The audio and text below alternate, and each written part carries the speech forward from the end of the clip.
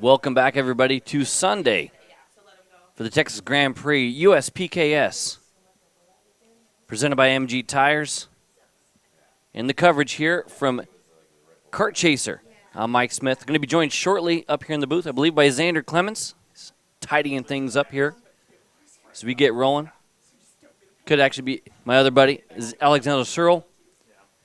But we're getting ready to go here for last chance qualifiers. Last chance qualifiers. This is KA100 Junior LCQ. 40 drivers automatically make the field in both KA Junior as well as KA Senior. Only 6 will go on from here. We had one driver having an issue getting going. Looks like that issue is going to continue. It's the 828 of Remy Andredos. No, he's going to be all right. He ended up cutting through the course. So that's one joining up right now. Out front, though, we got Will Rasmussen and Jeremiah Thomas. They are not going to get the green this time. It was a little bit ugly start. Everybody kind of spread out. Once again, LCQs here. I do have Alexander Searle. If you've been watching the broadcast or listening in, you know he's been doing the pit reporting thing. Was up here in the booth here for a second. Alex, you've been down there a little bit listening to drivers. Have you gotten a little bit of a view on these LCQs? We don't have a ton. This isn't like, say, a Vegas race where we got 30 drivers trying to make the last couple of spots. We've got 10 here in KA Junior. 6 are going to make it. So maybe not quite as hectic, but what are the thoughts from the drivers down below? Yeah, I mean, it's like you said, it's one of the smaller LCQs that I've seen in quite some time. Only 4 guys are going to get sent home here. So it's going to be some heartbreak there, from 7th on back. But nerves, I think.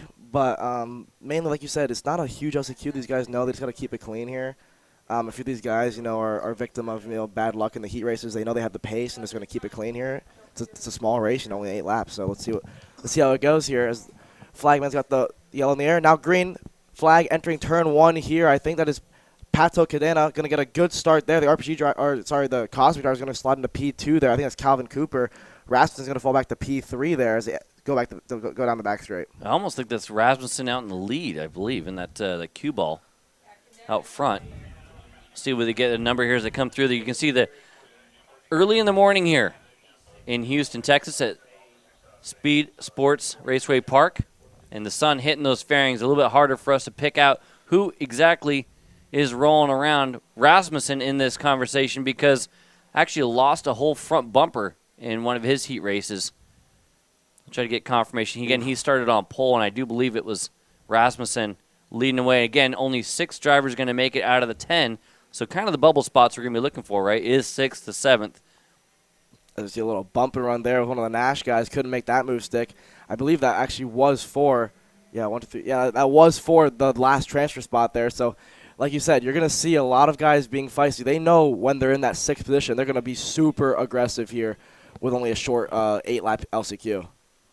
Yeah, and as the leaders start to get away there, indeed it is William Rasmussen out front, Bristol Borneman, Juan Jose Paramo, Calvin Cooper, Indy Anderson, Sebastian Fragole is the bubble spot. And Gavin Wardle trying to get it done in there. Sebastian down 1 spot from the start, Wardle down 3. So both those drivers started in the show and now sitting on the outside is Gavin Wardle in the 860.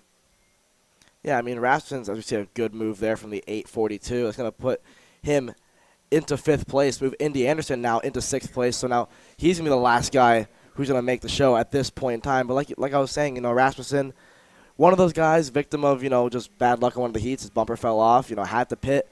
He's had the pace, right? I expect him to maybe be able to walk away, but this time Bristol Borneman goes purple at 5/10 faster than Rasmussen. So Bristol kind of on a tear right now in the LCQ. But, yeah, Rasmussen and even Bristol as well. They've been quick all weekend, just maybe not the best luck in the heat races. So we'll see what they can do here. But, I think you're going to see those 2 guys push away. There's no need to try to win the LCQ because the last thing you need to do is, get together and then miss the show completely. Yeah, I'll be curious to see how much defense you truly see.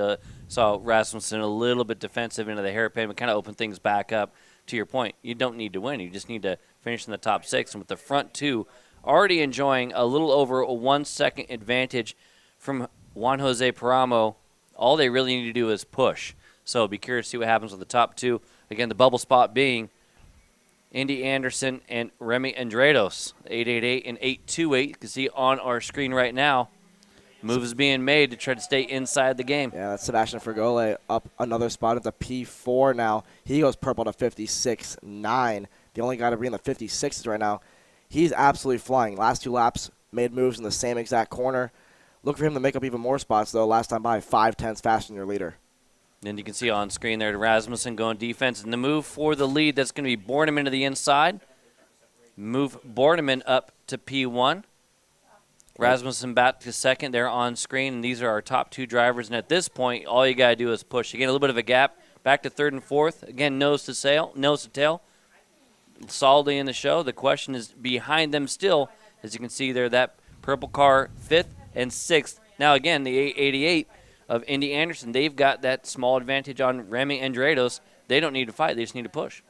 Yeah, Indy Anderson's created a bit of a gap over Remy Andrados. Last time by, a 10th faster. So, I mean, he knows he has the pace to do it. He can pull away from P7. There's just no need to try to race at this point in time. You know, like the 2 leaders, they're going to push. You're seeing a lot of tandems right now. You know, 1-2 pushing, 3-4 pushing, 5th and 6th pushing together. They know they just need to make the show. That's the goal of the LCQ, right? Unfortunately for Remy Andrados, has no pushing partner. This is not going to help at all, though, because Calvin Cooper is defending for 5th place. So this Indy Anderson's going to try to go around the outside there of the hairpin. Not going to make a move, but that gives him the inside for the next corner. Indy Anderson up into 5th place, maybe, yes. Calvin Cooper going to cross him over. They're now side by side. All this does is allow P7 Remy Andrados to get right back into play. Yeah, and Gavin Wardle not too far back either. I mean, they were pretty much locked in there if they just pushed. And now, back in the game, Remy Andrados, as you said, you got to imagine the move's going to come here pretty quick. Going to be 3 to go at the line. There's the move to the inside. Move Remy up, crossover maneuver, but not enough speed. So move Remy up to P1, excuse me, to the transfer spot. And as I looked at that, the P1 spot is back to Rasmussen.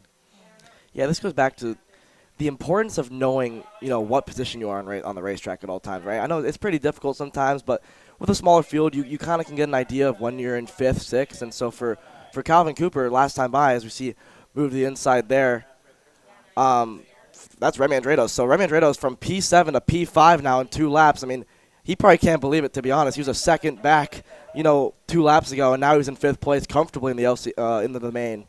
But it goes back to like what I was saying. You know, you need to know what position you're in, right? Because for Calvin Cooper, he was in 5th place with you know 4 laps to go.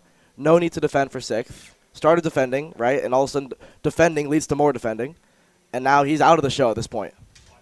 There's another move down to the inside and barely out of room there. That was close.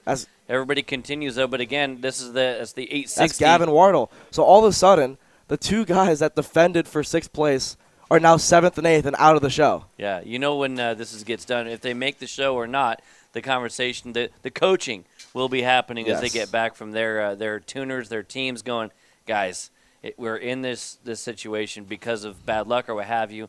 Next time, if you are in this situation, once you find out where you are, just push to stay in the game. How many times have we seen it, too, in Vegas when you're comfortably in and then you start fighting for 3rd, 4th, maybe even the LCQ win. No trophies for an LCQW. No, the trophy in the LCQ is making the show. Yeah. Right? But you're not going to make the show if you start defending for the last transfer spot. Of course, if it's the last lap, yes. But, I mean, in you know, Indy Anderson and Calvin Cooper's case, they were a second ahead of the guys in 7th and 8th at one point. And now, with 1 lap to go, they are what seems to be out of it. Yeah, here we go. Final lap. Final opportunity. The gap from 6th to 7th was 7/10. Yeah, it's going to take a Herculean effort here from Calvin Cooper on this last lap to make anything happen here. William Rasmussen is going to defend here over Bristol Borneman. He's going to hold on there, the P2. See, even at this point, I don't see the point in defending too much because, you just risk contact. Indy Anderson's defending there for P7. That's not going to be enough here to make the LCQ at this point. Yeah, now you got to be making forward progress. So be curious to see what happens when we get to the seniors, perhaps a little bit more experience. That was a slight job move, but not going to get it done. Again, it's another learning experience for a lot of these drivers. They're going to take this away and move on to the next one. Checkers flag in the air. We are done here with LCQ and juniors. It's going to be Sebastian Fragole with the win, Rasmussen second, Borneman, Paramo, Andrados, and Wardle, your transfer drivers. The top 6 moving on. Calvin Cooper, Indy Anderson, Jeremy Thomas, Pato Cadena, done for the weekend. We've got KA Senior LCQ coming up next. Probably take a quick break before we make that happen, as those guys are on grid and awaiting their LCQ. Once again, LCQ is underway before we get our main events. After that, take a quick break and come back here shortly.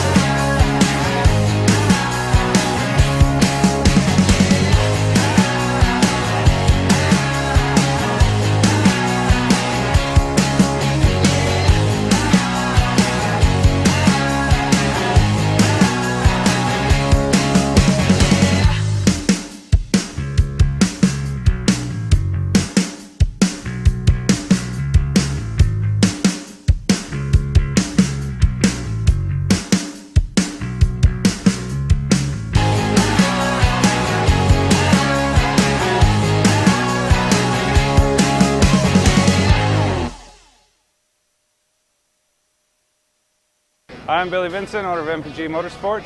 What we do at MPG is we try to keep it a nice, fun family atmosphere, try to combine sort of the bigger things and of the bigger teams and the professionalism down with sort of some of the fun sort of family-oriented atmosphere. We try to not only develop drivers, but also the parents and the families for just in knowledge in general in motorsports. It all starts in karting. What we try to do is try to help the drivers, the moms, the dads understand the sport of motorsports in general, not just karting, but what it takes to get all the way up through.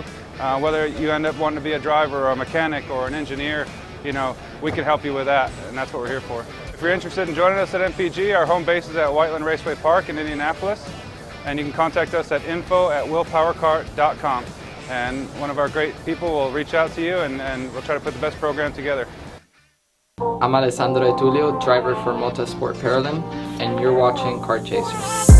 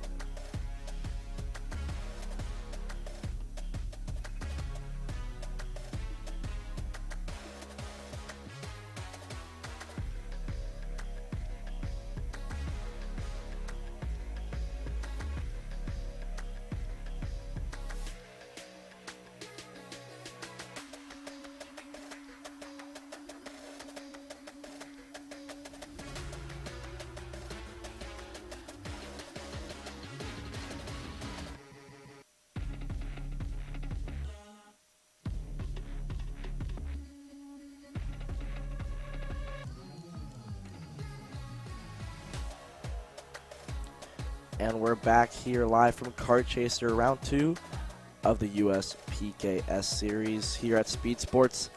LCQ still on their way here. Now we have KA100 Senior. Hopefully these guys maybe learned a little bit from what we saw there in the KA Junior LCQ. You know, don't defend, you know, what you don't need to. Top 6 gets you in the main here. It's a bigger field, 18 guys here instead of what it was 10 for the junior guys. So you're going to see a little bit more action, I believe, here in the KA Senior guys. What do you think, Mike?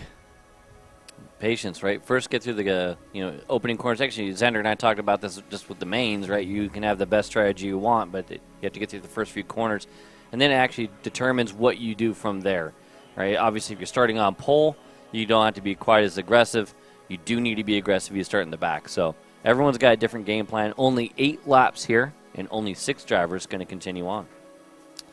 Yeah, you see they're heading on the back straight here. I mean, like we saw in the junior guys, though, it's like you were saying. I mean, you can always ask somebody before the race, you know, what's your guys' strategy? But strategy's gonna be different for every single driver, and usually by the time you get to corner 2, strategy's out the window. As we see, that's the 944. That's Riley Can, fellow kart chaser guy. Behind the wheel this weekend. Good to see him on the wheel. He's had some rough few heats.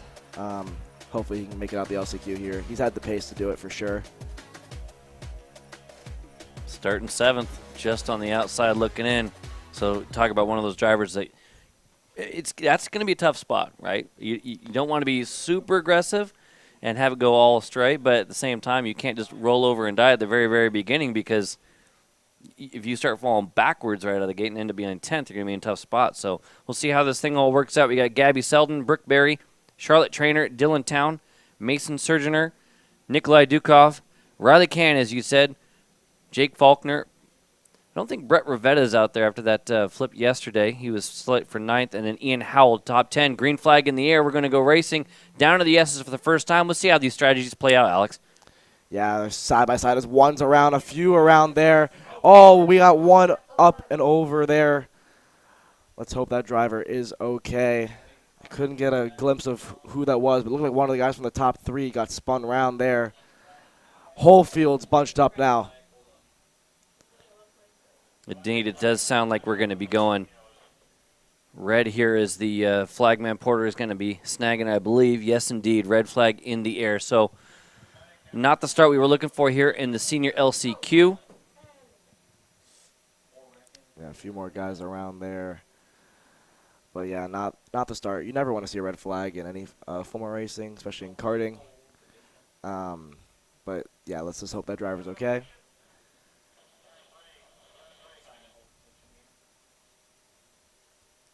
See drivers come to a stop here on course with this red flag scenario. Again, kind of like our red flag from yesterday, we did have the whole crew stopped, and it happened prior to the completion of lap 1. So I believe it'll be a full restart once again as the medical personnel are able to get out there and take a look at our driver.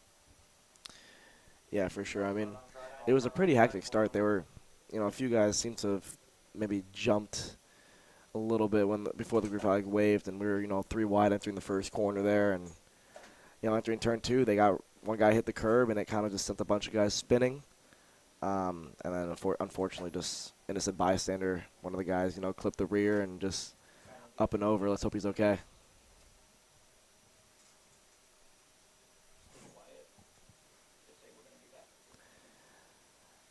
All right, while the USPKS officials check on the driver, we're going to go quiet a little bit here, and we'll be back in a few minutes' time.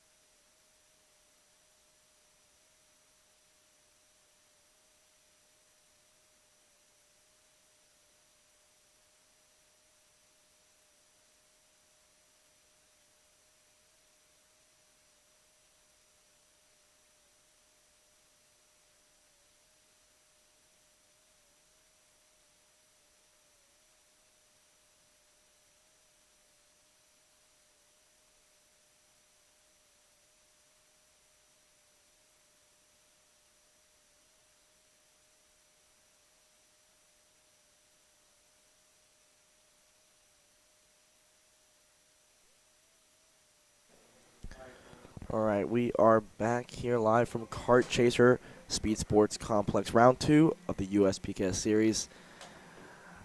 Just getting back from a red flag there, Enrique Molina, the driver involved. Good to see him. All right, he came off with a neck brace, but standing on his own feet and looks to be all right. So that's always great to see after a red flag, for sure. And like we talked about on that red flag, it did happen prior to the completion of a lap, so this will be a full restart. You're going to see all of our drivers that are able to continue here 2 by 2. We'll have a full restart here.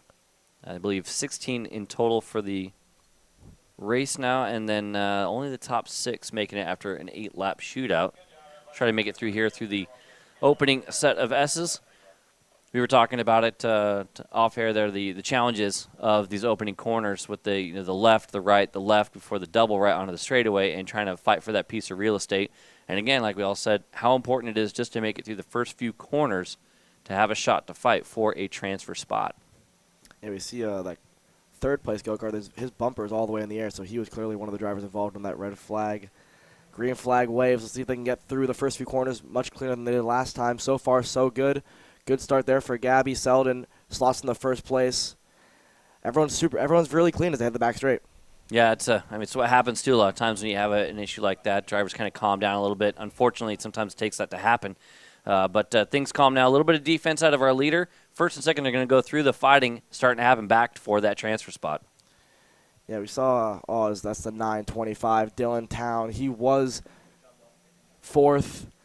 Now he's in the back of the pack. His LCQ chances look to be pretty much over here.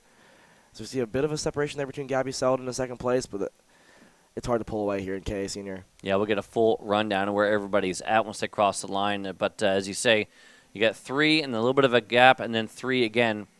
Is there going to be patience? That's going to be the question. You can see there's the move there. That was for 5th, I believe, maybe even 6th. It's 1, 2, 3. Yeah, actually it's just behind. So they're trying to jostle for position there and get set up to get rolling. This group that's on screen, they need to go catch the leaders as they are behind it. Or I should say at least the top 6. That doesn't help. Moves being made and not going forward. Again, to your point, make those moves right now. You're not able to catch that front group. Again, down into the corner. You see this is the front 6. That's the move that gets you from 6th to 5th. So you're not in the bubble spot. Counterattack right away. Luckily for them, they've got a bit of a gap on 7th, but keeping an eye out what's going on, it could end up evaporating quickly. Yeah, I mean, in my opinion, if I'm Riley Canner now, he's in the transfer spot. He needs to look back. You have a gap to 7th, right? You guys, you're quicker than the guys behind at this point in the race. You need to work together. I love what I'm seeing from Mason Surgener there in 4th in the MPG go-kart. He's going to maybe go for a half move there to make it work. Riley Cannon slots in the 5th. Crossover move here. It's going to make it stick. So Riley Cannon from 6th to 5th, back to 6th. That's going to help the guys in 7th on back get closer to them. But for Mason Surgener, if you watch him on the straightaway, he keeps flailing his arms saying, go forward, go forward, go forward. He has no intention of passing the guy in 3rd. He wants to work together. He knows what it takes to get out of this LCQ and make the main. You see him, there he goes, waving the arm. He said, go forward, please do not pass me. But it's going to force the defense there because last time by the comp cart went for the move. Surgener up in the 3rd now. Move the Trinity karting guy, Nikolay Dukov, down into 5th. Make it 6th place. All this fighting brings guys in 7th on back into play. Yeah, I mean, like you said, you don't really want to fight and lose time, but at the same point, if you are having a check or the accordion is happening where the timing isn't right with the drivers around you, you don't want to just sit there because they're going to catch me anyway if I can't get going. But you kind of have to fight the urge. I'm either faster and I know I can go quicker than the person in front of me, so I should attack, or just hang out and try to push. As now, 4th, it's going to be 3rd, 4th, and 5th, starting to pull away ever so slightly. I'd be curious to see what we get here as they get across the line. Again, to your point, Riley Cann moving into 5th. He's got now a kart length on Jake Faulkner, but the entire group has got 3/4 of a second or so. Call it a second to 7th. So just push and you don't have to worry. But I'll say Matthew Cherry in 7th is starting to get rolling. I mean, if you look at the lap times, I mean, the guys 7 on back are faster than the top 6 right now. Matthew Cherry, 56.4 versus 56.6 to your leader. Fast guy on the racetrack, the guy in 10th right now, Ian Howell, at 56.3. So this is still anybody's game here with 6 to go. Yeah, the actual the fate of the rest of the drivers kind of fits in Ozza's hands. Geronimo Gomez Ozza, who is 8th and could push Cherry up. If those two drivers link up and go, they've got a shot. They start to fight, it's gone. There we go. Move there from Nikolai. He's going to make a stick on Mason Surgener. Surgener's going to follow back. Again, Surgener waving the arm, saying, please stop passing me. This is not the way to get out of the LCQ. This is how you ruin your chance of making the main at this point. These guys, at this point in the race, can afford to fight. They have a decent enough gap to 7th, but the guys in 7th on back have been smart enough to push. And, I mean, look, the gap is closing for sure. Yeah, up until like this last lap there in the final corner, or that penultimate corner, that hairpin, the 14th deal, there was actually another pass. Ozza went back by Cherry. So as much as we watch our transfer spots, 3rd, 4th, 5th, 6th, the drivers chasing them still haven't quite decided whether or not they want to be the leader or the pusher. Again, this right here, though. Oh, and it's all in tears there. I believe that is Nikolai Dukov. Exactly, yeah. From battling in 4th in the LCQ to being out of the race, it's all just a product of fighting when you don't have to, really. Yep. Now, if you're going back to your guy, Riley Can, here he is, gets an opportunity just to push. Can's 4th, push Surgener, and just say adios to the rest of them if you can. You see that setup, though, that if you open up that turn 4 or 5, you can get a run coming on the straight. Does Can just hang out, or is he going to make the move here in the hairpin? I think hairpin it is. Yeah, he's going to go for it. Surgeon got a really bad run on the straightaway, entered a little too shallow there. That's going to allow the comp cart of Geronimo Azza, I think.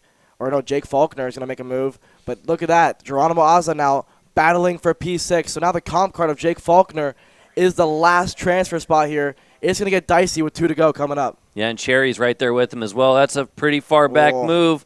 Azza's not going to have the speed coming off. Cherry's there, and actually just behind them, Charlotte Trainer also in the conversation.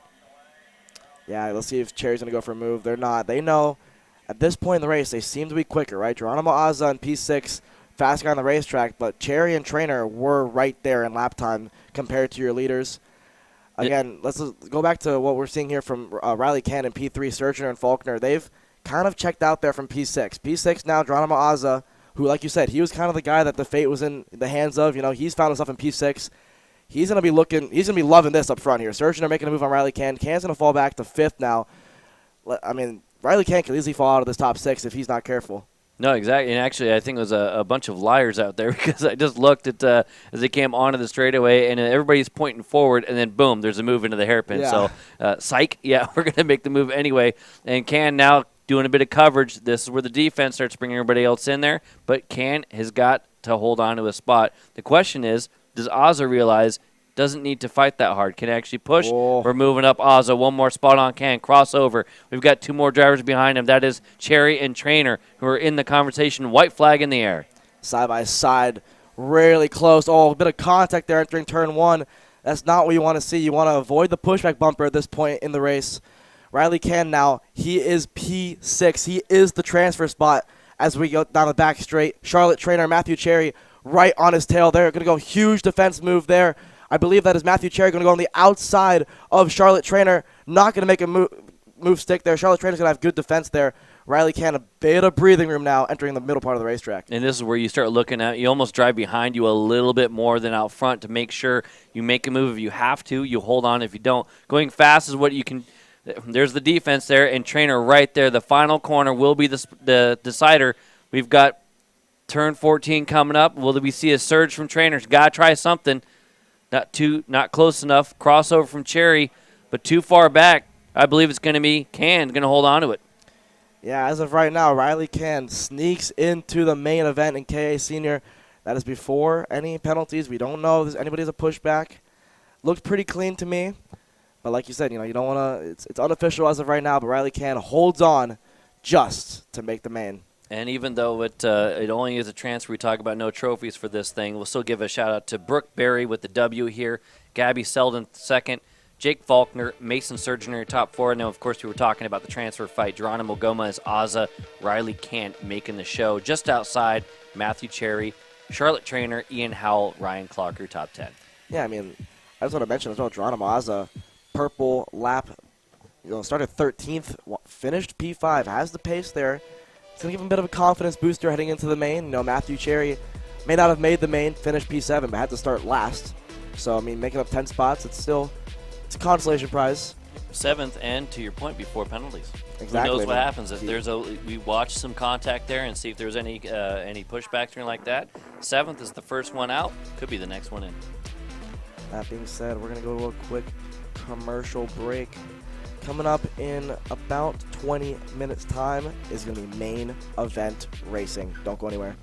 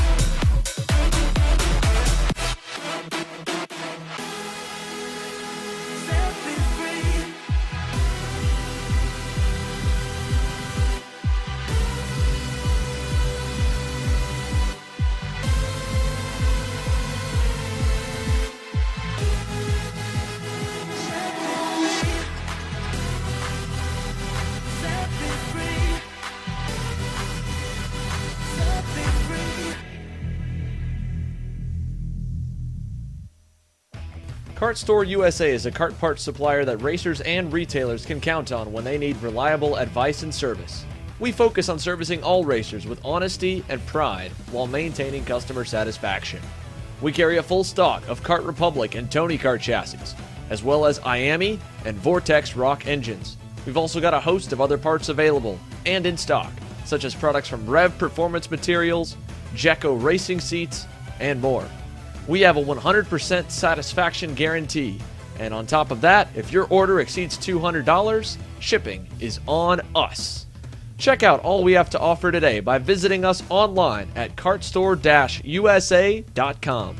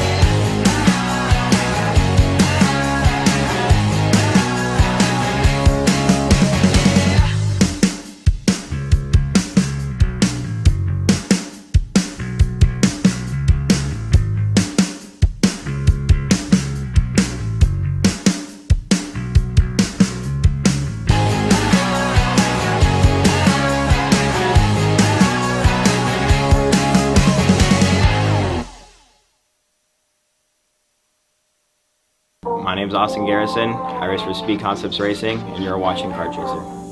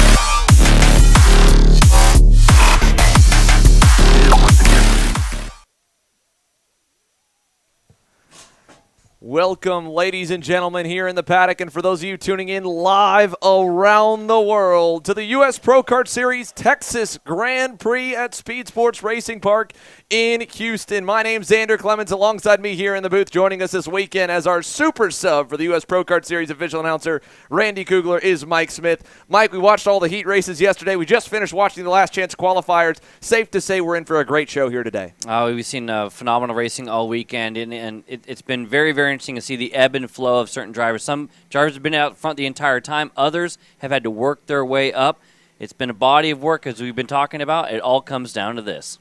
Yes, it all comes down to this. Main event Sunday here. Full classes, nearly every single division at 40-plus go-karts here. Beginning with the BBS Race Engines KA100 Junior. The last 6 spots got filled in at that last chance qualifier race we watched just moments ago. But the first 40 were set based off how they went through the 3 heat races yesterday. Sebastian Garzone and the Orsolon Racing Tony Kart will lead the field to the green. The bright yellow helmet and that green and white machine is set to take the 46 drivers across the start-finish line for the first of this major main event. Double the distance pretty much of what they've run almost every single session all weekend. To his outside, the superstar standout, the probably #1 draft prospect in junior, as we got problems for Alexander Jacoby and the U-Race Tony Kart's gone around on the backstretch, but the standout, Ernesto Rivera and the Rawlson Performance Group Cosmic, that bright white, blue, and purple suit, will join Garzone on the front row. Row 2's got local kid Landon Skinner,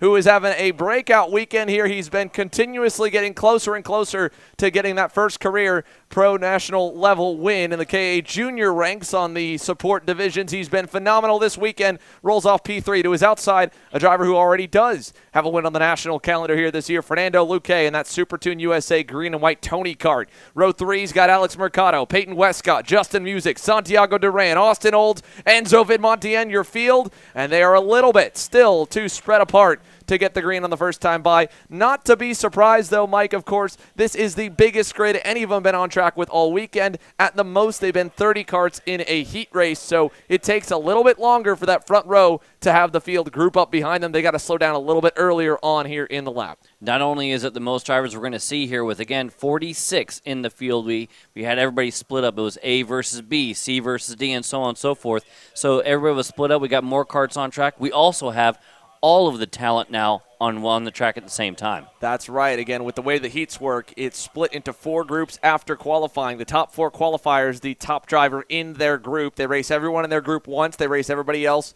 or everyone in their group 3 times. They race everybody else at least 1 time in a round-robin system. But for the first time, everybody from all 4 quali groups, the best of the best 46 out of the massive entry list for the BBS KA100 Juniors are on the racetrack here to kick off the first of 8 divisions in the US Pro Kart Series, ending off with the second of our 2 headline classes, that X30 Pro division presented by Franklin Motorsports later on this afternoon. But here we go for the first try. We're green down to turn number 1, and it's a great start for Sebastian Garzone and that bright white helmet of Landon Skinner, who will quickly slide into second. And let's see if the field can survive the S's here. It was a little bit hairy in that KA Senior LCQ, but so far so good as they rocket down the back straightaway and get to full song. For the first time this morning, 46 drivers strong. They're side by side for second as Rivera will take the spot back away from Skinner and bring Fernando Luque with him. Peyton Westcott trying to get in the mix. She's on the outside there for 5th as Mercado takes advantage. She opened up, and now Austin Olds on that red and white MPG Motorsports Kart Republic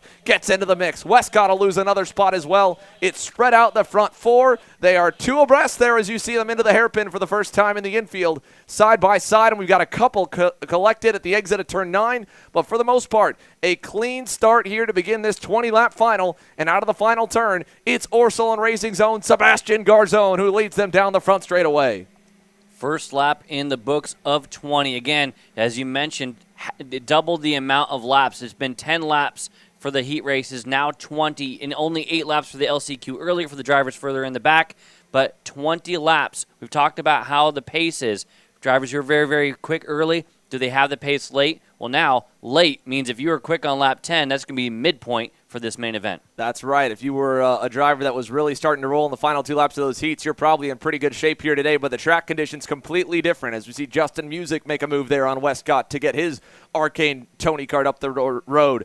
But the track conditions yesterday, a lot more gloomy looking, overcast skies headlined most of the day. Temperatures probably about 10 to 15 degrees cooler, especially at this time. It quickly warmed up here this morning from a cool 60 degrees for warm-up to a near high of 81 to 85 in the afternoon. So it's completely different from what they were on the racetrack just 2 hours ago. Everyone's feeling it out right now as the tires slowly build up pressure and temperature. And 2 laps complete, we've started to see a little bit of a lead pack begin to form here. 3 cars coming together. And even with a lot of the tight and twisty mid-range infield sections of this racetrack here, Mike, for these KA100 drivers, it is a big draft back straight away. We're seeing Ernesto Rivera take advantage of that already as he takes over the lead. No, exactly, and we've even seen if you can be like the 5th or 4th person in line, don't fret because that draft is huge, and we see a lot of fast laps coming from people further in the line. Now on screen, Rivera, as you say, does have the lead. He's been one of the best drivers in the junior categories, one of the ones to beat this weekend, and now leads the field away. The question will be, how does this start to go? Right behind him, Garzone. Will he stick with pushing? Will we see defense too early?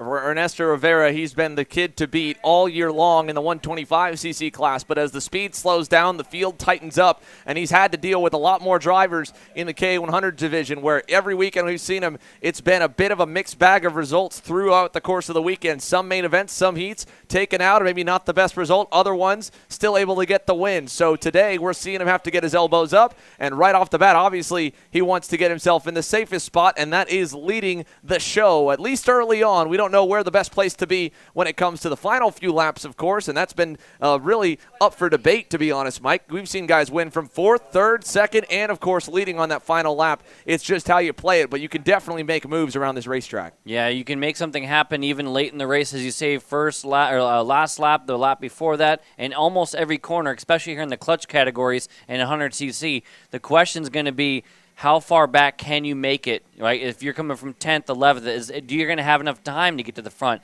Well, if everybody plays nice like they're doing right now, that's going to make it a very, very tough ask for these drivers a little bit further back on screen. And, of course, with it being a little bit lower horsepower, that means that draft is not only more important in terms of catching a guy on the backstretch, but it can also be very beneficial if you work together. We're seeing that right now up front. Garzone is locked to the rear bumper of Ernesto Rivera. Unfortunately, Luque is still there. He's going to take over second, but by not passing all too much in the opening few laps, they've been able to build on their gap while the midfield has continued to sort itself out. Landon Skinner, you can see right now on your screen, and that AR Academy Tony kart in 4th, the bright white and red colors. He's just coming into frame, but he's in no man's land. He got a little bit lucky with the battles the way they shook out on that opening lap. That kind of gave him a gap out back. He's hoping for 1 to 2 more passes than the lead group to get him closer, and hopefully this pack here stays battling. But for the moment, it looks like they've sorted themselves as well. Diego Guillo in that chrome and red and black Iron Rock Motorsports Tony kart leads the trio. It's Austin Olds then behind him, and all of them chasing this front pack. Here they come through the S's, not too far away for 2 drivers that have been at the front of the pack in the heat races, and Alex Mercado is there on his red and black Speed Concepts Racing red speed as well. So the top 10 starting to get rolling here. Driver to keep your eye on down in that 10th spot is the 873 of Stephen Miller, as we see more battling for second, but a few more fast guys had some not so great heat races. 1 or 2 blemishes put them outside the top 10 on the starting lineup. Miller is already up 12 positions from 22nd. The Chad Dawkin Racing Kart Republic driver trails the main group here. Here he comes as he leads a couple. He's got Davin Roberts right behind, or Tyler Roberts, sorry, right behind him in that Iron Rock Tony kart, so he's already up another, put him to 9th. A long way to go forward, but as we've seen so much, and we're already seeing right now here, Mike, even though those leading group of 3, if they would have waited till 2 to go to pass, they would have had no one else join the party. By them passing, Landon Skinner has now caught up. That next trio with Guillo, Olds, and Mercado is on the way. Vid Montien could close as well. And if they continue to fight, Stephen Miller will have a chance to get there. He currently rides 6.5 seconds off the lead, 3.3 seconds to the next driver. But you never say never, and we're still a long ways from that checkered flag. 14 laps to go, 6 complete so far. There's the gap down the backstretch. Miller on that white and orange Kart Republic leads the middle of the group here from 9th on back. The leading group of 8 starting to get closer, though.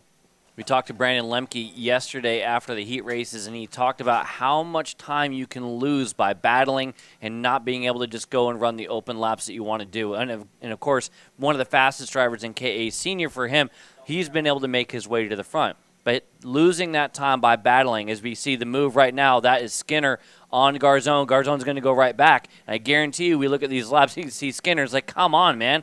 He wants to make sure we go forward. The amount of time lost by doing the battling is going to hurt him right now. But we just saw on screen Garzone, a 56.4, a Skinner 56.5.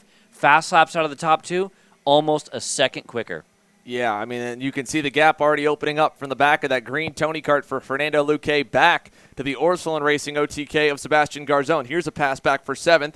Enzo Vidmontien getting around Alex Mercado. He was a little bit quicker last time, so let's see if that Motorsport Paralyn can get rolling. We talked about Enzo earlier this weekend here. He was one of the drivers we expected to be right up there vying for that #1 draft prospect spot, the highest-ranked junior kid from the opening weekends of the season on the National Tour in Homestead, Miami. But since then, it's not been the best month of March for him. He went to Orlando, his home racetrack, had some misfortune, had some struggles, and wasn't up there with the likes of Stephen Miller and Ernesto Rivera along with Luque. This weekend's been kind of a back-to-form type of showing for Vidmontien. He's up 3 spots from 10th on the grid to 7th currently, looking pretty sporty. He's still got a little ways to go to catch these 2 up front, but he might be able to get there before it's all said and done. Here's a look once again as that long backstretch goes. Luque going to go by Rivera. Now, you would think normally, okay, Fernando Luque and Ernesto Rivera, you two have a big gap push, but the last few laps when we would catch them, Luque was losing a little bit of ground to Ernesto. So it's not always good to be the driver behind, because if the driver in front starts going faster than what you can go, he's going to drive away and there's no one behind you to push you forward. The best thing Fernando Luque can do is what he just did right there. Pass Ernesto Rivera, put him behind you, and at least now you have no one else that can run away from you and take this race out of your hands. Yeah, and that's just one of those things. It's about reading the situation. Do you feel like you need to make the move now to make sure that you control the race, or do you let it go? Like, okay, I'm feeling very, very good about hanging out in P2. This is also starting to get to the end of the longest laps that they've done. This is lap 8 we've already got in the books. 9, excuse me, we're approaching the halfway position, and these are going to be new laps that we start coming up on.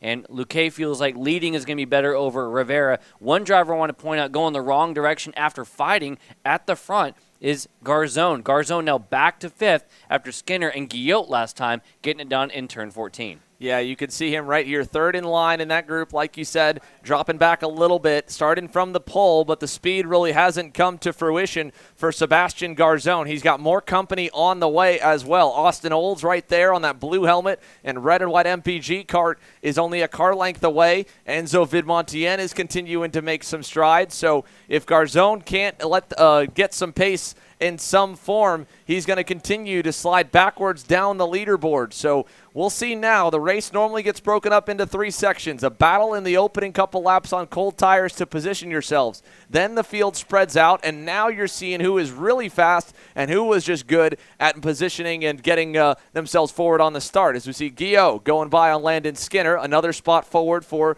Diego Guillot. That's 10 gained for the Iron Rock Tony Kart driver, up to P3. But for the rest of the field, we're seeing that start to spread. More guys move up, more guys move back, and who really has some muscle to flex here this weekend. Then, of course, that third part of the race, the final few laps, when the battles break out, when the guys start going low, sacrificing the racing line to defend for their position from the drivers behind that are trying to attack. That won't happen until the final few laps. Sometimes it happens a little bit earlier, but I don't think you'll see much of it with a 2-car pack up front. You're seeing Rivera right behind Luque. He's been pushing him the last few laps. They've still been quick enough to pull away from that group behind them consistently. The gap now back to Diego Guillot is 2.3 seconds and counting. You can see the lap times on the screen there from the last time by, with 9 laps to go when it'll cycle through. Luque and Rivera at a 55.6. Granted, Guillot did make a pass, but he was at a 55.9, 0.3 off. This lap will get a better read as Garzone drops back 1, almost 2. as Vidmontien can't follow Austin Olds forward, but Olds gets around Garzone, and Vidmontien still right there looking to get by. Going to dive him late here into turn number 11. He'll get the job done. 8:55 of Garzone continues the wrong direction move. He's going to try to hit a reset button here with 8 to go at the line and get further. He's actually not even going to wait that long. Move back up Garzone. Again, this is back there for the 7th spot for Garzone. Not the finish he's going to want to have. He obviously started on pole going the wrong direction. But one of the interesting things is how this race is going to change. As you see, the fighting continues there for that position. Up front, Luque and Rivera at 55.7s. The drivers just behind Guillot and Skinner, they were able to put down an 8 for Skinner.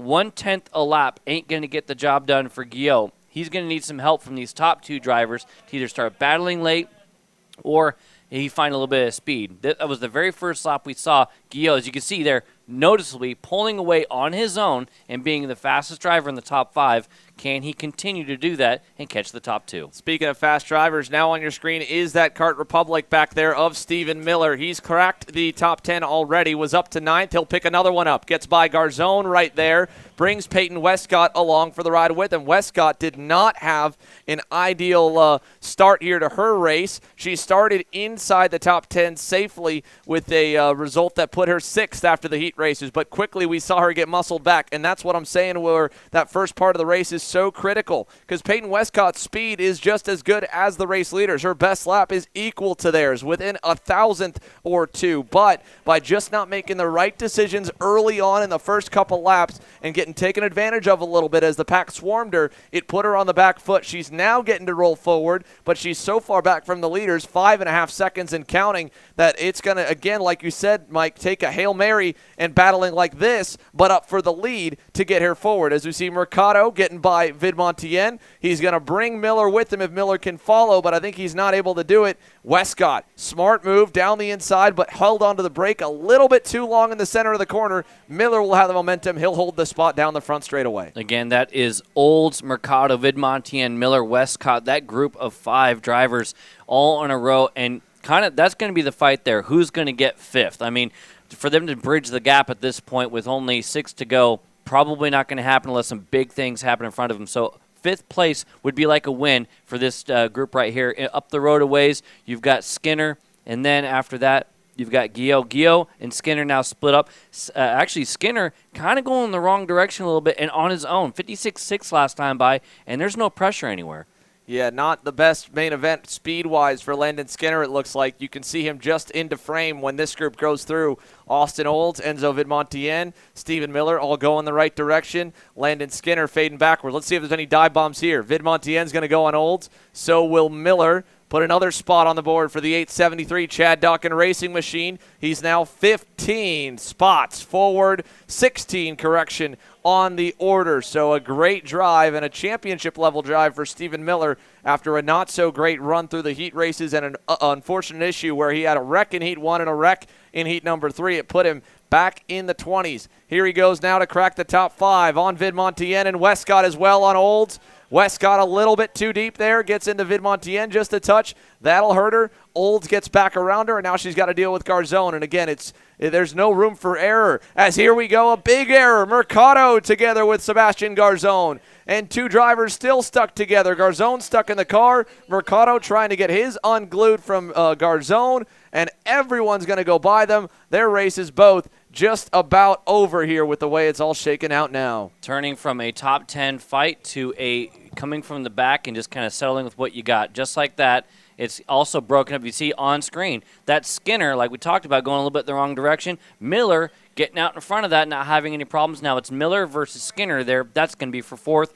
Going back to the front as well to kind of give you an idea with only 4 laps to go. Guillot not making any inroads. This is going to be a 2-driver fight for the win. And guess what? New leader, Ernesto Rivera. Yeah, he's gone back by Luque. He played this one really well thus far. Waited behind Luque, let the gap continue to build while Luque was fast. And now, by going by with still 5 laps and some change to go, now 4 to go, Ernesto Rivera's put himself in a spot where he might be able to pull a gap on Luque and not have to battle in the final 2 laps of this race.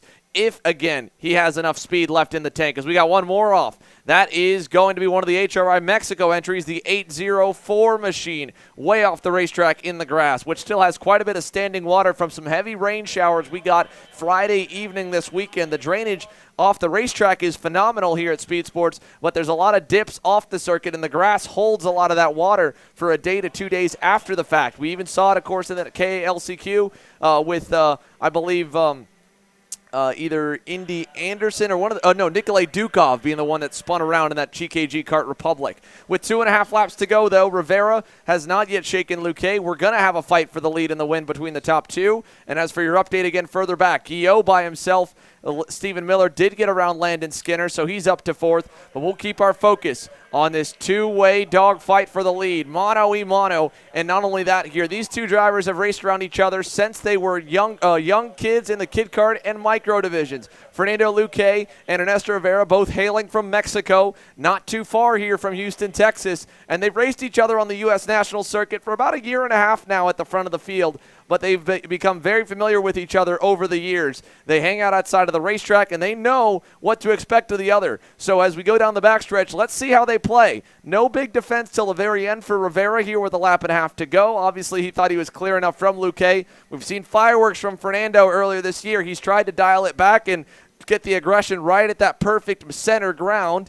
And I'm curious what kind of moves he's got up his sleeve here, Mike, with a lap and a quarter remaining. You saw the turning of the head there from our leader Rivera, trying to double check. Where is the driver I know is going to attack? Luque, just a quick double check. Yeah, I have no pressure. It's any move I want to make. Now the question is, where do I make it? The defense, look at that, a park job. Around the outsides of the try, no, not enough. But now he's trying to do different things to hold Luque back. Rivera has it, Luque wants it, 1 to go. And you've got to continue to change up your playbook, because if you're too predictable with how you defend, you give the driver behind you more opportunities to set you up and try things lap to lap. So Luque knew what he did there in that last corner. Let's see if he does something different this time. Down the back, Rivera a little earlier to the inside to block. Guillaume is still not going to be a factor there. That third-place driver too far away. We're going to go through turn 6, turn 7, turns 8 and 9, half a lap to go, Mike.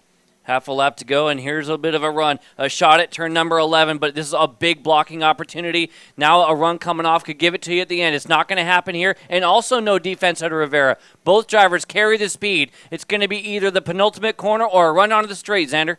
Final time into the last corner. What can Ernesto Rivera do? He goes low again. Luque's trying to set up for the over-under. Big run coming. He's going to get alongside. Here we go. They're going to bang tires. Down the front straightaway to the line. It is Rivera by just a mere 26 thousandths of a second. Ernesto Rivera hangs on. Luque, again, we saw him again do one thing with 2 to go. He tried the other way on the final lap and just couldn't keep enough momentum when he jumped on that curb coming down to the start-finish line to get him at the stripe. Luque just shy, but still a great points haul there with a second-place result.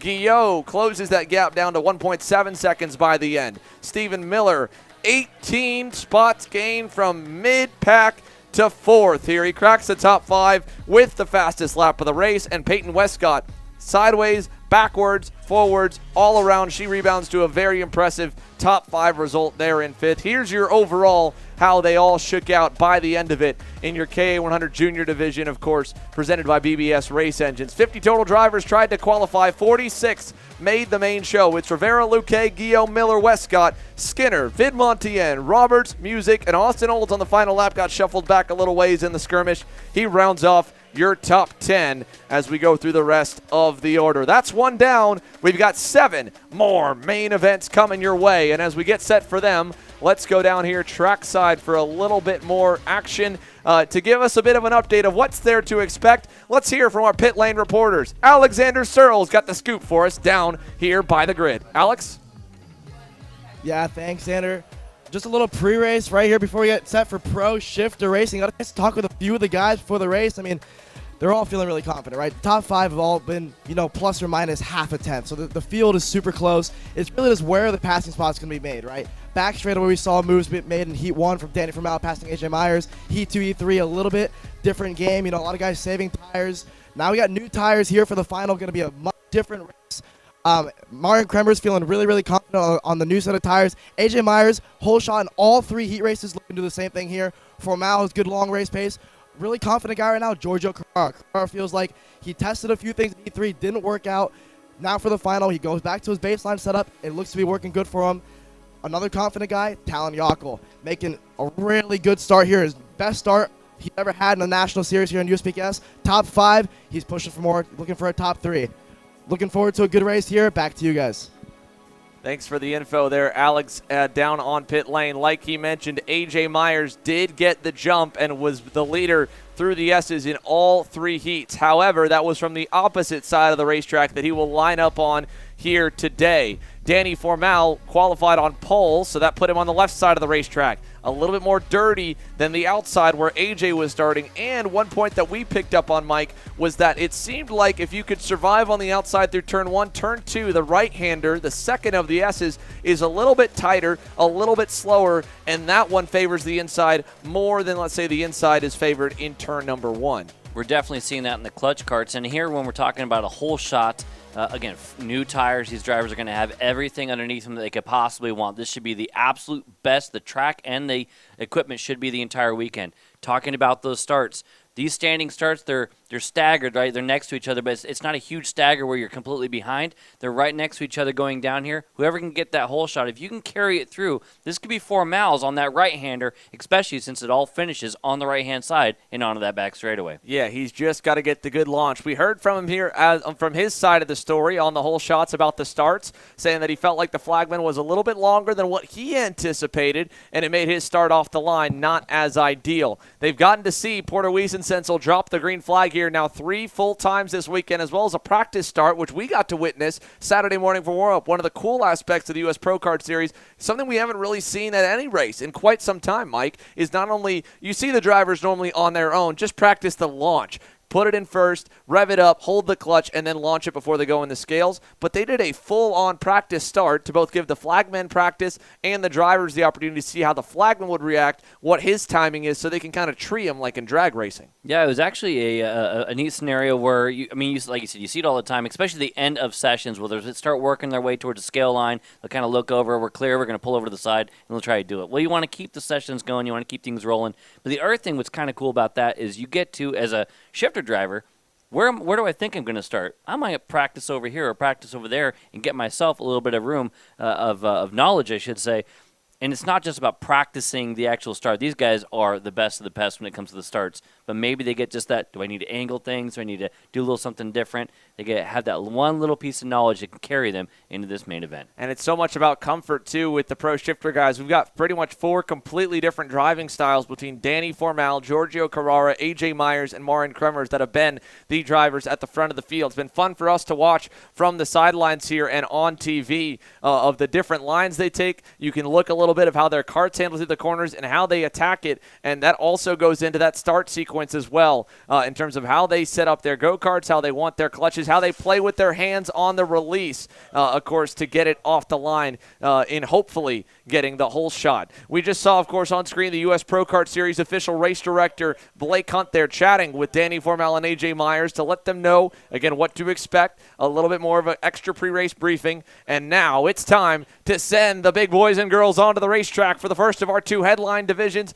$2,500 in cash to the winner of round 2 in the US Pro Kart Series Championship in SRP Engines Pro Shifter. And here we go. Let's take you through your starting lineup for the SRP Pro Shifter division. As we mentioned, of course, AJ Myers and Danny Formal on the front row. You go back from them, it'll be the PSL Karting Factory Bureau Art of Marin Kremers that lines up in the 3rd spot. To his outside there, lining up behind Danny Formal, the big guy, Giorgio Carrara on that International Motorsport Factory Lenzo kart, P4. P5 here on the grid. It's been a kind of a quiet weekend for California's Hunter Pickett, the second of the 2 PSL Karting Factory BL Arts inside the top 5. He's joined by AJ Myers' teammate aboard the Magic Kart for the second of the boys in blue and orange at the front of the field. Talon Yockel, who, as Alex mentioned, is having a standout weekend, his best to date on the Pro National Circuit. He's had a couple top 5 results in the heats. That final heat race on the weekend, he was right there on the cusp of the leaders. Keep your eyes on the young kid out of Charlotte, North Carolina, the number 224, to make some hay.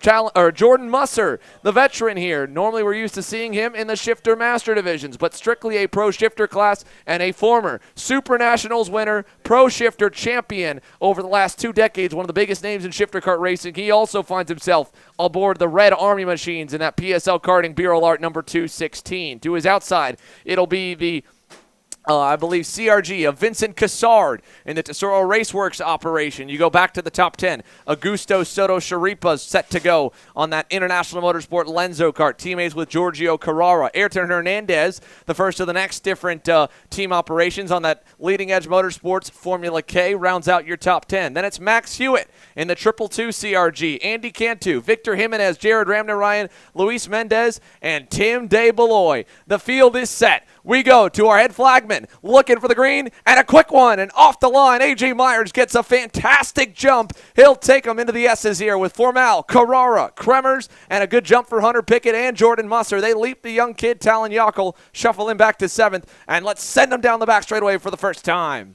And actually, one of the big differences we've already seen is you see a little bit of defense already from Formal is the driver sitting in 3rd. Is Carrera already in 3rd? He talked in his interview that he thought he had something for these guys, and now sits in 3rd is Marian Kremers side by side with him. Kremers back to 4th. He's usually been the P3 driver and even took the fight to Formal to pick off 2nd. So now, new driver in 3rd, can Carrera move on up there and get to Formal? A great first lap in the works here for A.J. Myers. The gap is already pretty substantial from the top 2 back to even Carrara, but let's see how quickly AJ can run away. I talked with his engine builder, the sponsor of this class, with Amr Sonata in the SRP Engines camp this morning before morning warm-ups. He said, man, we've just had nothing but bad luck. I just want to see AJ finish a big race, a main event here. When we get to Sunday, that's when things have fallen apart. You go back on the Pro National Tour, beginning in St. Petersburg for AJ Myers at the 2nd stop with the opening round of the Florida Winter Tour. A crash with Marian Kremers for the lead. Then you go to PK Race Park, tire issues, suffers a disqualification.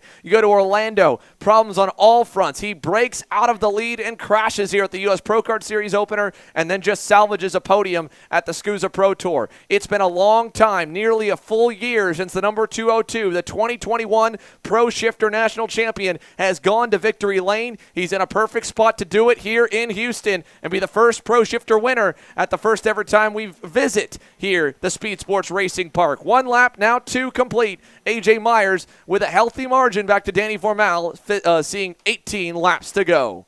We talked to A.J. Myers, and he said, how are you getting those the hole shots? And he's like, hey, all these drivers are really good at it. It's just, getting the timing right, getting that little bit of extra that you want, and it's all driver, right? Getting off the hole shot, that is 100% the one behind the wheel, and he's done his part. He was upset that he didn't get pole position. A little bit of a mistake, he said. That's the one blemish so far, and right now Myers is the driver to beat. Formal starting to respond a little bit here, but we got a long way to go. As you said, 18 left to go. Yeah, we talk about tires here. Again, they ran the same set from qualifying all the way through the 3 heat races here. And Danny Formal was the best on new rubber, with A.J. Myers making that mistake. If you ask A.J., of course, he said he would have been pole. But then again, woulda, coulda, shoulda can go for a lot of drivers in this 300 total entry paddock. For Danny Formal, though, you would expect, being the fastest on new rubber, going back to new tires for this main event, he's going to be the quickest guy. But I think Giorgio Carrara might have something on both of them as they're closing up to Myers.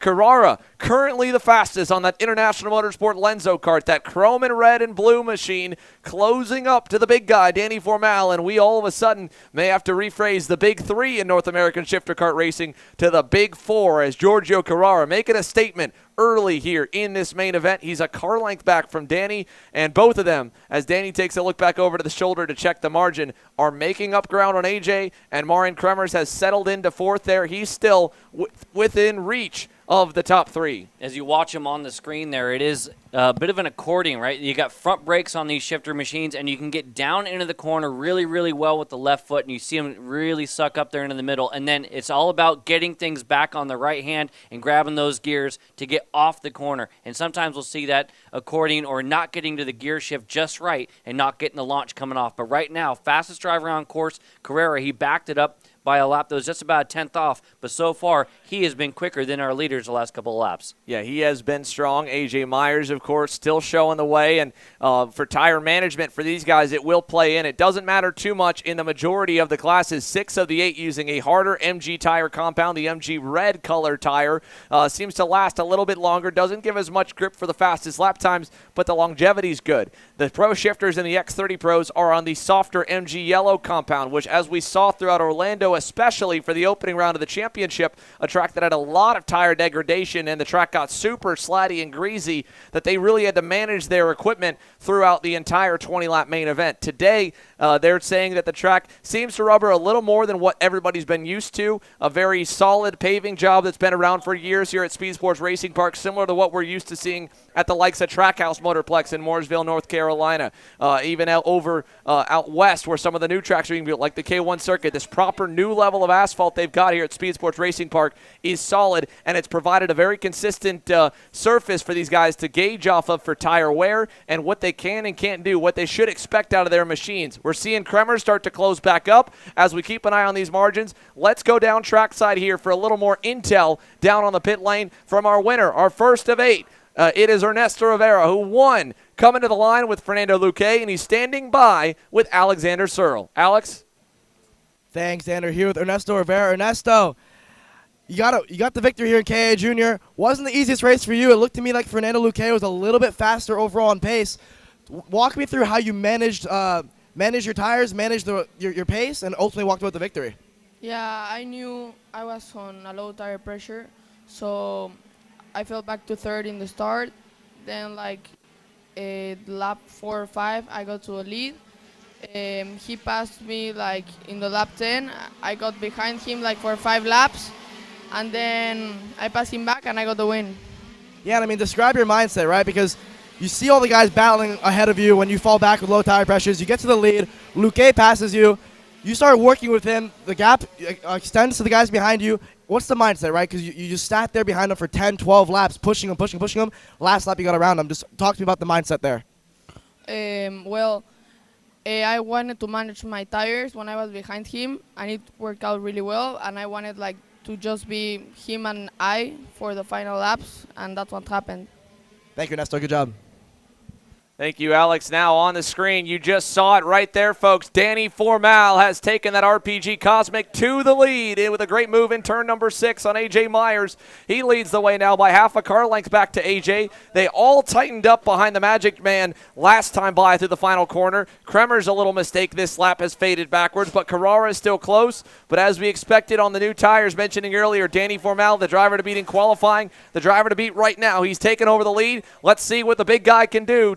2:37 RPG Cosmic showing the way down to turn number 6. Yeah, we were watching the times, and it was actually the Magic driver there, A.J. Myers, slowly slipping back and Formal getting a little bit closer. In fact, the fastest driver, Carrera, and even Kremers was starting to make inroads as well. Both those drivers quicker than Myers. Myers slipping back there and Formal getting the job done, and arguably the passing zone on the entire circuit here. We talk about how much racing there is in the clutch carts, but here in Shifter, their options are a little bit more limited. Up to the inside, new leader here. Crossover opportunity. Carrera almost right to the back of Formal as well. Perfectly done by A.J. Myers. Back to the point here now with 11 laps to go. The Magic Man takes over at the end of lap number 9 with the other passing zone. We've seen a lot of moves made for the Pro Shifter boys by that final corner where Danny Formal left the door open. They're all being pretty nice to each other, but I'd be surprised if A.J. doesn't cover off a little bit going into turn 6. He kind of takes the normal line, and they're stacking him up here. One of the tightest Pro Shifter races we've seen so far this season as the development continues.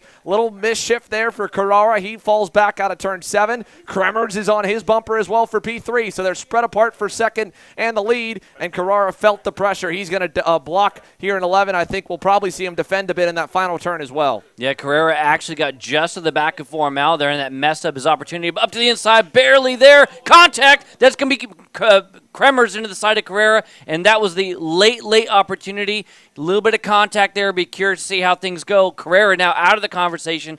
Kremers going to hope that he's all right on that and can get back to the top 2. It's still Myers, Formal, now Kremers, Carrera, Pickett in 5th. Oh, no problems for Hunter Pickett. He was right on the bumper of Giorgio Carrara back over in turns 4 and 5. And all of a sudden, Hunter Pickett in the 236 is nowhere to be seen. I don't know if he tripped up behind him going through the S's right there, but here he is coming through turn 7. A big, big gap loss there for Hunter Pickett, who was right on Carrara's bumper coming across the line. And the other PSL Karting Bureau Art Factory driver is now way down the order in no man's land in 5th, and I think still 5th.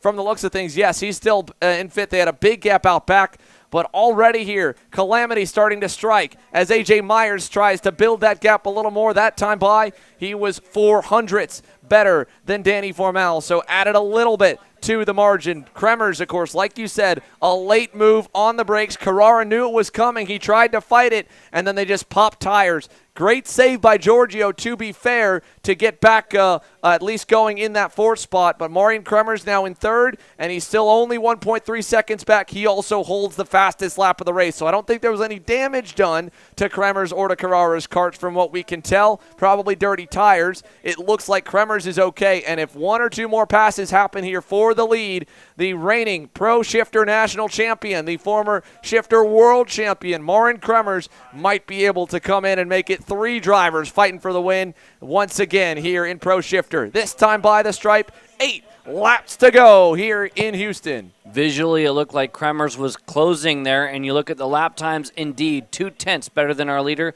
2.5 tenths better than Formal. So Kremers, after that little bit of a contact there, reset button, he is digging. You see the head down, trying to get everything he can, as actually Formal has closed back up and is on the back bumper of Myers. Remember, Formal got the job done in the hairpin. Myers didn't wait too long, got him back in the penultimate corner. These top 2 drivers, as soon as they try it the next time, you're going to see Kremers in that conversation once again. Yeah, A.J. Myers here is losing just a little bit here. It's kind of rubber banded. He pulls away a lap. He gives up the next lap. Formal trying to set up another charge at him. They've got to be careful as well. How much do they abuse their tires? Do they leave any MG yellow rubber left for them to fight with in the final couple laps? Or can Marian Kremers take advantage of these two throwing haymakers at each other but to use their stuff up? And he's got something left, but he's got to burn up his tires a bit just to catch him. That time by once again, Kremers a 1/10.5 up on A.J. Myers. The gap is now 9/10 for the top 3. 7 laps to go. Formal deep on the brakes there into turn number 6. Myers typically the driver that goes a little wider of the 3 of them and backs up his corners more. It makes him more susceptible to passes like we saw in turn 6 a few laps ago, but it also gives him such a good launch at the exit of the corner that it's tough for them to kind of get that run going. They need that long straightaway to catch the 202 Magic Kart machine. When they hit the stripe this time, it'll be 6 laps to go here, Mike. Anyone's race. We know how fast Marian Kremers is. He's closing in. Catching them's one thing, of course, though. Passing them always another. Indeed, and it's once again a quicker lap out of Kremers. Kremers a full 1/10 and change better than our leader, and again, about a half, or almost a full 1/10 on Formal. So the small benefit is Kremers right here in the lap times. There's the first piece of defense. That's bigger defense than we normally see. Usually it's just a little bit of an earlier turn in. Again, with the gears, you can turn in earlier. You can have that earlier apex, almost a park scenario in the middle of the corner because you can downshift more and get on the corner, rotate the car, unlike the clutch karts that have to keep things more open. But you do that, and of course, you're not going to go as fast. Here they come out of turn 11. Marian Kremers continues to hunt them down. The Jaws theme getting louder and louder in the helmets of A.J. Myers and Danny Formal. As we come across the start-finish line straight, 5 laps to go. 3 drivers all with a good shot at it as they head towards the S's here. Formal grabbing as much curb as he can. Big slide there out of turn number 2. The kart's starting to go away a little bit. He still gained some time. Kremers trying to get close, and again, A.J. Myers didn't even look back when he blocked last time, was playing fully off of his eardrums to hear how close that RPG Cosmic was behind him. This time, a normal line through turn 6, and Kremers picking him up, putting him down. He's going to challenge Danny here within a lap or so, and depending how that battle shakes out, it could hand A.J. Myers a big enough lead to ride to the finish. Here we go to 11. Kremers close, half a car length back. I think we're going to see a move maybe in that final turn if he gets the launch he needs. He's a car length back going to 13. Sends it deep. On the brakes. Inside. Marian Kremers gets to second. Formal gives it to him. Doesn't want to lose A.J. Myers. 4 to go, and Myers' lead continues. continues at 5 car lengths. And you see how he perfectly placed the kart on the exit, was able to put the kart exactly where Formal would want an easy over-under, even though it wasn't a full commit out of Formal. He still made sure that it wasn't a gimme, and he was able to get the kart woed up, point in the right direction, and as you said, Formal didn't fight too hard. He doesn't want to give up a shot at the win. Yeah, he wants to keep A.J. Myers within striking distance. His best bet now, if he couldn't get to him, is for the 201 to get there and mess with him. We've seen fireworks between these two before. We've seen this story play out a couple times already. Marin Kremers closing in to A.J. Myers, trying to get around him. There's been tears and fireworks twice in the last 12 months alone of the two heavyweights. One of the best in the world against one of the best in the United States. The American continues to lead. The guy from the Netherlands and the Costa Rican. 3 to go here at the line. Kremers that time was even to A.J. Myers. Not enough to close up, but he's closing up now here through the S's. You can see the difference of opinion as far as how to go through the S's between our leader and actually the next two drivers. Both Kremers and Formal have a tighter line through that double right-hander and on it straightaway. A little bit deep maybe there from Kremers there. It looked like he just missed the first part of the apex, but they take a different line than Myers does. Myers almost opens things up just ever so slightly there, and it's the top two, the next two that are taking a little bit of an advantage in the opening sector to Myers. Yeah, Marin Kremers, even with that maybe little mistake, still should be a net gain on the lap. He needs more, though. He's going to arrive right at the cusp of it all, a car length away as they go through the center of the final turn. Myers opens that back up to about 3 to 4. 2 to go at the line. A.J. Myers trying to get back to victory lane for the first time since Newcastle Motorsports Park in the July race for the ScuSA Pro Tour last year. It's been a long time coming and a lot of woes along the way for Marin Kremers. It'd be another big-time win on the season if he can pull it off. The Rock Florida Winter Tour shifter champion is half a car length away here as the tires have faded. There is nothing left that they haven't already used. Whatever you've got in the tank, you've got to put it out now here, Mike, and you've got to hang on as we're starting to see, just like you mentioned, little mistakes here and there, a little more sliding out of the rear end of each go-kart as we're not on fresh rubber. We're on 18 coming to 19 lap rubber, and it's going to be one more time around for the Floridian, based out of Charlotte, North Carolina. A.J. Myers trying to hang on. What kind of Hail Mary does Marin Kremers have with 1 lap to go? Kremers really closes up under the braking zone. Again, this is the section I said he was a little bit better, it looked like, and should be able to close things up. Look at how tight he is. Almost a full kart length into the inside, and now he's going to go down the back straightaway. We know he's good on the left foot. I don't think he's close enough right here, but he's going to close right back up. He needs to get a drive coming off, and here comes Formal. It's a 3-kart race with a half a lap to go. A.J. Myers that knows what he has to do. It's very easy to defend your line and protect in that final corner in the pro shifter class. Kremers already has that contact with Carrara earlier. He knows when it can go sideways. They go through 11. Final time on the short chute. All 3 of the big guns in North America going at it. A.J. Myers, a car length lead. Kremers, anything left, tries to get there. It will not be enough. A.J. Myers is back in the winner's circle here in Houston. A.J. Myers is fired up, and the Magic Kart Factory boys have got themselves another one. Thumbs up and knuckles there from Marin Kremers. The same from Danny Formal. A lot of respect shown for all those guys there in that one. And A.J. Myers, you can see how much this means to him. The relief there, right, for the 202. It's been a long road to get back here, but A.J. Myers is victorious at the US Pro Kart Series Texas Grand Prix, and he has taken it all in. And just like we mentioned earlier in the week, high-speed redemption for A.J. Myers. What a race. Oh, man. Phenomenal stuff. As you said, the big 3, maybe even now the big 4, Carrera was in that conversation before the issue there with Kremers. Myers, Kremers, Formal, Carrera, Pickett, rebounds, keeps things rolling for that top 5. Phenomenal racing here in Houston. Yeah, they'll head on into the scale line, and we're going to see some donuts. Burn them down. A.J. Myers into the dirt and celebrating here as he does a little bit of extra yard work for Alan Rudolph and the SpeedSportz Racing Camp. A.J. Myers giving some donuts for the crowd, and what a weekend it has been for him. All 3 heat races, hole shots, wins, and wins the main event. He comes through on Sunday. Kremers 2/10 back, Formal. Carrara holds on to 4th. Hunter Pickett survives for 5th. Vincent Cassard, Ayrton Hernandez, Talon Yockel, Max Hewitt, and Victor Jimenez, your top 10. Jordan Musser had a good start and kind of started to fade as the race went on. Some issues for the 216 drops him to 12th behind Jared Ramnarayan. But there it is, your unofficial results here for SRP Engines Pro Shifter. AJ Myers puts himself definitively in the championship chase, and he might just be the championship points leader coming out of this weekend to make up for that big crash in Orlando. Danny Formal, though, I think probably, if not AJ, is the one that still has the points lead. A very, very smart drive from Danny there, a championship-level drive. He knew he didn't have it. He took what the kart gave him, but he didn't force the issue, didn't get turned, didn't get any penalty draws. At minimum, he'll be 3rd, and depending what the officials decide on for Kremers versus Carrara, might even get promoted to 2nd. A solid performance from the Rawlson Performance Group driver. Yeah, exactly. Formal, again, a veteran of this deal, and knowing that there's still points in the game. It's not always just about getting the W. You know you want it. You know you want to get that $2,500, right? But at the end of the day, you're still going for a championship. With that here, ladies and gentlemen, we'll take a short commercial break and come back with post-race interviews from Pro Shifter and the Young Guns, the Micro Swifts, will get set to go onto the racetrack here for their main event. You're watching the US Pro Kart Series Texas Grand Prix live here on Kart Chaser. Don't go anywhere.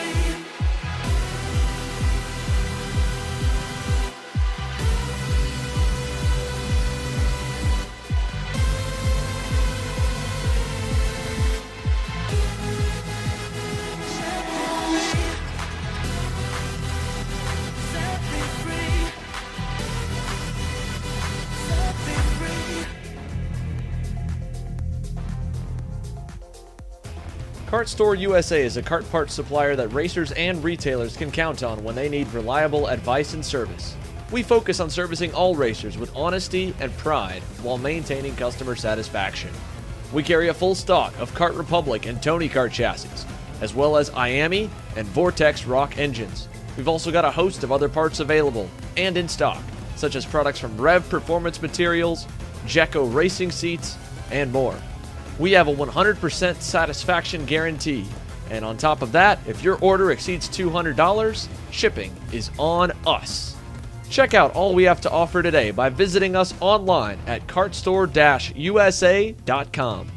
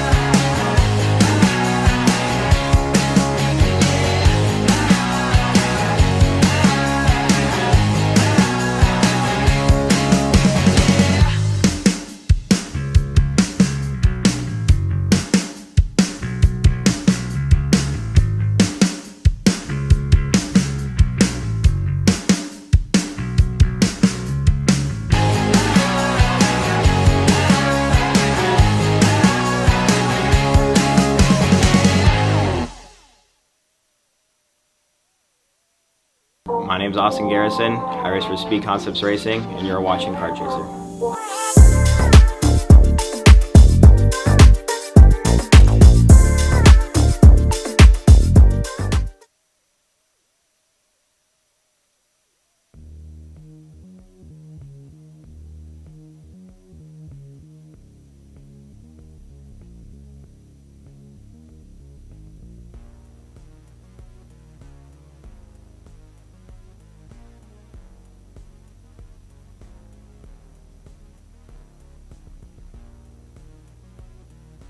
Welcome back here to the US Pro Kart Series live from SpeedSportz Racing Park, the second of the 5-round national championship, the US Pro Kart Series Texas Grand Prix. Team Ferris Racing, Micro Swift headed onto the racetrack at a 39-driver total field, 7 to 10 years old, the youngest drivers on the national tour. Mike Smith, of course, alongside myself, Xander Clements here for the call this weekend. Let's take a look at your starting lineup here, beginning with Colton Schniegenberg and Cade Casper on the front row. Maxwell Macha and Austin Wyatt, your second row. Alex Chandler and Parker Ives, row 3. Juan Diego Garcias, Tanner Barsh, row 4. Pasha Ali and Josh Bergman finish out the top 10. Enzo De Janeiro and Santiago Diaz de la Vega Torres. A good run forward for Torres up to row number 6 on the starting lineup. Luke Giglio, also a driver that had to start pretty deep in the field, up to 13th here to roll off for today's main event of the RPM Nitro Kart. To his outside will be Mikey Collins, who had that scary crash yesterday with a flip at the exit of turn 11. He's back, all good, ready to get after it here for the main event from 14th. Grayson Walcott, Isaac Payne, Liam Van Beek, Cooper Lorenzo Lopez, Massimo LaRusso, and Miguel Enrique Menzano Suarez, your top 20.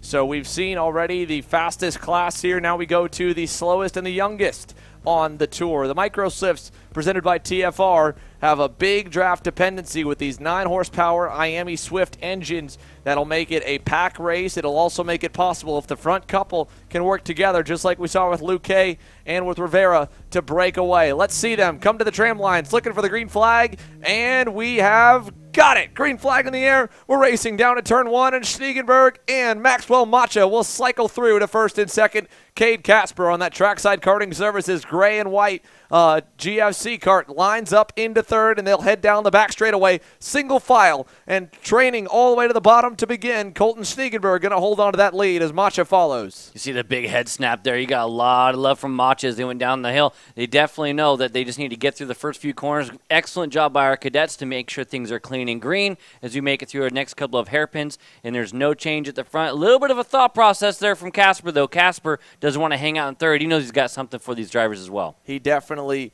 is close enough to make a charge. Aston Wyatt with a good start there in the 4th position. Alex Chandler's been on the move almost every single heat. He's got a much safer starting spot and is lined into that 5th position with that bright yellow helmet in P5. Oh, a little contact further back. That is going to be one of the Orsilon Racing Paralins. A quick thumbs up from the kid. Good to see the number 23 machine going for a ride through the spin cycle there, coming out of turn number 11. And we'll ID that driver in a moment. In the meantime, green flag racing. 1 lap complete so far. Colton Schniegenberg, Macha, Casper, and local hero Aston Wyatt into the 4th position, lined up right at the end of this lead pack here, headed down the backstretch. And that driver who did have that issue is IX Garduno, the 23. Tanner Barsh up and over there on the back bumper of Alex Chandler. Sorry to interrupt there, Mike, but a little bit sideways action through turn 6, battling for P5. It sent Barsh down the order. He'll slot in line behind Josh Bergman's black and orange Sodi kart as they exit turn number 9. Yeah, and actually Bergman's been on the move. We saw him make a few moves there in turn number 11 on the opening lap, and now making another spot there. Top 4 drivers now are pretty close and starting to break away. Those 4 drivers, again, we talk about a 20-lap race for the other drivers. It is 18 here in Micro, so 18 in total for the Micros, and now it's going to be about patience if you want to keep it a 4-kart fight. Let's see them through the S's here. We're seeing a lot of patience out of the number 7 SLA Kart Racing Paralin of Maxwell Macha. That red suit, that red, black, and white machine down the backstretch, glued to the bumper of Colton Schniegenberg for the moment, pushing him. Cade Casper getting the same treatment from Aston Wyatt. Casper as well, another Texan-based driver here, working his way out of turn number 6, a name you're familiar with from his standout runs over the last year and a half in the Texas Sprint Racing Series. Aston Wyatt right at the edge, and then it's a big gap back from the 21 machine to find the driver up to 5th. Parker Ives caught a word with him and his family there as they were leaving the racetrack yesterday that while it had been an up-and-down day for the top qualifier who got spun in the very first heat race at heat number 1, that they were still rolling off in a safe spot P6. A good start, some smart laps, some smart driving, and he can easily crack that lead group. He needs a little bit of shuffling, which we just got in that final corner of some side-by-side action, and it'll make it possible for Parker Ives and that Ryan Perry Motorsport Nitro kart to arrive on the scene. Yeah, indeed. with the fastest lap of the race. You're talking about,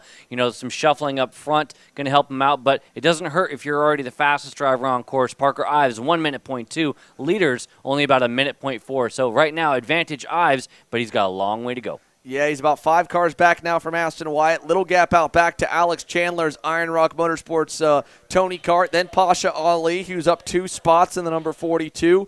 Luke Giglio is the next driver in line. Giglio is up now 5 positions from 13th to 8th. So a great start for Luke Giglio in the 68. We watched him go up the time charts multiple times in the heats after a not-so-great quali. He's now in the top 10, and he could latch on to Ollie and Chandler if they can really make some hay towards the lead pack. We're still very early on in this one. Colton Schniegenberg's led the way from the drop of the green in that Team GWR energy, though, and Aston Wyatt, on the other hand, is slipping back a little bit. He's lost just a bit of touch with the top 3, and he's got Parker Ives bearing down, who just once again reset the fastest lap. The number 48 is flat flying. That time by half a second better than the race leader, Colton Schniegenberg. You talked about how Ives had gotten that qualifying. He had the top time in qualifying, was a pole sitter. He's showing exactly why that is. They've only gotten better when it comes to the speed on this weekend, and now you can see the lines he's able to take all the way out, all the way in, carrying the momentum, carrying the speed,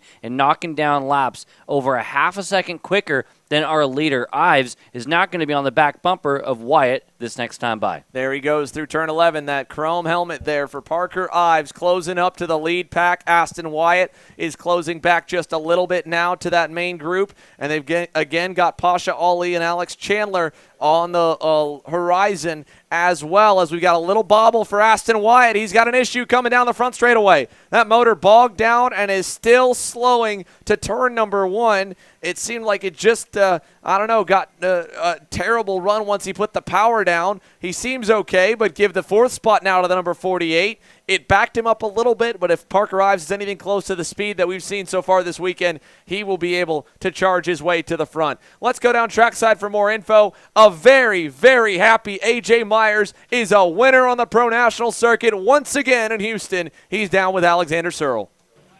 Yeah, thanks, Xander. Here with A.J. Myers. A.J., describe to me your emotions right now. I mean, this is such an elusive victory for you. So much heartbreak this year has gone into it.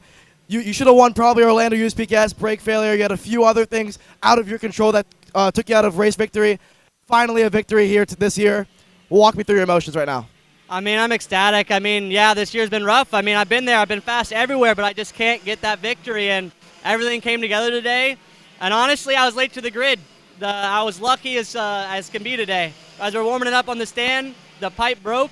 If we were 30 seconds less warm-up, I would have broke down the first lap on the track. So I was lucky today, and I'm just fortunate. Yeah, talking about that race, it wasn't an easy one. These guys didn't make it easy for you at all. Kind of what we expected, top 4, top 5, very equal pace. You got out to an early lead, missed your whole shot, all 4 of them this year, or this race.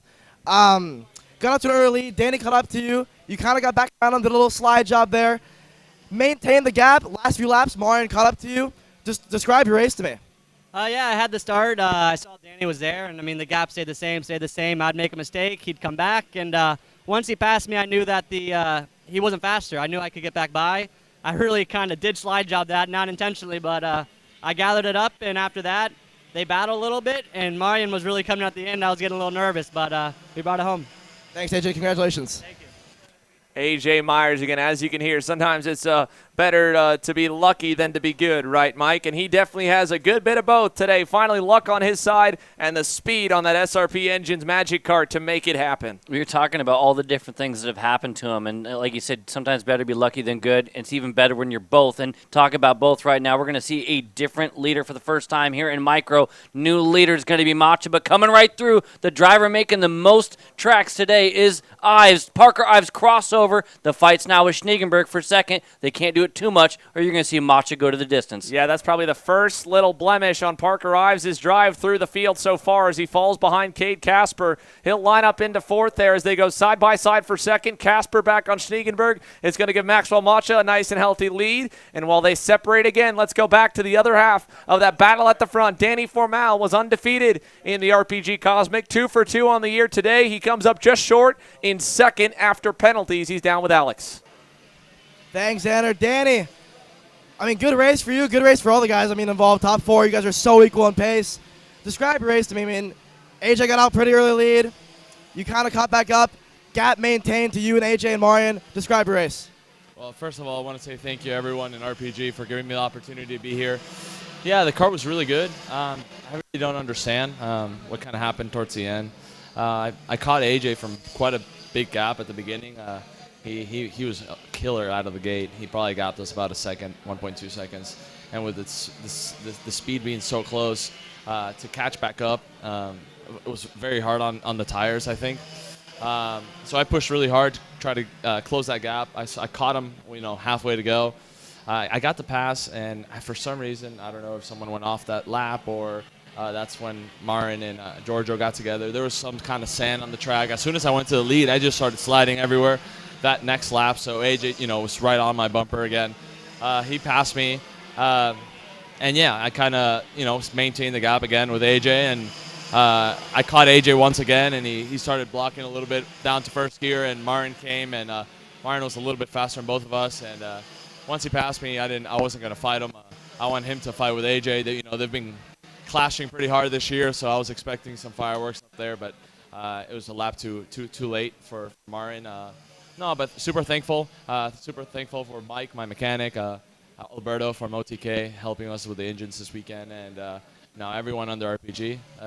Hopefully we can continue doing this, and yeah, just grateful. P2, P3 really. I don't like finishing P2 because of a penalty, but it is what it is. P2.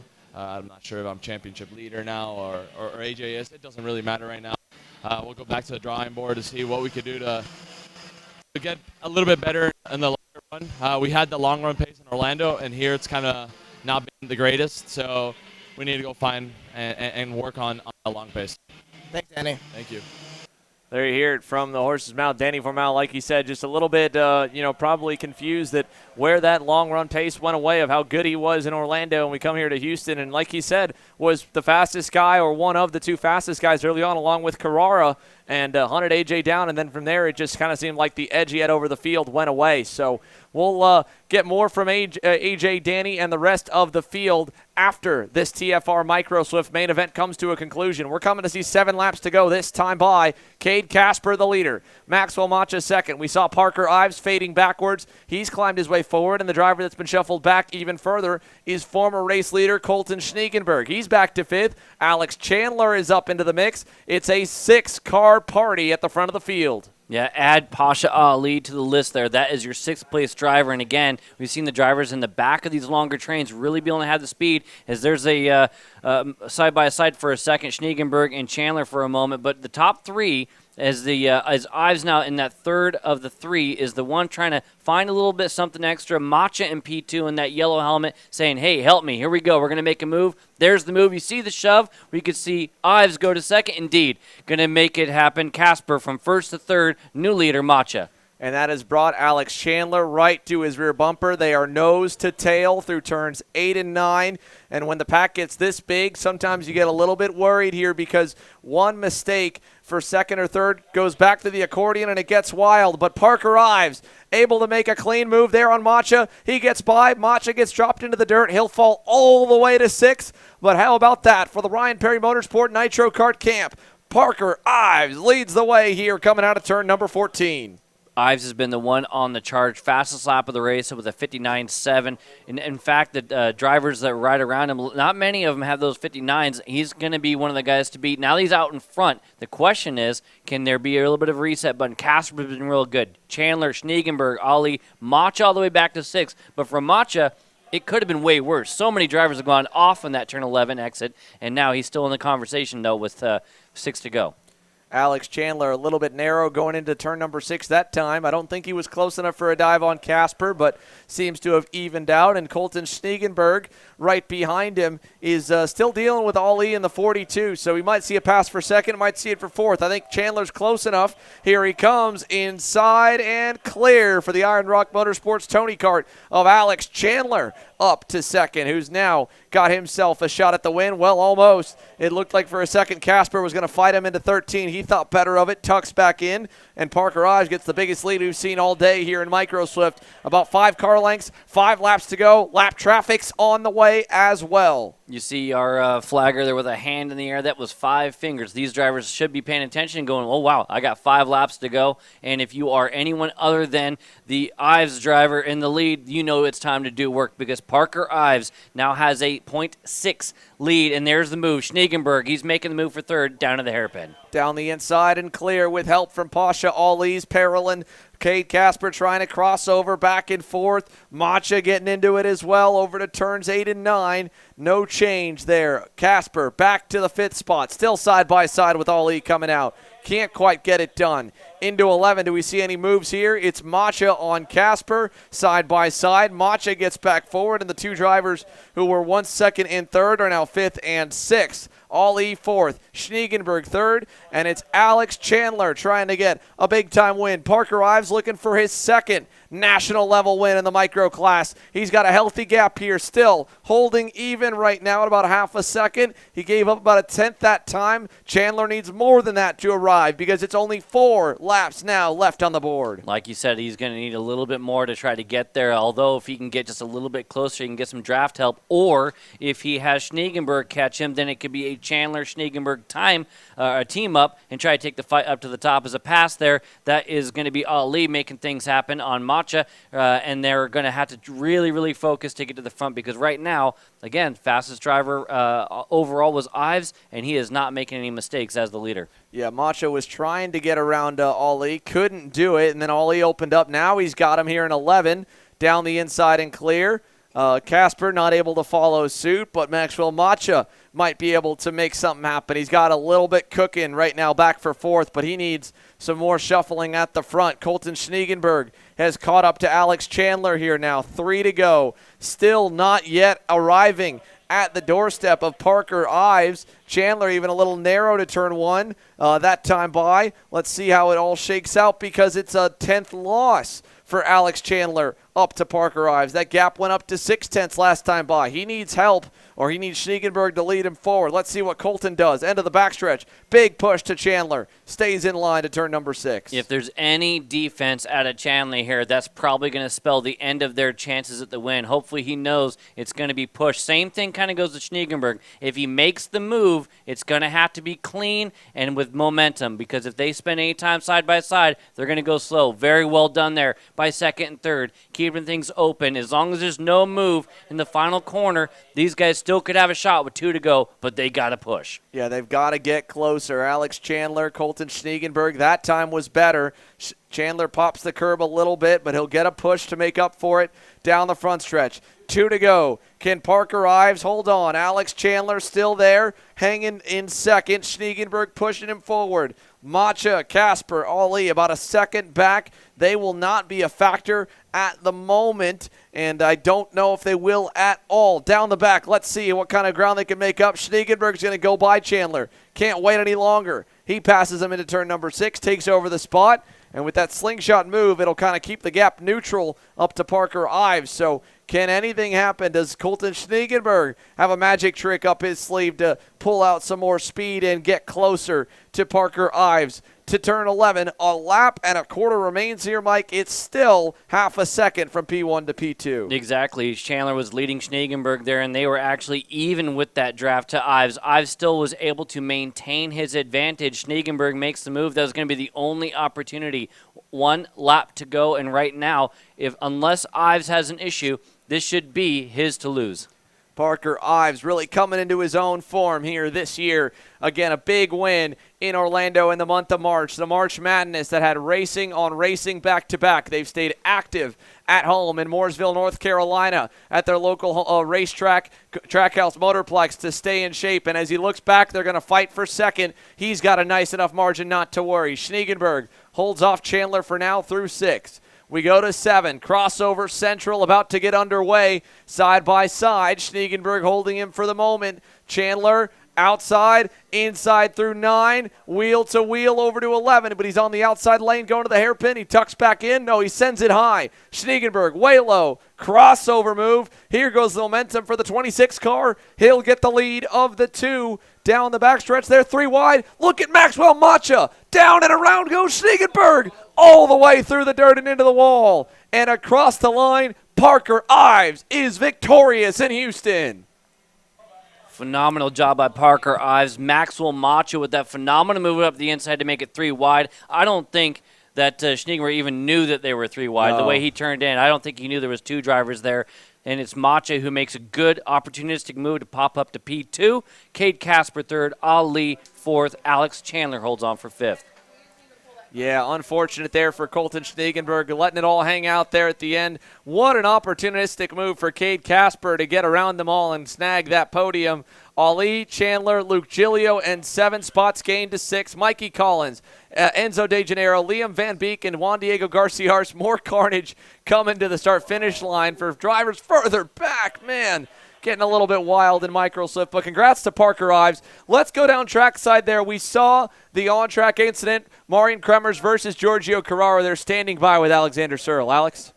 Thanks, Xander. Yeah, Marian, I mean, before we get into the, the contact there with Giorgio, describe to me your race, because, I mean, it started out pretty slow, maintained the pace first, 10, 12 laps. The strong suit of your race came at the end. Your tire drag was better than everybody else's. Last few laps, you were catching AJ at a rapid rate, 1 lap away from probably getting the win there. Describe your race. Yeah, I got off to a slow start. I wasn't really ready for the flagman to go this fast. He's been a bit slower in the heat, so I wasn't really ready for that. The race itself was a long one. I knew it was going to be a long one, so I dropped the pressures a little bit. Just feeling my way out in the first laps, and then the car started to come in. I was fast. I was catching up to the guys in front.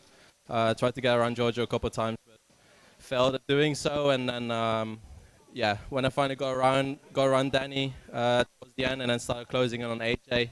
1 more lap. I know he would have defended hard, but I would have probably gone for it and tried to find some room somewhere, or made some room. But yeah, finished P2. Got a penalty for the incident with Giorgio, which is unfortunate, but I guess that's racing. Yeah, I mean, you mentioned the incident. Just walk me through, kind of what happened there. It looked to me, a few times you went for a move on Giorgio, didn't really happen. Maybe forced your way through a little bit. I mean, how'd it go in your eyes? Yeah, I tried to get around Giorgio in the first lap already immediately. He kind of crowded me towards the curbs and towards the grass, but I took avoiding action doing so. Lost some time, got up to him again, tried to make him again. Had to go through the grass again to avoid an incident, so yeah, lost a bunch of time again, and then when I finally caught up again, I was going to go for it no matter what. Tried to make it clean, but Giorgio didn't give an inch, and yeah, unfortunately made some contact. I guess that's racing. I know he doesn't have too many hard feelings about it. I don't have hard feelings about it. Just unfortunate I get a penalty for it. I don't think after tries, yeah, you should be aware that I'm going to go through no matter what. I took avoiding action twice, so at the 3rd time I'm just going to go for it. Thanks, Marian. No problem.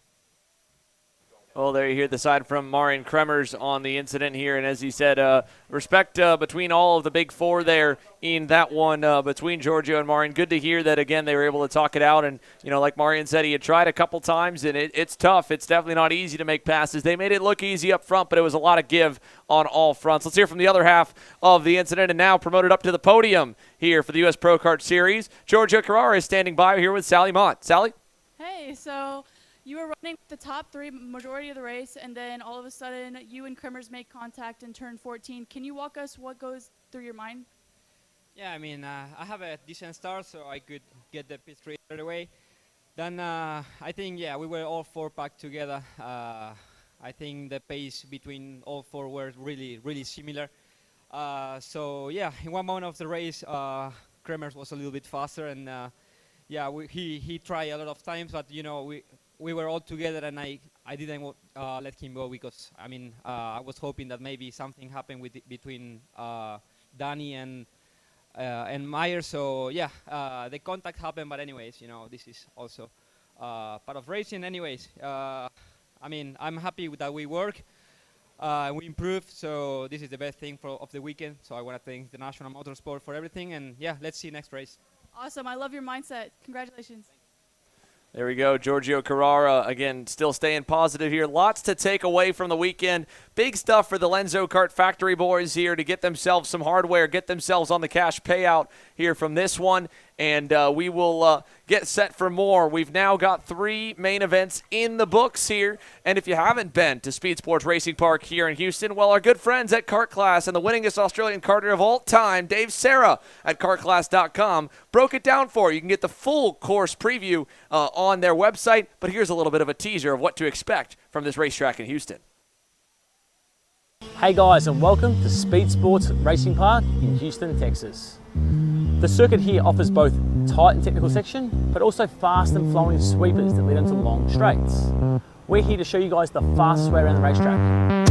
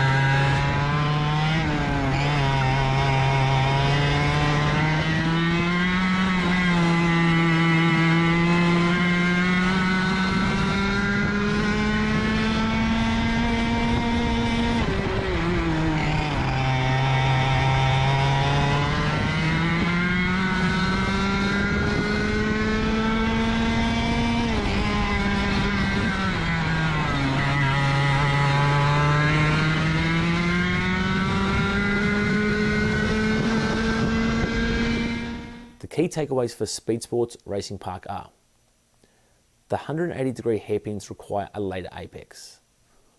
Although this might present more opportunity for drivers behind you to overtake, if you're attempting to drive your fastest laps, then opening up the entry and parrying earlier will enhance your exit speeds. Drivers need to be aggressive over the opening turn curbs. They're not overly abrasive, so even the smaller cadets can drive over them. This helps shorten the racetrack, but also open up the following sequence of corners so that drivers can carry more momentum through these turns.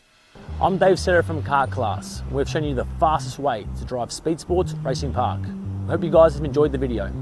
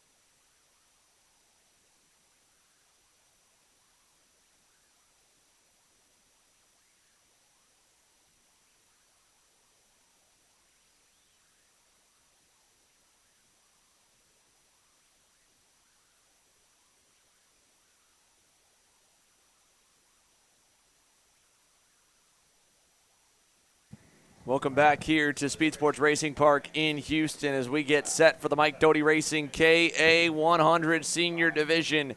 A full grid of 46 after a chaotic last chance qualifier this morning with the top 40 getting set off the heats yesterday. We've seen about probably 10 to 15 different guys that have laid down a lap or put a good race together with the ability to win this main event, but all of them starting somewhere behind your front row starters that were the best of the 3 rounds. Elio Meza won all 3 of his heats. John Burke took 2. They line up first and second. The reigning series champion, national number 1 for the Team GWR Gillard Camp, Alex Stanfield, rolls off in third, and a surprise return that didn't come together until Tuesday night.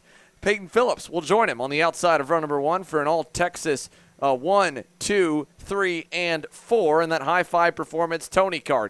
Henry Wheeler's been fast all week and very consistent in his Brandon Jarsicrack Racing Mike Doty Racing LN kart. Started in P5. Ivana Richards on the HRI Mexico is the second of the rookies. P6 on the outside of row 3. Nicholas Terlecki and Vinny Muskelis will make up row number 4. Then it's Aiden Levy and Braden Eves for a pair of Kart Republic manufactured machines to round off your top 10. Brandon Lemke's been super fast all weekend. He rolls off P12 to the outside of that Iron Rock gray and black Tony kart of Cooper Shipman. Then you find Adam Rylance on the MDR BJR LN kart and Josh Holtz in the Holtz Driver Development Tony kart, who was up front and won a heat race earlier in the week, but had a crash as well later on, or earlier in the day, had a crash later with Ben Cooper, who rolls off a couple spots further back behind Braden Robertson and J.D. Lamping. It's Christian Miles, the championship points leader, all the way down at 17th, alongside the multi-time Rotax Grand Finals champion Cooper. Down the front stretch we go. Green flag in the air. We're racing down to turn number 1 in KA Senior, and it's pretty even at the start. Give the top 2 to Meza and Stanfield. Burke slots into third. So far, so good. They're 3 wide through 6. That won't work. Does anyone go off the racetrack? They do not. We're single file up front here down to turn number 6. You saw right at the start there the bright blue machine of Aiden Levy trying to make things happen in the middle. Didn't quite get it done, but was able to go out and onto the straightaway 3 wide and continuing. One note I want to make here, starting as we got a couple drivers trying to keep things rolling through the dirt. One note I want to make, Josh Campbell looked like he had issues right out of the pits working on the needles. Remember, Campbell had that mechanical issue that dropped him out of the front. We know he's one of the fastest drivers on course. We'll see if he can get there on that RPM Tony kart. There he is right behind Ben Cooper, outside edge of the top 20 right now, just ahead of a CRG and one of the Trinity Karting Group Kart Republics. As we go down the front stretch, lap 1 down, 19 laps to go. Elio Meza leads the way over Stanfield, John Burke, Henry Wheeler, and Peyton Phillips, your current top 5. Little gap to Terlecki in the 6th spot. Then it's Eves and Lemke, who's already up 4 positions from 12th on the grid. Anyone poking out down the backstretch? John Burke will. He wants second, and he will take it partially as he goes side by side. Banging tires with Alex Stanfield. Not going to happen through turn 7. We talked about how you're going to set up a strategy when you go into these things, but it's all out the window. You just need to get through the actual first few corners. That's what really sets the stage. What we just saw right there, that was the Alex Stanfield's another move. Burke's going to try it again.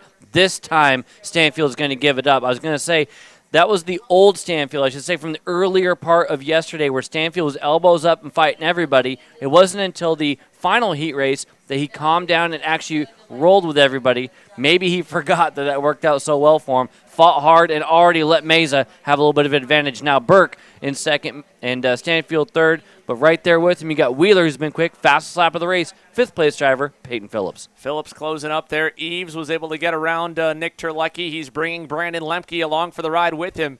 Braden Eves had that motor issue in the second heat race that set him back. Of course, Lemke had the qualifying issue. I think both of those drivers could be quick enough to run down the top 5 as they battle just up the road for P4. So Eves and Lemke closing in. Phillips getting around Henry Wheeler. He makes that move stick, and we'll head to the infield hairpin. Burke already closing that margin back to Elio Meza. It is tightening for the lead all the way back from Terlecki to Aiden Levy, and even Vinny Muskelis in the 10th spot on that CBR Tony kart.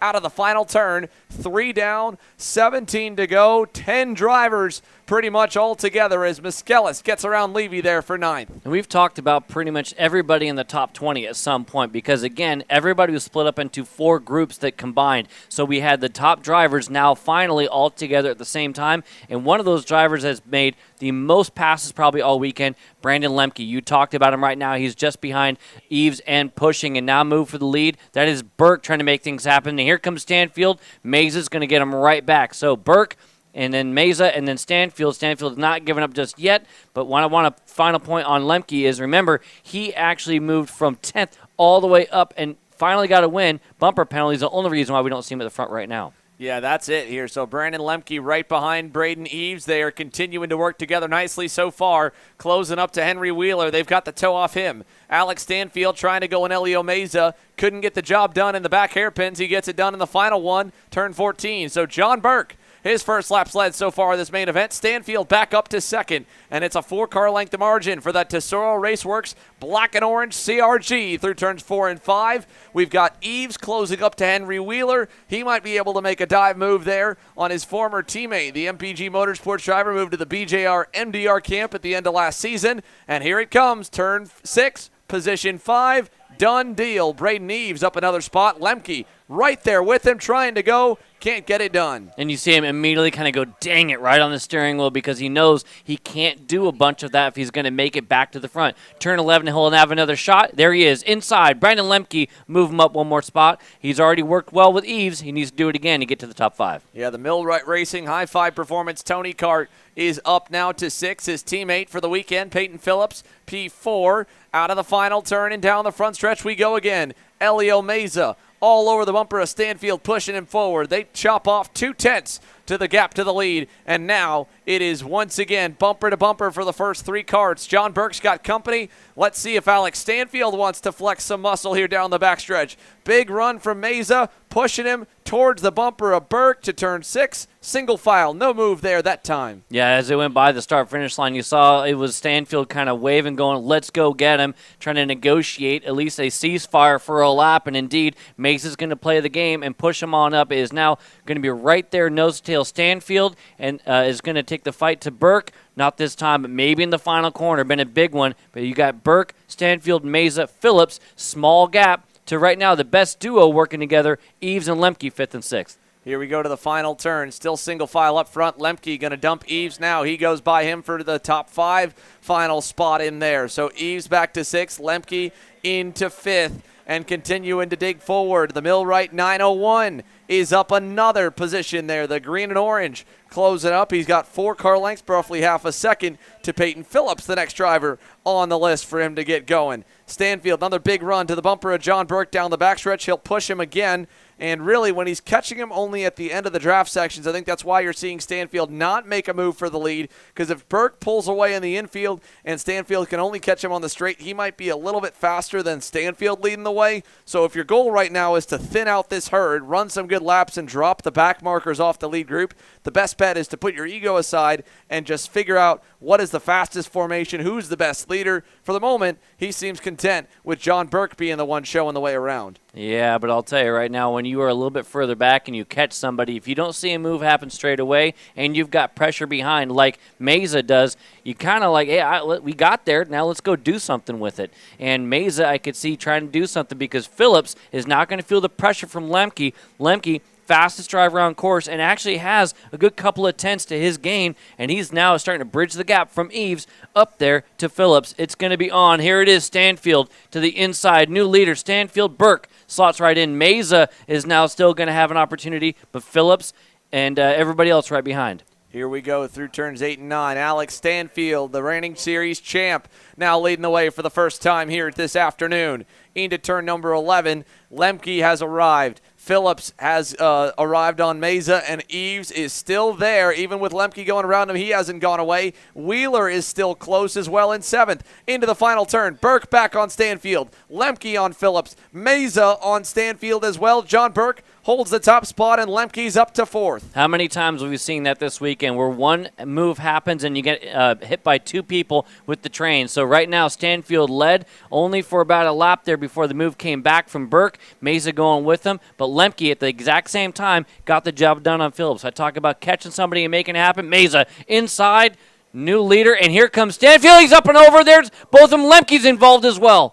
A number of cars collected in turn number 6. John Burke is spun in front of the field. His NASA panel destroyed. The front end geometry probably all bent up on that Tesoro Raceworks CRG as Mesa over top of him and Stanfield as well. And it has completely changed this race. Braden Eves, as usual, as on standard for this driver, whenever chaos breaks out, he is the best one at navigating it. He's gone to 2nd, and out in the lead is Houston, Texas' own Elio Mesa, who shows the way. Wheeler is 3rd. Terlecki is now 4th. Lemke, it happened right in front of him, nowhere to go, and all that hard work, all those passes all weekend long. Brandon Lemke drops down to the 8th spot now, 5 seconds back from the leader. Mesa, Eves, Wheeler, Terlecki, Phillips, Miskellis now in the conversation. Levy up there, Lemke, Campbell, Cooper. Campbell up 10 spots, Cooper up 8 spots. But the driver who got the best out of that whole thing,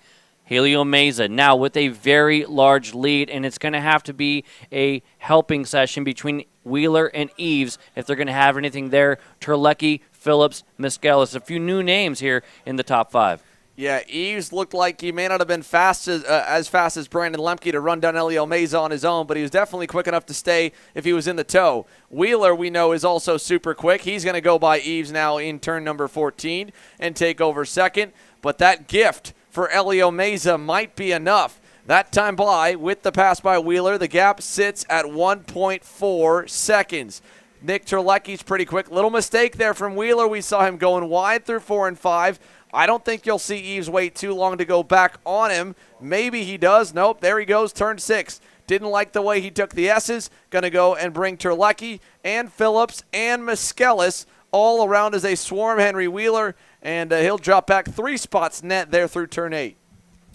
I'm not really sure who to pick out of this entire group, man. It could be any one of them, and especially when the fighting continues there with the 958, they're trying to make something happen. As Phillips he was up there in the front group, but now trying to fight through this thing. They can't lose a lot of time if they want to have any shot at something other than 2nd place. Yeah, I mean, they're already down now. Less than 10 laps to go, 9 laps to go to be exact. Eves, a 1.9 second margin now to make up.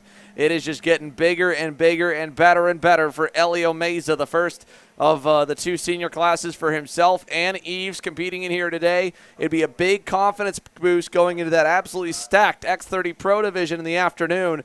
And into turn 6, this group is finally sorting to single file for a lap right now. Terlecki and Phillips not making any big moves. We did see Miskellis versus Wheeler. Wheeler back on Miskellis. Wheel to wheel coming out of the corner. Miskellis has to give way. Yeah, that was a bit elbows up. Wheeler's like, no, I'm going to take this. Now Levy's going to take advantage. We see that bright blue machine. Yes, Levy now in front of Miskellis as well. So going the wrong direction. There's Vinny after being in the game. Now remember, we had a conversation with him. Would you do anything different? He's like, I would have just been better on my defense. Further back, or it's going to be further up, and the defense did not work there for Phillips. There's the warning flag as the officials review the incident for Henry Wheeler. Let's take a look back through the field. Here's Alex Stanfield in the national number 1 trying to make up some ground. He rides behind Josh Campbell and Ben Cooper, 2 drivers with top 10, top 5 overall speed that just had to start pretty far back in the pack. They're equally up 10 spots apiece.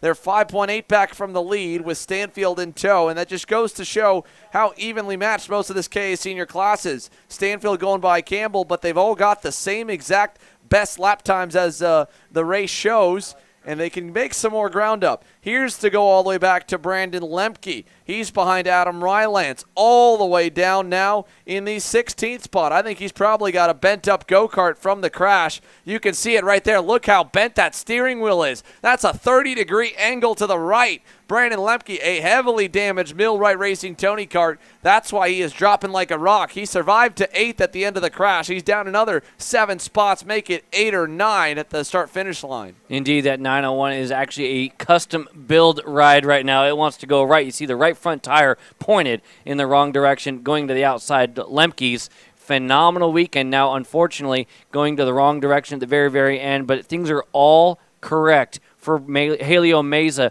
Now a 2-second lead, still holding on over Eves, and it's only improving because he's able to hit these consistent marks with no pressure while the fight goes on behind him. Eves over Terlecki, over Phillips, and Wheeler in that conversation.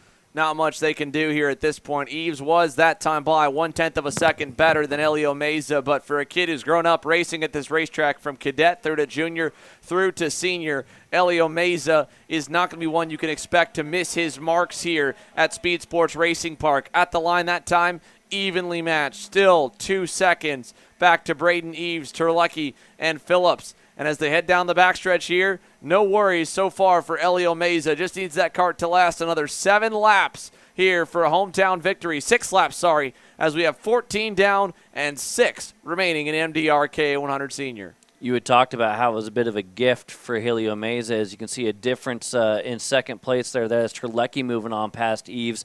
And Phillips are now going to try to take the fight to Eves here for probably turn number 11. And there it is indeed. Phillips to the inside. Move Phillips up to the podium spot, and now the fight is going to be for third between Phillips, Eves, and Wheeler.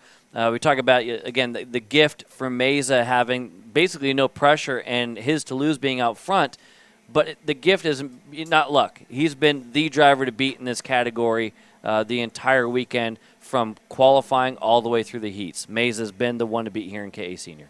He has here. He has been one of maybe 3 to 4 drivers, I would say, with pace that's above the field. Lap times that are just a tick better on the consistent measure. Brandon Lemke, who you could put in that bracket. Josh Campbell's looked like he was there. And, of course, John Burke as well. But Burke completely taken out. Stanfield's faded back. Lemke's got a wounded kart. And Campbell on a backup engine here, doing what he can just a little bit further down the road with Josh Holtz right on his tail now. It's side by side for second. Phillips going to go on Terlecki. Eves tried to go as well, couldn't do it. Stays back in line there for fourth. I think they've all conceded. This battle is probably just going to be for second at this point. Henry Wheeler with a big dive bomb on Eves. He'll take over fourth. And now Eves back to the edge of the top 5. He checked the margin to Aiden Levy and Vinny Miskelis. Not a lot to worry about there. They are a little bit slower, or at best even with this group as they run. Phillips that time by did it a really good lap even with the pass. He was 2/10 better than Meza. Just took a little bit too long, I think, to get to the point on this group. And for Peyton Phillips, unfortunately, it's just too little too late. 4 laps to go, 16 complete right now.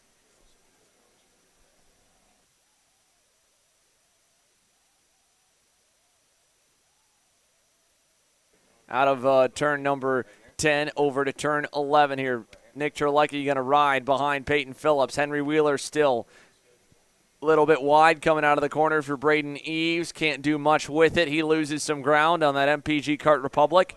Terlecki going to go back on Phillips. Wheeler trying to follow. This will help bring that 950 or that 940 machine, no 951 back into the mix as they go across the line. No change that time for third. Phillips able to hold off Henry Wheeler. 3 laps to go. Big dive from Eves there in turn 4, and Wheeler's off. Henry Wheeler off the racetrack, way off. He's got a problem. The MDR BJRLN kart is out in the weeds at the exit of turn number 5, and his head in his hands there. You could see the disappointment for Henry Wheeler. What a great run he just had going. And it goes up in smoke with a mechanical failure over the curb, and you have to guess maybe a broken chain to go off in a section where they really are putting those karts up on 2 wheels. Now it's a 3-driver fight for the podium here. Terlecki versus Phillips versus Eves. Back behind them, Levy and Miskelis still trying to get going forward, but they're about a 1.5 seconds away out of the final turn. There they are. Here comes Cooper Shipman, and rebounding back is Alex Stanfield on the national number 1. He's going to have a shot to get a little higher inside the top 10. Currently in the 8th spot. Could get as high as a top 5. How about Cooper Shipman as well, up 4 spots? His teammate is continuing to lead, but Cooper Shipman doing as good as well here for his hometown national race. Ben Cooper's up 9 spots. He's on the bumper of Stanfield also, as they both have carved back forward. And as we go through 6 here now, with just 2 laps remaining, looking for battles around the racetrack, here is the highest running one. Terlecki versus Phillips versus Eves over to turn number 10, Mike. Terlecki, not a driver that we've been talking a bunch about this weekend, but finds himself in the best spot. He's been in the conversation like top 5 or so. We just haven't seen him right at the sharp end. Now is a podium fight on his hands. Goes into the penultimate corner here on the penultimate lap. Coming around the corner, and it's going to be still Terlecki leading over Phillips and then Eves. Down the front stretch, white flag in the air, 1 lap to go. Nick Terlecki, Peyton Phillips, Braden Eves through the S's here. Final time. Let's see how good a defense Terlecki can pull off. On the back stretch here, he starts with a car length lead. That's almost like Talladega where you get out too far from the pack. Gives them a big run. Phillips has it. Eves was looking. Phillips dives on Terlecki, and Eves is going to get underneath him as well. Runs him to the edge of the racetrack. Nothing he can do. Phillips gets a gap. Eves trying to cross him over. He's almost clear. Not clear. Crossover at 8 and 9. Now he should get himself clear, I believe. Meza, the leader, through 11. Then Phillips. Eves did run Terlecki a little wide there. Terlecki nowhere to be seen with the dirt that's come up. Miskellis and then Shipman. But Elio Meza, out of the final turn, gets the win on home turf with a big margin of victory. He wins round 2 in KA Senior. Helio Meza, absolute class of the field, and proved it here at the very end. Sure, he got that little bit of love to have the gap, but non-stop fast laps, one of the fastest laps of the race. Meza, absolute phenomenal job here with the win. And out early was the driver who was formerly going for the podium, the 988. Yeah, Nick Terlecki, you can see him there on the infield at turn 10, was trying to hang on to Braden Eves. We had just cut away a moment prior as they were side by side, and Terlecki drops a wheel and gets stuck out in the dip of the grass coming out of turn number 9. And so Nick Terlecki goes from a potential podium to a DNF. Eves unofficially 3rd. Phillips 2nd. There is your top 10. And back to the field, you can see Brandon Lemke falls all the way down the order to 20th. And a big point swing for Christian Miles, the championship leader, 21st for him. How about Brooke Berry from the LCQ? Climbs all the way up to 25th. And then down through the rest of the field, of course, John Burke, Henry Wheeler. Not a lot of attrition in this one for a 46-car field. Realistically here, Mike, it looked like we only ended up with a couple of DNFs. But back to your top 10. Elio Meza, the rookie, in only his 5th 100cc start on the national season, gets the job done, gets a win. Peyton Phillips, another P2 and a solid points haul. Eves, Shipman, Miskellis, your top 5. Ben Cooper up 12 positions to 6. Puts one over on the reigning series champ Alex Stanfield. A little lesson from the former Rotax world champion. Indeed, Ben Cooper getting things done on Stanfield. Remember, Stanfield, one of the best in the class, and actually the coming together with Burke there in the hairpin is kind of what took things out for him. And to finish out our top 10, Josh Holtz and Josh Campbell, a pair of drivers who showed us a little bit of action here in one of the heat races. We are, again, impressed by the run by Elio Meza, but you look further back to see some other big movers and shakers. Well, 14 spots by Lucas Szabo. He picked up quite a few from outside the top 30 to get to 19th there by the end, getting around Brandon Lemke late in the going. You go further down the order for some of the other drivers we mentioned here. Austin Jurge picked up a couple. Barry up 16. I think that's the biggest move forward for Brooke Berry after winning that last chance qualifier from 41st on the grid to 25th.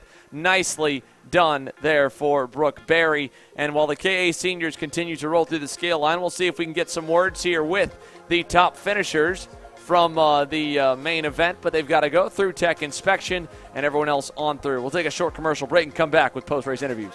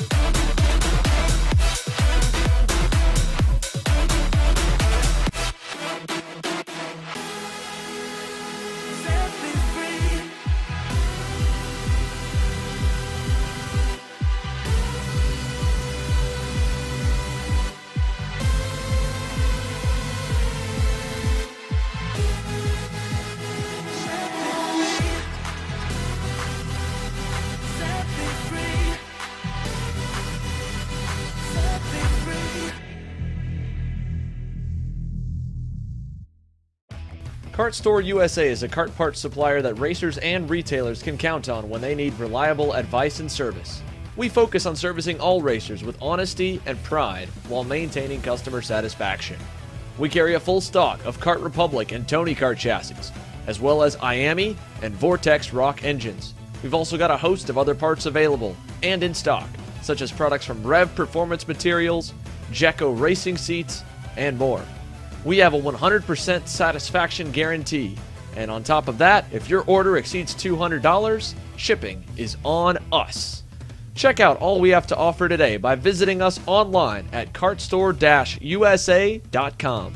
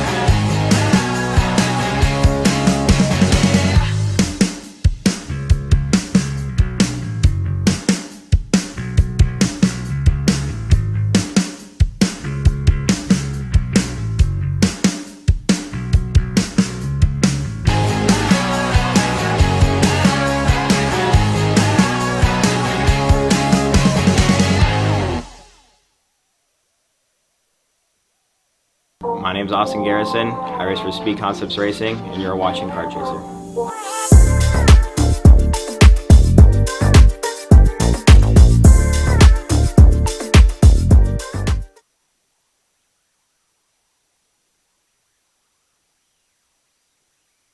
Welcome back here to SpeedSportz Racing Park in Houston. Let's go down trackside while the X30 Pro Juniors get set to go for the aftermath of that KA100 Senior Main Event here down to Alexander Searle on pit lane. Alex? Yeah, thanks, and I'm here with John Burke's mechanic, Massimo. Masi, you're running double duty this weekend with John, you know, KA Senior and X30 Senior. The weekend's been pretty good for John Burke and KA Senior up until, you know, the wreck there at Stanfield. Describe to me kind of the emotions right now for John. You know, it's definitely difficult, right? It's a hard one to swallow. Everyone wants to win, and like you said, we've been on pace. You know, the Tesoro Raceworks CRG, we've been up front all weekend. We've had pace in both classes. I think we're going to be really good. But yeah, as far as that KA, you know, it's racing. You know, at the end of the line there was some contact, and not putting the blame on anyone, but you know, it's unfortunate. And you know, John feels deflated, obviously. You know, understandably so, and just have to bounce back and try again in X30, right? Yeah, I mean, talk to me about the progression throughout this weekend. I mean, he's been fast out the gate, really. I mean, obviously it helps that you guys have a lot of experience around this racetrack. Just describe the progression you guys have had throughout the week in terms of testing. Well, you know, we started off pretty solid, like you said, and then we found something that worked and kind of kept digging at it. Small fine-tuning, you know, no major big adjustments. CRG's been working great. Yeah, we just found something that we think really worked perfectly here at the end, and sucks that we weren't able to see it at the optimized level at the end there, but I think we had something for him. Yeah, I mean, one more thing. Obviously, you know, you got X30 Pro Senior coming up shortly. What are your confidence levels like for John going to this race? You know, obviously it's difficult now with, you know, this one in the bag, but, you know, we just have to move on. I think John will bounce back just fine. We're definitely confident with the X30. You know, P5 in Heat 2 yesterday, hard charger, good pace, nothing to lose, right? Thanks, Masi. Appreciate it.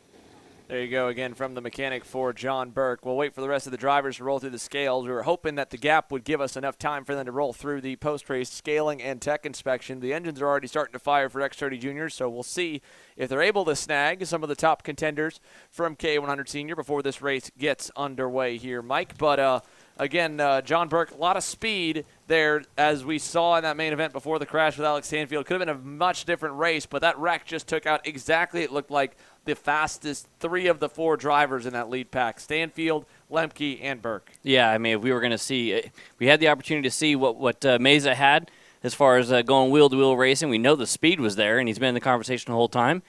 And we lost out on seeing a great race out of those guys because of those top 3 speed guys going out. But we're now moving on to some other phenomenal drivers here. The X30 Pro Juniors, brought to you by Rawson Performance Group, and leading them out, Ernesto Rivera.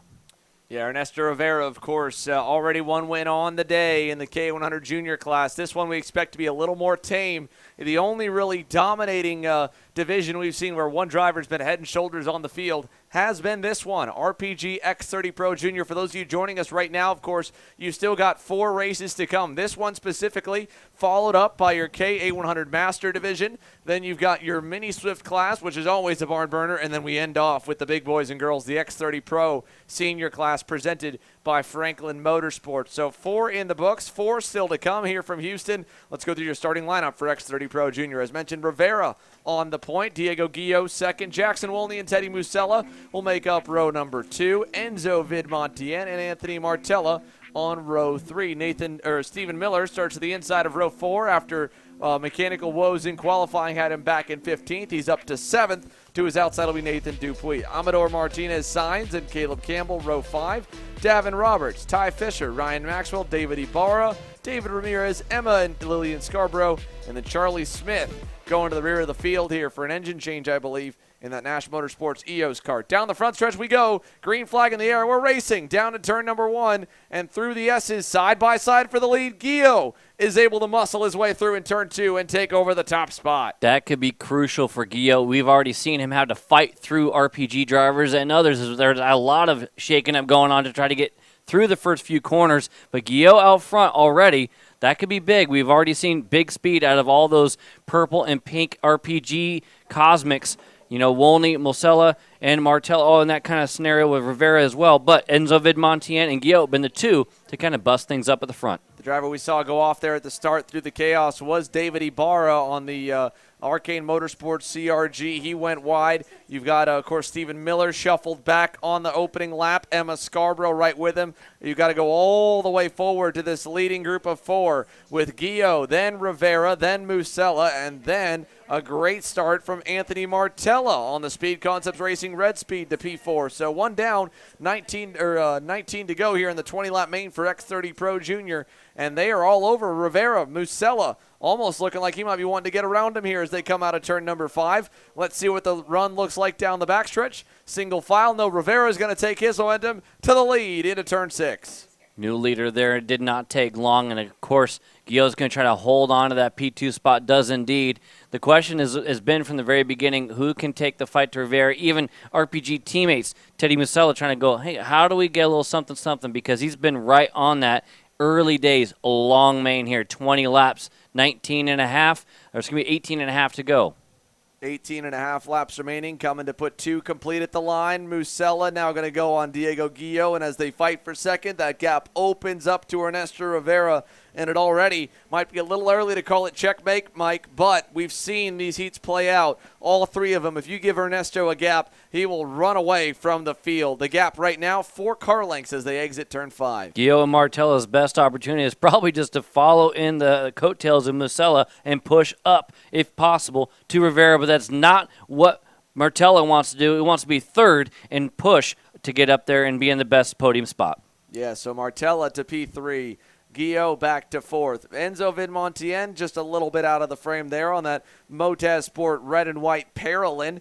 He could be able to be a factor, at least for the podium. He needs some fighting up front to give him a shot at the win, but he's charging, and with the shuffling they've done in the lead pack here, he's got himself a little bit of a better viewpoint at it. Out of the final turn, Ernesto Rivera leading still, but I think Musella might have cut the gap down just a smidge. Across the line for 3 complete.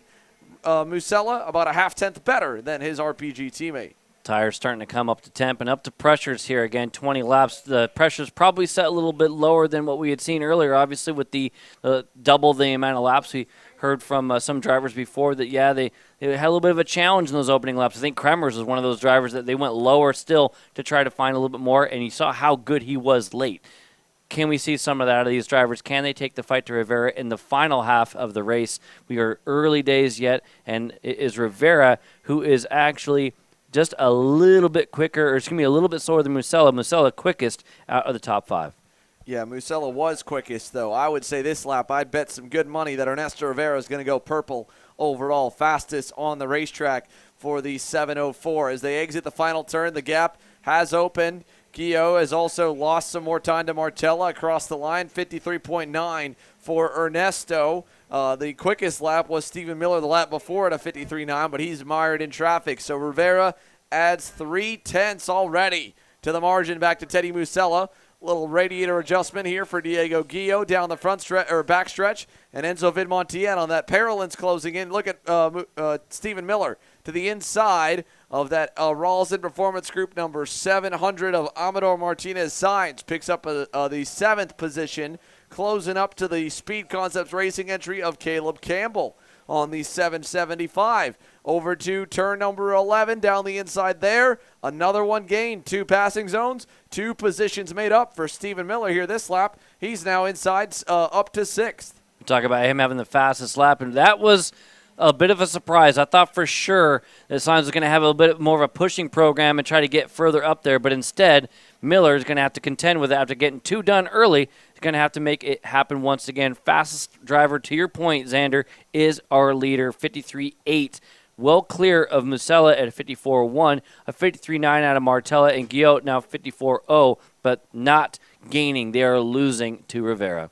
Anthony Martella getting around Teddy Musella. I mean, like you said, they're not gaining at all, but at least Martella looks to be best of the rest right now. Stephen Miller might be the second fastest. He's still got a long ways to go to catch these guys. I think if Martella can get away from Musella, he might be able to safely ride in second because Enzo Vidmontien is a little quicker than everyone in that group. He's not much quicker. I think the SCR black and white machine could pull away if he can put some good laps together. Needs a little better corner than that one. Musella is still close to him down the front stretch, but down to the line. Where's the margin? It's 1.4 seconds.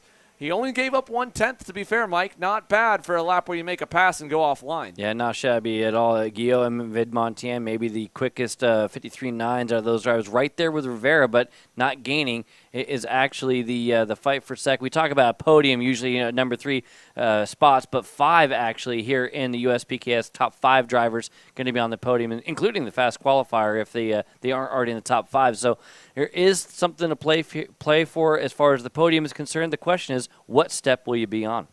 Yeah, that's what it'll be. What step will you be on, and will you be on it? Because Guillot's getting a little bit more life breathed back into that Iron Rock Tony kart. He could start to make some noise. Musella going to go on Martella, and as they come out of the final turn, Teddy Musella back to second. Anthony Martella back to third. Gives Guillot more time to close up here. He's on the bumper. It's 3 together. Vidmontien still close. Then it's Miller and Jackson Wolney. Let's go down now. It took a minute, but we're finally through the scale line of KA100 Senior. And after a lot of aftermath, let's head it down to Alexander Searle for the intel. Alex?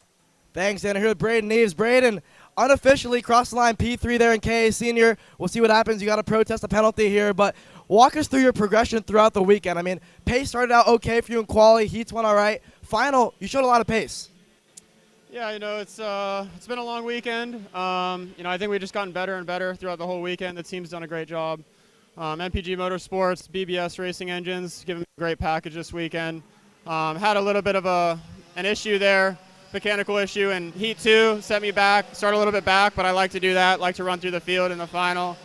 Went out low pressures, kind of waited. I mean, there's guys up there. Everyone's just so aggressive, and nobody wants to give an inch. So there was like 4 guys that took each other out, and I just kind of went to the inside.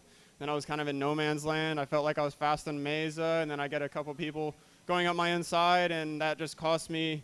I mean, I don't know if I could have got there, but if I got somebody hooking up behind me, it was just I felt like, Wheeler passed me, and then he was like.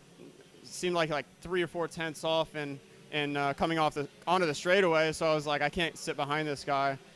And last lap was battling with Terlecki, and unfortunately, he brake checked me and Phillips. Actually, brake checked Phillips because he was in front of me, and the double right, just slammed on his brakes, and Phillips had nowhere to go, so he hit him, and then he got a gap. Then we drafted up on him, and he's just keeps rubbing on our side pods nonstop, and then he brake checks going into the double right, and I just reactionary go to the inside because he's braking, hard braking into a corner where you're really not on the brakes, and then sort of did the same thing, and I go to the inside because I'm not going to hit the brakes in a straightaway basically, and then at the exit he's side by side, and I have nowhere really to go. I'm trying to hold it as down as I can. But then, again, he's always on my side pod, always hitting me side to side, and basically just took himself out. But, yeah, it is what it is. I got a penalty right now, which I don't really think is fair, so I'm going to try and plead my side of the case, and hopefully I can get onto the podium. Thanks, Braden. Thank you. There you hear it from one side of the equation. While we were away there for the moment, problems for Teddy Musella, Mike. Yeah, we were talking about the 5-person podium and what step we're going to be on. Well, now Musella's gone from maybe a shot at second to maybe losing the podium. He's actually fallen down quite a bit there. That'll be curious to see what actually happens at the very end as we have another pass here that's going to be the inside. Vidmontien getting the job done. Nice pass by Enzo Vidmontien. Let's go for a little bit more of a better tone. How about this for Elio Meza? He's still got a main event to go. He's a main event winner on the senior stage at the US Pro Kart Series here in KA Senior, and he's standing by with Alexander Searle. Alex? Thanks, Xander. Elio, congratulations, man. I mean, so well-deserved. P1 in KA Senior by dominating fashion. I mean, the first, opening 10 laps didn't look so easy. John Burke, Stanfield got ahead of you there. A little bit of contact, took Burke out of the race, helped you extend your lead, and from there you managed it. Describe your race to me and how these emotions feel right now. Oh, I feel really good right now to have finally accomplished it. I mean, we've had good pace, and now to finally end it with the win is amazing. But during the race, we had an amazing start. Just the pressures were low to help with the long run, so I struggled at the beginning, just hanging on in the pack, and then I felt like I was starting to get the tire pressures. I started to feel the cart come in, so I made a move for first. I heard some noise behind, and then when I looked back, I saw a gap, and then I just kept pushing. Yeah, and I mean, obviously, gotta feel so good, right? Who would you like to thank for this victory? I'd like to thank Iron Rock Motorsports, Charlie Swain, all the help with this kart setup, coaching, as well as Cooper, awesome teammate. We shared data. Without him, it would have been possible. As well as Offset, 4T, and Tiago as well for helping straighten out my chassis, and Comet Racing Engines, as well as all my family over here. Yeah, look at the family's cheering super hard for Elio. Super well-deserved. One last question, Elio. Starting P4 X30 Senior, what are your confidence levels right now? I feel really good. I'm taking what I learned from Heat 2 yesterday, just learning to be more aggressive on the start, just to hold my ground, and from there we'll see what happens. Thank you, Elio. Good luck. There you go, Elio Meza with a big cheering section and a big smile on his face. Congratulations for his first US Pro Kart Series senior win, the KA Junior National Champ, picking up where he left off at the end of last season and doing it with a big crowd of friends and family and fans here in Houston, Texas. We go back to the on-track action right now. 8 laps to go here in X30 Pro Junior in this one, and they're heading on out while Ernesto Rivera continues to lead. The gap is up to 4 seconds for him. This is the battle for second, third, and fourth. Martella, Vidmontien, Diego Guillo. We go from them now. Let's go down for the incident there. John Burke, we heard from his mechanic. It wasn't the best ending for him, but man, did he have a solid day leading into this, and he still got another shot in the X30 Pro Main. Alex? Yeah, thanks, Xander. John Burke. I mean, really just a good weekend for you in KA Senior and X30 Senior up until the point of the contact there at Stanfield. Describe what happened. Meza went for the pass, and I was falling back in line, and when we got to the apex, Stanfield just drove over me. Yeah, and I mean, talk to me about the emotions, right? You've been super quick all weekend long, qualifying really well. All 3 heats, kept it clean, kept it smart. Good starting position for the final. Led a lot of that race. I mean, how does that feel? Very frustrating. It's not the first time. It's the second time. Like, at Grand Nats, I was up front. Stanfield took me out. I was up front this weekend. Stanfield took me out. So I'd really like to have a race with that guy. Yeah, I mean, a little bit more of a positive end here. X30 Senior, you're really quick in KA. Are you going to, put that momentum into X30? Yeah, actually in X30, we found some speed last night, and we're really quick. So hoping to not crash at the start, and we should be good. All right, good luck, John. Thank you so much. There you hear from John Burke here, feeling good for X30, obviously frustrated for the way the contact went down. We mentioned here multiple times he was one of those guys that it looked like could hold a candle to Elio Meza. That chance taken away from him due to the crash he was involved in between himself, Alex Stanfield, and that also took out Brandon Lemke. This pack here has traded places again. Enzo Vidmontien now leads the way of the 3. Martella back to second. Guillo to third in the pack, 4th overall. And as they come across the line, 5 remaining. You can see Jackson Wolney in the background. He owns the fastest lap. He's been chipping away on it here, Mike, and you've been keeping a tab. That was another 3/10 gain for Jackson Wolney. No, exactly that. That's what I was just going to point out, that Wolney is the one I'm watching because he has bridged the gap. He's pulled away from Dupuis and Miller and is getting closer and closer. His time at a 53.8 as we see it pass 4 seconds, and that's just going to help his cause as they keep going side by side. Vidmontien back, and we're going to continue to go side by side. The next one, 5 to go, and we've seen how much time people lose, at least a half a second to a second or more. The gap was about 1.5 seconds from Guillot to Wolney last time. Now, I bet you see, there he is. Wolney just enters the screen, just enters the frame, and we're going to have a 4-kart fight for second here before this thing's over. Yeah, he's already into the frame. Like you said, Jackson Wolney is set to battle here with 4 laps to go in this one. 16 down. Vidmontien trying to close back up to Martella. He's got still Guillot on him. There's a couple car lengths now opening up from the Parolin to the Red Speed. Behind them there, again, Dupuis, and then you have Stephen Miller, who has been finally getting himself at least just back to neutral in 7th after what was looking to be a promising weekend with how quickly he could carve up the field in the heats. Terrible start for Miller. He's back to 7th, closing in a little bit on 6th, but not by much. In fact, he faded a little bit last lap. Meanwhile, now with Guillot back on Vidmontien, it backs them up further. Wolney's going to be in the tow with 3 laps to go. Could Jackson Wolney steal a podium? It'd be very impressive. After starting 3rd, he went straight backwards on the start, and he is finally making up a lot of time here in the closing stages. 3 to go, 3 karts together for 3rd, 4th, and 5th. And now he will have the draft on the back straightaway, so we'll see how much he has. As he saw hand signals out of the P2 man, Guillot, who wants to try to stave off any fight. Again, that negotiation for just pushing, even though those drivers behind are probably going to try to make moves here sooner and later. The shot for second starting to spread out, though, if these drivers in 3rd, 4th, and 5th. There it is, the move. That is going to be Wolney. Move Wolney up, got there and by. Enzo Vidmontien. So Wolney's not going to waste any time. A little bit of a surprise move right there that didn't happen at the end of the straight. Boom, gets it done right after that. Yeah, now Jackson Wolney here as he takes a wide line through 11, pulls away from Vidmontien. One more spot gets him back to the podium. Diego Guillot holds it here with coming to 2 to go. Anthony Martella still trying to survive for a great result in 2nd as the RPG train still has Ernesto Rivera leading, but they've all been split apart. Musella with the problem. Wolney got shuffled back. He's trying to rebound, of course, as they go through 4 and 5. Let's see them head down the backstretch. A lap and a half remaining. Guillot's going to get a little toe off Martella. I don't know if it'll be enough to keep Jackson Wolney at bay. He doesn't think it is. He goes low to block into 6. Indeed, the block happens right there, and you got to watch out to make sure you just make the move and stay there. And those reactionary things are heading back to the outside so they can get you in trouble. But that's not where what Wolney did before. Wolney waited to make it happen going into this corner right here, and then now I'll try again in 11. Block happens. Still going to try it. Here comes Wolney, moving up to 3rd. Nicely done, Jackson Wolney. Great move there. Caught Guillot off guard. Guillot now trying to do the same to him in 13. Can't do it. Turn 14. Wolney blocks him nice. Vidmontien going to get alongside both of them, but he should be able to get Guillot if he can find a place in line. Side by side. White flag. Martella gets a big gap thanks to this battle here. Wolney way back for 3rd. He'll have to block down the back straightaway. It's going to be 3 drivers going for it, and it's going to be an RPG driver trying to hold off a couple others while an RPG driver's out front. There's a big move. That's Enzo Vidmontien inside. Going to take it, but crossover from Guillot. Guillot's still in the conversation. Now back over. We're going to have crossover city like you said before, Xander. Yeah, crossover city. Here we go.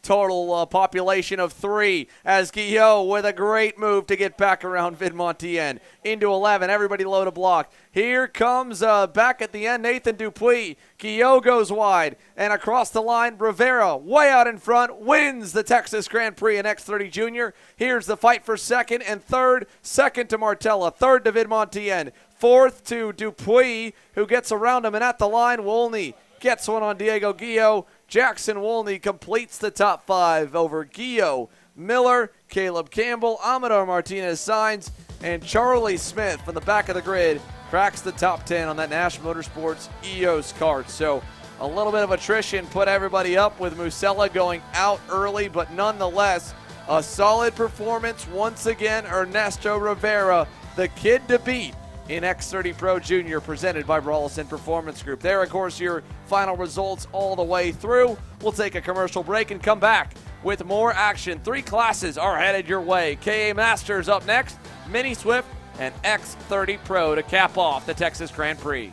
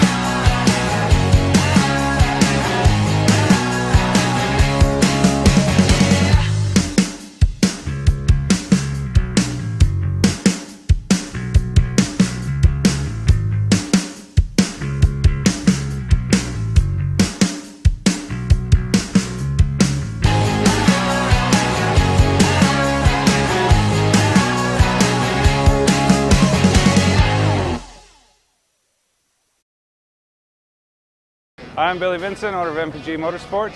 What we do at MPG is we try to keep it a nice, fun family atmosphere, try to combine sort of the bigger things and of the bigger teams and the professionalism down with sort of some of the fun, sort of family-oriented atmosphere. We try to not only develop drivers, but also the parents and the families for just in knowledge in general in motorsports. It all starts in karting. What we try to do is try to help the drivers, the moms, the dads understand the sport of motorsports in general, not just karting, but what it takes to get all the way up through.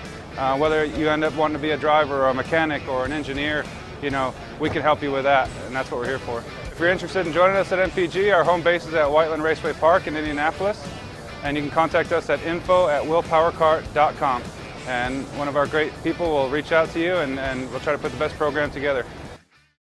I'm Alessandro Tulio, driver for Motorsport Parallel, and you're watching Kart Chasers.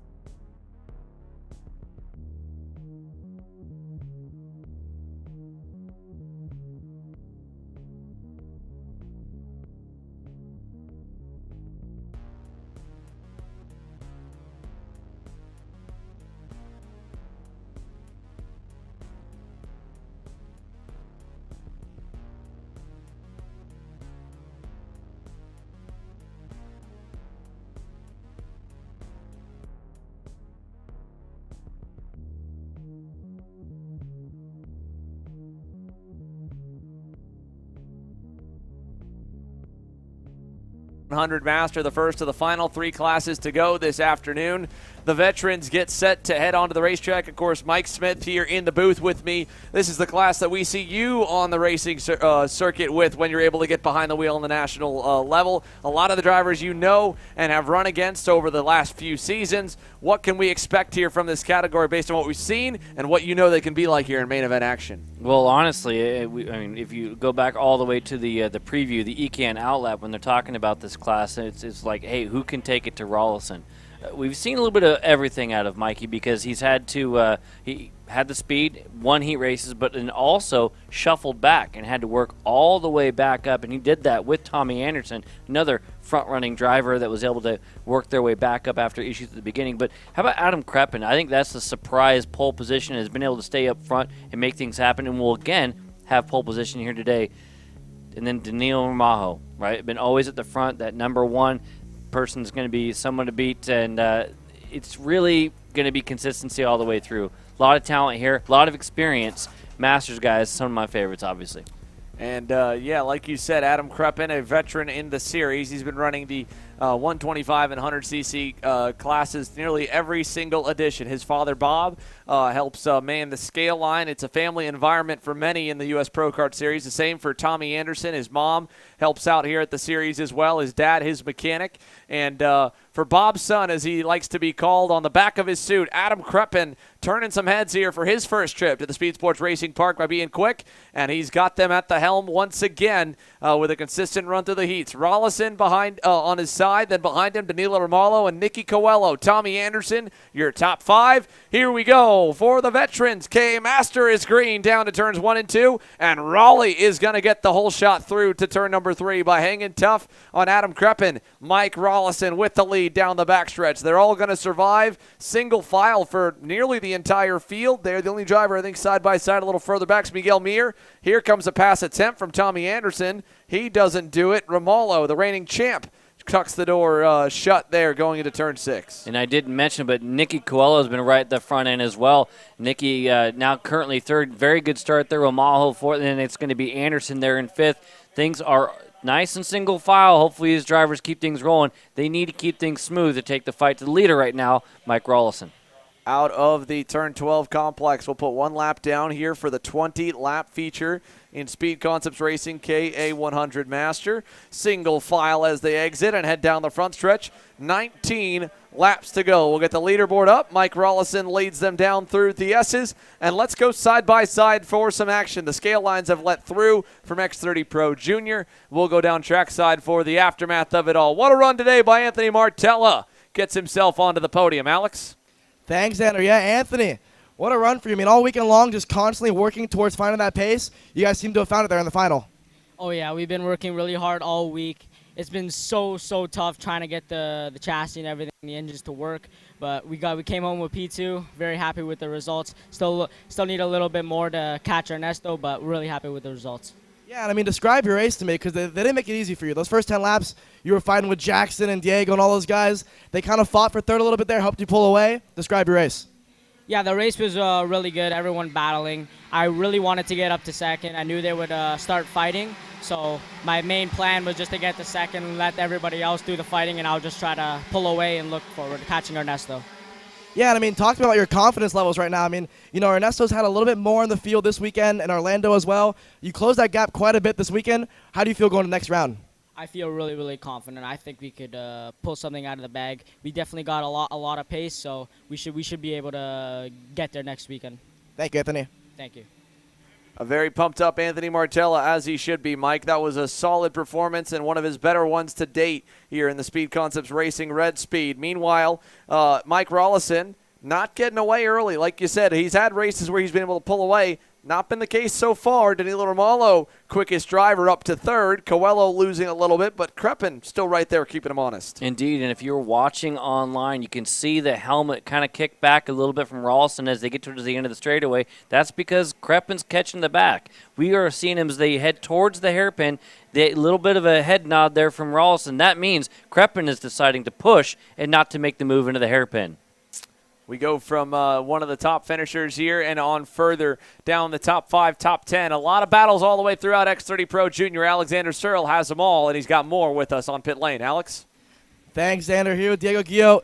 Diego, you had a solid run there in KA. Now in X30 Junior, you were fighting for the top 3 all race long. Did an incredible crossover move on the last lap. Passed Enzo and one of the Speed Concept guys. Got pushed wide a little bit there with 2 corners to go. Describe to me the contact there. Yeah, no, well, the race started off really well, and we kind of just got to the lead, but Ernesto had so much more pace on us, and he just kind of blew by. And then the rest of the race, I kind of fell back a couple positions behind Anthony Martella and Enzo. I don't know why they were fighting so much, but they just kept fighting, honestly, like idiots, to be honest. And then they full blocked in 7 in the double rights, and I just crossed them over. And then I'm pretty sure on 1 to go, I just went full block, and Enzo just punted me off, to be honest. Yeah, and I mean, you showed really good pace, like I said, in KA Junior and X30 Junior. Describe to me, I mean, how great it's been to work with the Iron Rock guys in the OTK kart. How good has it been? No, it's been amazing. They're truly an amazing team, and I've learned a lot from Charlie Swain, and I think I'll keep being with them and moving forward. Thank you, Diego. Good job. There we go. More intel from our X30 Pro Juniors here. While we were side by side, the dynamic of this race has changed a little bit here, Mike. Adam Kreppen the leader, Romalo to second, Rollison back to third. I got to tell you, that is that's strong right there. We've got a new leader, but also a new P2, Rollison third. And I just talked about it before we went to, and you could see it on screen as we went to the interview. It was Kreppen taking the lead, but then straight away after that, no waiting, came from Romajo, bumping Rollison back. Now, it could also be a difference of opinion in tire pressures because it is a long way to go. As you can see, another move there. That's Mario Barrios making the move, getting up another spot too. So, and Coella still not too far off. Things are still ebbing and flowing here. 15 laps to go. Rollison ain't getting dropped off right now either. Yeah, and we've seen that throughout the last couple of seasons with Rollison's X30 star Ryan Norberg, who normally has been the driver with the lowest tire pressure going out on the racetrack, the most long-run pace, and some of the weakest short-run pace out of the gate. And then he just kind of builds and builds, and by the end of the race, he's the fastest car out there. So no surprise with all that they've learned from him, with all they've learned from some of their other talents like Ernesto Rivera, who also was on another level from halfway on, that maybe Mike Rollison is going to try and just manage what he can in the opening few laps and bank on being the fastest car from lap 12, lap 15 onwards. If he can just stay with these guys, that strategy, if it works out like it should, would be a big-time advantage. For Kreppen, Romalo, and Rollison, though, they're not alone up front, of course. Coelho is still there. Mario Barrios has been on the charge forward here. He was really not much in the picture throughout a lot of the weekend thus far. Not a great qualifying effort. Really not a good Heat 1 or Heat 2. He was better in Heat 3 and then crashed on the final lap. So he's had to come from the back multiple times. He's up to 5th. Tommy Anderson's riding along with him. And as they come out of the final turn down the front straightaway, here we go.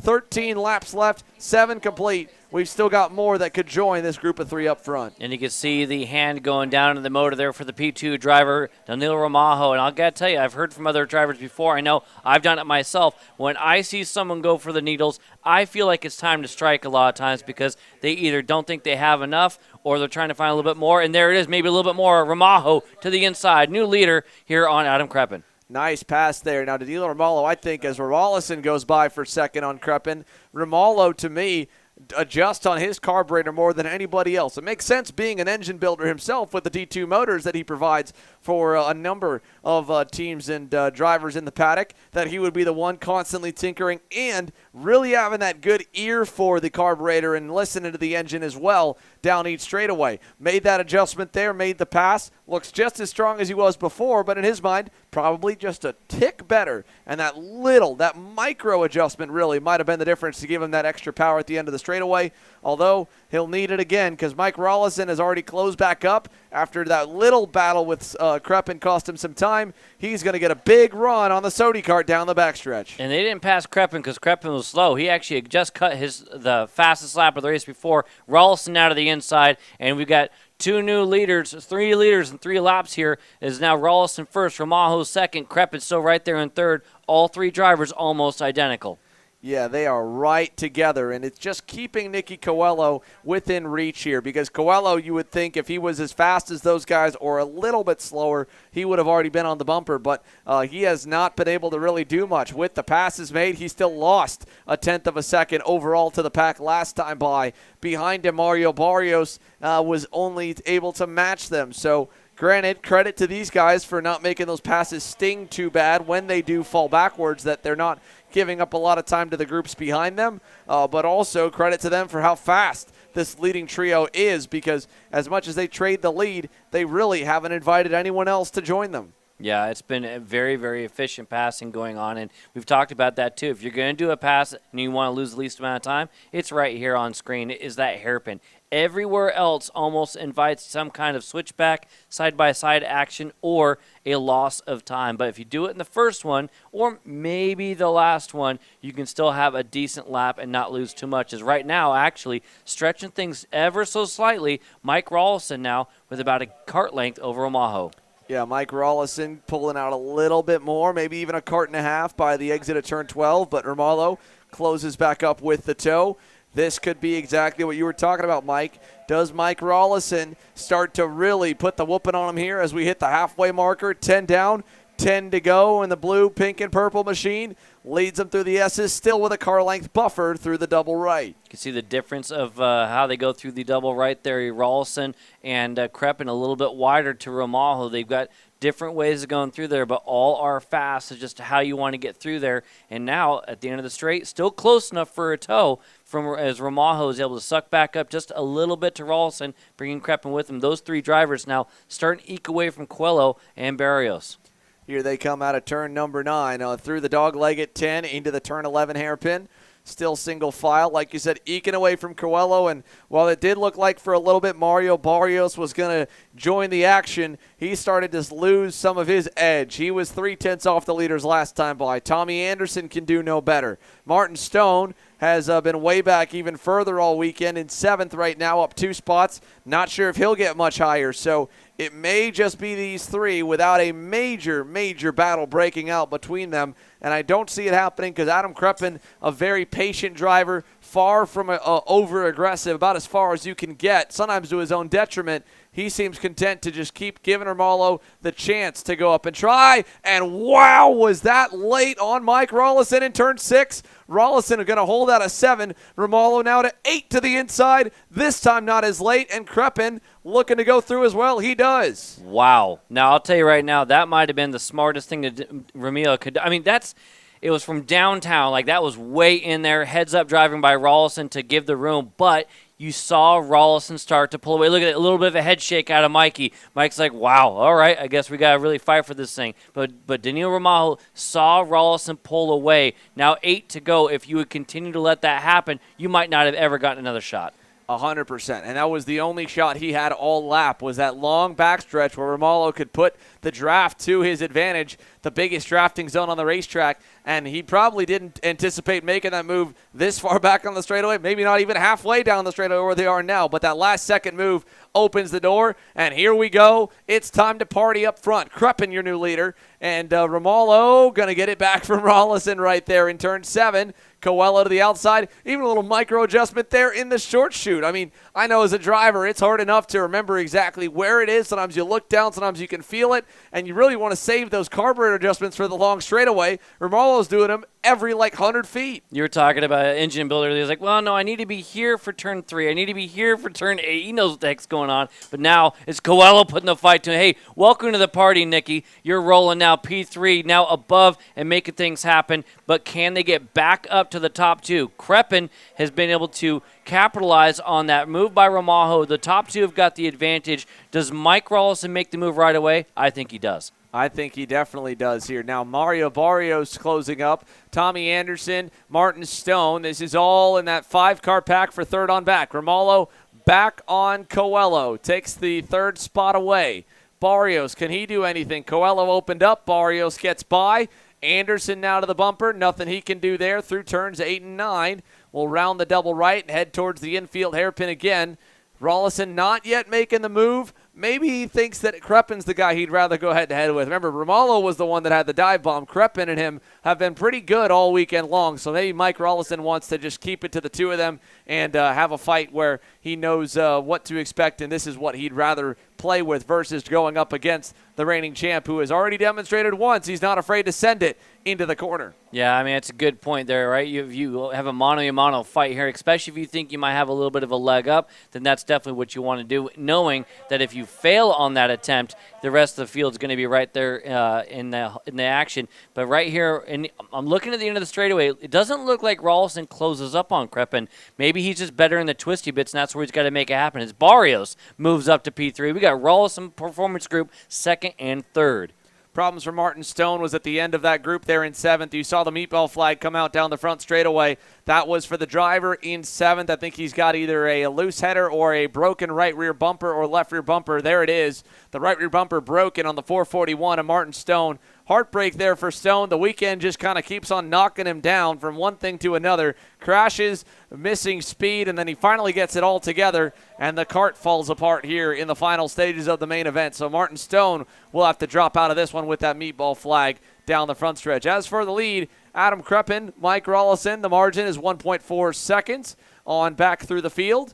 Then compared to last time by to Romalo, they were 4/10 better. So healthy margin, and I think it's healthy enough. Rollison's confident he can pass for the lead and try to build that gap again. He's taking it over here through turn number 6. Now the question is, can he pull away from Kreppen this time? It might have been one of those scenarios where he had that pace, but now has he had to get after it a bit much? Now that's one of the things I didn't think of right when I said it was I didn't think he was going to wait. It might have been, hey, we've tried this hard. Maybe my tires are a little bit warm. I'm going to let things dial back a little bit, get back in the rhythm, and then take the fight to him again. But right now, Rollison, Kreppen, it is a two-man fight, and now Barrios is pulling away from fourth. Well, we've got just a couple laps to go. A short, quick interview towards the end of this one. Down to Diego Ramos on pit lane. He will be starting on the outside of the front row in X30 Pro, and he's standing by with our Alexander Searle. Thanks, Xander. Diego, it's been a solid weekend for you, this whole entire weekend. Really good pace. I mean, maybe not the fast guy out there, but just the racecraft's been there. Car's been underneath you when you need it. Describe to me how you're feeling going into this final. I'm feeling confidence. After yesterday, we struggled a little bit with the grip of the chassis, and we did some change for today in the warm-up, and just worked really well. Just exciting for the final. Yeah, and I mean, all 3 heats so far in X30 Senior, it's just been racing on racing, side by side, defense moves. You haven't really been a part of that. You've been up front more. Are you and Tulio going to try to work together a little bit, or what's the game plan? Yeah, I hope he work together with me for sure. I'm gonna work together if we need it. And I mean, everyone want to win the race. The race will be a lot difficult, 20 laps in this track, but just feeling confidence for the final. Thank you, Diego. Thank you. Thanks, Alex. As we continue on with our KA Masters drivers here rolling, and there it is, Rollison pulling away. And on screen, things getting hot and heavy here. It's Anderson, Romajo, and Coelho continuing on. Coelho's going to get a 2 for there on a crossover, Xander. Yeah, big move there for Coelho. Romalo gets back around Anderson. We're focusing on the battles further back as Mike Rollison has started to pull away from Adam Kreppen up front. But, yeah, big-time swing around there for Nicky Coelho, and nicely done in the crunch time of this final. 18 laps complete now, 2 laps to go.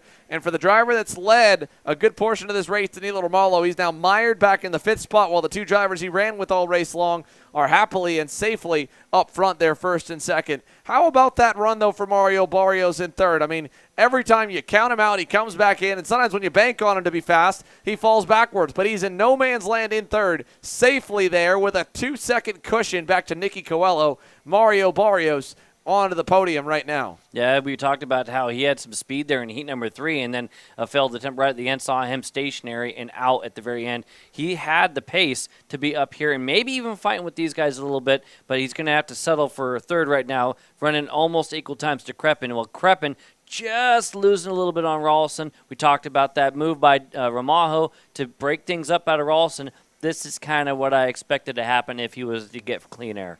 Yeah, I mean, he has been so fast all weekend long, Friday, Saturday, and Sunday. With the white flag in the air, Mike Rollison making it look easy. To the double right-hander we go, and down the backstretch for the 427 machine. Not even a single look over the shoulder, just a little tuck hit to his head behind the wheel. He's been still putting together laps that are within 2/10 of his best from earlier on. He peaked right around the middle of the race, played that one nicely, and even with the aggressive maneuvers by this guy on screen, the Sodi of Danilo Romalo, to try and keep things interesting, Mike Rollison played that one perfectly. They're going to go side by side further back. We'll keep the eye. Oh, no, we cut away at the wrong moment.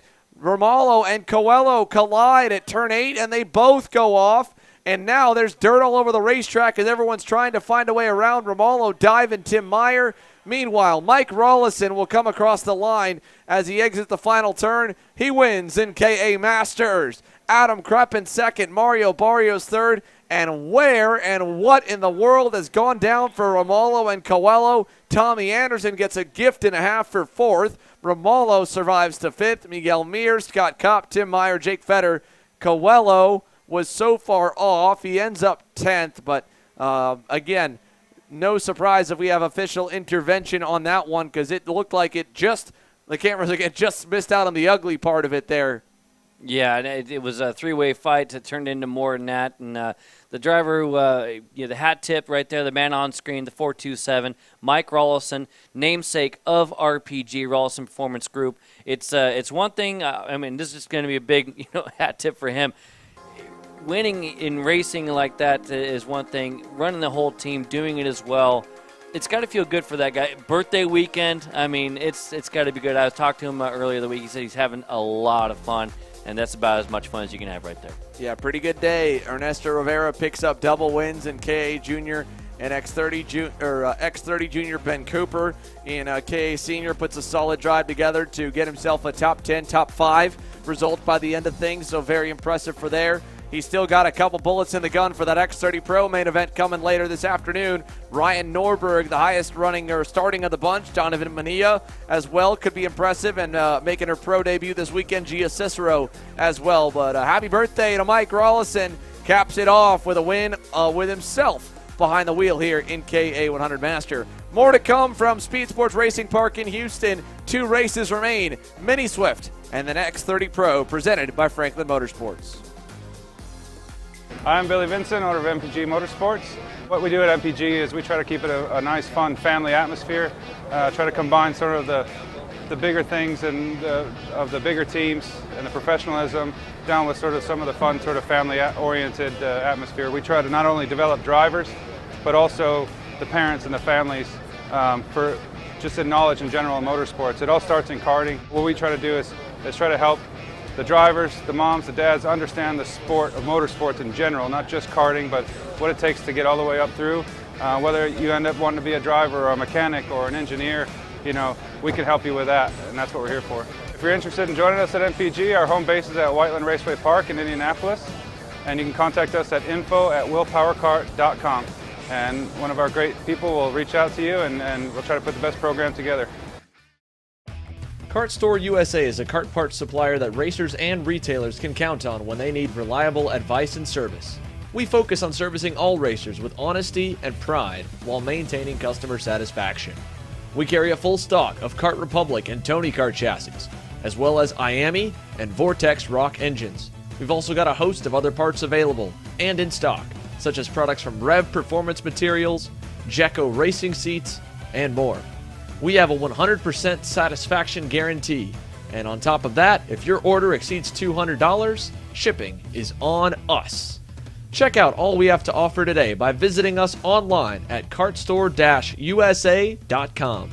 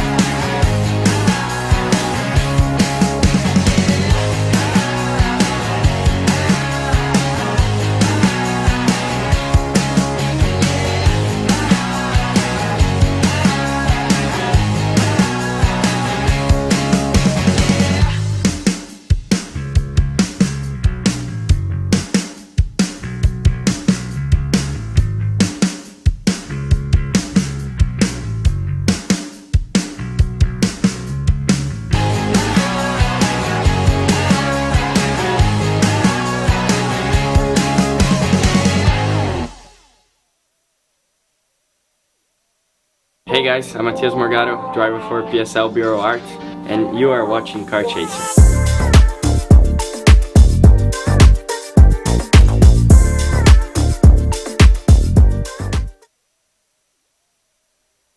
Welcome back here to SpeedSportz Racing Park in Houston. We heard from one side of the KA100 Senior Madness here. We'll hear from the other side now in just a moment. Of course, the big winner out of the main event was Elio Meza, getting a win here on home turf, and will be setting to do maybe the double if he can pull it off in that absolutely stacked X30 Pro class.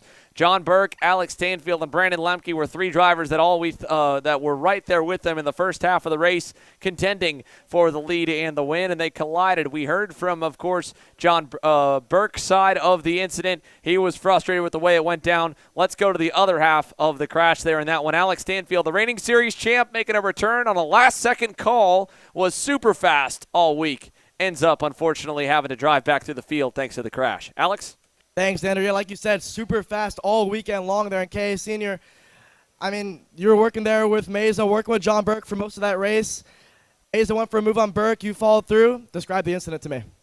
Well, I looked back and I saw Lemke was catching us, so I had to follow Meza on Burke. And, yeah, when one kart goes, two's going to go as well. I followed Meza's bumper, and I was actually ahead of him on the apex. My front bumper was. And he turned down on me. We touched wheels, and we crashed and bent my go-kart, bent his, I'm sure. But honestly, I'm not really surprised by that because, I mean, I don't remember the last time he's really finished the race. He wrecks everybody, but he wouldn't really be up there if I had his high rev anyways. Yeah. Yeah, and I mean, besides the incident, you know, on a more positive note, you were really quick all weekend. Describe to me the progression you've had throughout the weekend to get to this point. Yeah, I really didn't think I was racing this weekend. Just doing data with GWR, Gary Willis. I had an amazing go-kart from the start. P1 in the first practice out there. And then from there, it was just amazing. Best engines from Allison Racing Engines. Just big thanks to Gary Willis. Christian Toro, best mechanic out there, and just everyone who supported me. Thanks, Alex. Thank you.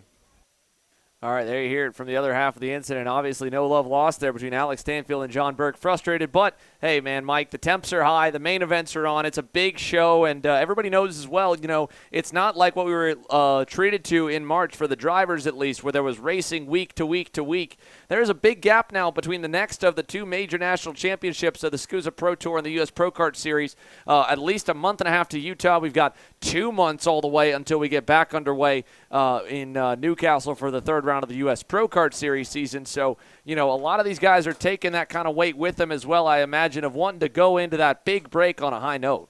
Yeah, it's one of those scenarios where you come out here and you sign up, especially when you're somebody who can make things happen, even if it's a surprise round like that deal with Stanfield to come out here and play. But you want to get the most out of every opportunity. You want to go win races, and when you're in the conversation there at the very end for the main event, yeah, you're going to go for moves, you're going to do things. But I'll tell you right now, maybe the only company that's probably upset about this thing is Hallmark, because there's going to be a heck of a lot less Christmas cards going out this year. Yeah, that's what it seems like. How about this, though? What a happy birthday weekend for the man behind Rollison Performance Group. Mike Rollison gets the big-time win in KA Master, a masterful driving class as well to pull it off, and he is through the scales and down with Alex Searle. Alex? Thanks, Xander. Mike, first of all, happy birthday. What a birthday present. I mean, I bet you couldn't ask for anything better than that. You and Adam have been going at it all weekend long, just back and forth, 1-2 trading spots in the heat races in the final. More of the same there. Crept and led for a bit. You passed them, maintained that lead. Describe the race. Yeah, thanks, Alex. First, I got to say hello to all the guys back in Wood Village in Gresham, Oregon. That group of guys, they know who they are. I wouldn't be here without them, so just want to say what's up. Yeah, it was a great race. Adam's a really good driver, very fast driver, clean racer. And, you know, I think it was a battle of tire pressures and setups for that race. It looked like Ramallah was there for a while and kind of fell off a little bit at the end and left it to me and Adam. And his kart was good at the end. I think mine might have just been a little bit better, just a little bit. And, yeah, it was a great race, great weekend. Yeah, I mean, shifting gears now, you know, now you were behind the wheel. Now you're Mr. Team Owner here going to the X30 Senior Final. How are you feeling for your guys going to that race? Well, we had a great warm-up. We were really solid in warm-up, top 5 for all 3 drivers. But this is a tough track, and it's a really tough field. A lot of great drivers throughout the whole field. So anything can happen in a 20-lap race. But we feel confident. Thanks, Mike. Thank you. And if you ever wondered what was the secret to the success for the Rollison Performance Group camp over the last decade and a half, Mike, you see it right there. Very humble and a class act, and congratulations and happy birthday again to Mike Rollison. Indeed, and a well-earned Diet Coke coming to him, too. If I had one, I'd hook him up, too. Diet Coke for Mikey Rollison, and he immediately says thank you to the guys back home. He knows there's only one reason why he can go out here and not only run the team, but have some fun doing it as well. Well, he's got a big group here, and, of course, leading the charge in that X30 Pro division, the highest starter out of his trio between Donovan Bonilla, Gia Cicero, and the 7-time Pro National champ Ryan Norberg. We got to sit down with him earlier this year. Let's get to know Mr. Number 1 a little bit better. My name is Ryan Norberg. I'm 24 years old from Orlando, Florida, and I drive for Rollison Performance Group. So my introduction to racing, you know, my family doesn't really come from a racing background. We got a little bit of horse racing in our family, but that's about it. My dad did a little bit of motorcycles, but not really racing. But my introduction to racing came just watching NASCAR. I watched Jimmy Johnson. That was the first ever driver I ever saw win a race, which was before he was like 5-time, 6-time, champion. So I wasn't a bandwagoner. I was on his side before everything went well. So I watched him win a race. From that point on, I was like, I really like racing. That's why I rocked the 48. And that was like my introduction to racing, was watching him win. It was like at Bristol or something. I can't remember. It was a short track. And from that point on, it was like I was hooked on the sport, and that's where it all started. Orlando Kart Center. Of course. And I didn't get paid to say that. It generally is though. Orlando's just a good track. I mean, I think like there's a lot of tracks. If you're slow at a lot of the racetracks, you're probably only going to be like 0.3 off. If you're slow at Orlando, you're about a half second, 0.6 off. It's a tough track. You can't just like get there and just like, if you're not a good driver, there's a big gap between good drivers and bad drivers. So that's why I like it. Jeez. I'm a terrible chef. I'm learning to cook better.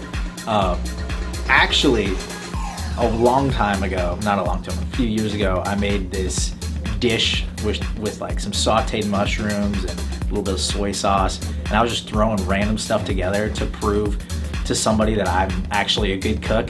No idea what I was doing. By the time it had simmered and set and I made these noodles and I put it in there, it was delicious. And it's fantastic. And I still make it to this day. I don't have a name for it. It's literally, it's like mushrooms and butter and garlic, and it's fantastic. And that's the best thing I can make. And like, to me, is like just all culinary skills. Like, I was like, this is what needs it, this needs it, and that was it. And so I'm a terrible chef except for that meal. I have like a great sense of taste with that meal. I focus a lot more on the sport off of the racetrack. Obviously when you're young, you focus a lot on, like, you have school, you have friends, you have a lot of other things taking up your time outside of the sport. And then when you come to the racetrack, you're 100% focused on racing. I'm still 100% focused on racing when I'm at the racetrack, but a lot of my time and energy is spent on racing stuff now. And when I'm home, whether it's training other drivers or trying to get my little garage that I have built out, a lot of my time is focused on racing. That's why the gym has come into being important right now. It's, let's try and get everything in line with the sport and become the best that we can possibly be at it.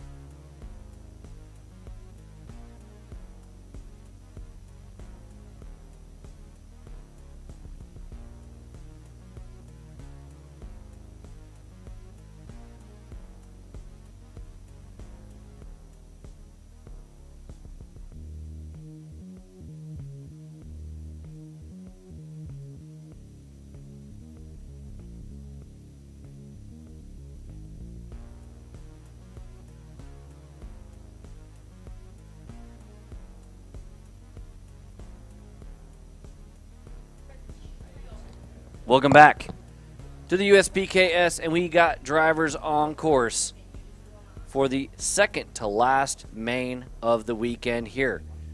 USPKS Texas Grand Prix. You're watching on Kart Chaser. Mini Swift brought to you by DNJ Intermodal Services. Rocco Simone and Max Christia, the front row. Travis Pettit, Marco Romero, followed by Royce Vega, Lucas Palacio, Ashton Moon, Michael McGoy, Tristan Murphy, Cameron Marsha. Top 10. A lot of drivers in this sold-out field. Kai Mars is going to be on the outside to Landon Boer, 11th and 12th. Marco Samet and Matteo Calderon, followed by Bronson Custis and Fionn Shee, Nicholas Orbezo, Antonio Pizzonianeto, then Jackson Gibson, Carson Berry, Santiago Namnam, Bobby Klein, William Kim, Soylent Chambers, Alexander Procuna, Luis Fernandez, Tyrone Kemper Jr., Jackson Tovo, Benja Fernandez, Martin Yaramillo in 30th, and rolling through the rest of them, Jacobo Esquivel, Keegan Ellsworth, Mason Berry, Tucker Trabe, Jaime Garcia, Jacob Mojeski, Edward Kennedy, Nixon Ellsworth, Cole Medeiros, Kedro Milbrandt, Noah Perez, Paxton Dyson, Carton Barkus, Simon Klein in the lanes now, looking for the green. Full house, and we are rolling here in Mini. Welcoming back Alexander. So you've been hanging out there doing the driver intros or the driver conversations down there, and now you get a chance to call a stacked field here in a Mini. Yeah, Mini racing is usually one of my favorite classes, if not my favorite class to announce. I mean, these guys always provide such good action. Like, look at this. I mean, we see 5 wide down the back straightaway for 10th there. Crazy action so far in Mini. Yeah, 5 wide, as you said, all the way down on the white line and up front. Things are actually mostly single file. As I said, they're a little side-by-side action there for about 6th.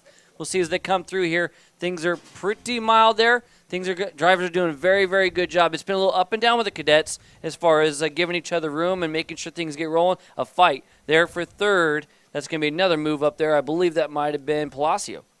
Yeah, no, that was Rocco Simone there on Palacio. The guy on the move right now, though, Marco Romero, in my opinion, has been the quickest guy all weekend long. You know, put on the pole, had some good heat races. Had the Heat 3 didn't go his way. He said, he had a bit of an issue there with the go-kart. They got it solved. Started 4th, up to P2 already, and on Max Christie's bumper right now. Yeah, Christia, that's a very, very good heat races there to have to very opportunistic scenarios as well, getting the most out of things. Now leading away from Marco Romero, Rocco Simone, Lucas Palacio, Michael McGoy, phenomenal start there from McGoy, up to 5th already. Yeah, like you said, McGoy, he's had a really, really strong year so far, really. And on the move, he actually just passed Palacio there in turn 4. So move McGoy up to 4th. Palacio, he's been one of the quickest guys all weekend, quickest guy all year in Mini. Probably on lower tire pressures. He seems to be falling back quite a bit. Not the start he would have wanted, really. Well, indeed. We got 18 laps here for our cadets. Again, the micros already got done and dusted. We got minis on track. They're doing 18. The full-size rides are doing 20. So with a couple in the books going to be here pretty quick, it's going to start telling us who the initial contenders are. Again, Christia and Romero out front. Yeah, we see a move there for the lead. Marco Romero on Max Christie. Rocco Simone's going to try to follow suit here and makes it work. So move Romero up to P1, Simone P2. All that racing, though, now it's a 5-car train. Indeed. Here comes Palacio and McGoy there in that the last couple of spots. It is a 5-cart train, but not too many behind him, or excuse me, a little bit of a gap behind him. And then we do have another little group of 3. But things are getting hot and heavy already early. This is going to be one of the things you and I talked about. Are we going to see things a little bit different from the heats, or is it going to be racing straight away? And it's going to be racing straight away. New leader, but he's off. He carried too much speed on the exit.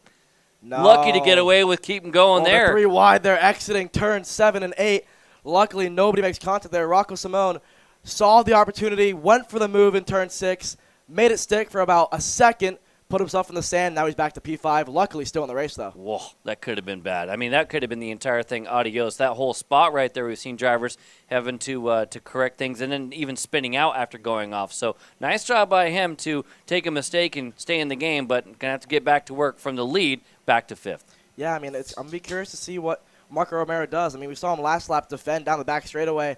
I think it's a little too early with 16 laps to go. I mean, there's no need to defend because, like we talked about earlier today, defending creates more defending, and all of a sudden you have a really stacked up bunch, and I think it actually hurts your chances of making the win. Oh, I like that second place there look over the shoulder, and just push. Not seeing any move right there. That's what needs to happen right now to settle things down. The top 4, a little bit of a breakaway here from Simone, who had to get those tires cleaned off after going back. It's still not out of it. I mean, it's still a lot of racing to go. But the top 4 breaking away a little bit. Simone's going to try to bridge the gap. Just behind him, Tristan Murphy, not out of this thing yet either. Yeah, I mean, with these lower horsepower go-karts, micro, mini, and even in the junior categories, pushing is a little bit more common. You don't see it very much in like the X30 classes, rarely ever in shifter. There's no need for it. Too much horsepower. It doesn't actually benefit you as much. But in this class especially, you're going to see guys push for probably 14 laps straight, to be honest. Well, we'll see.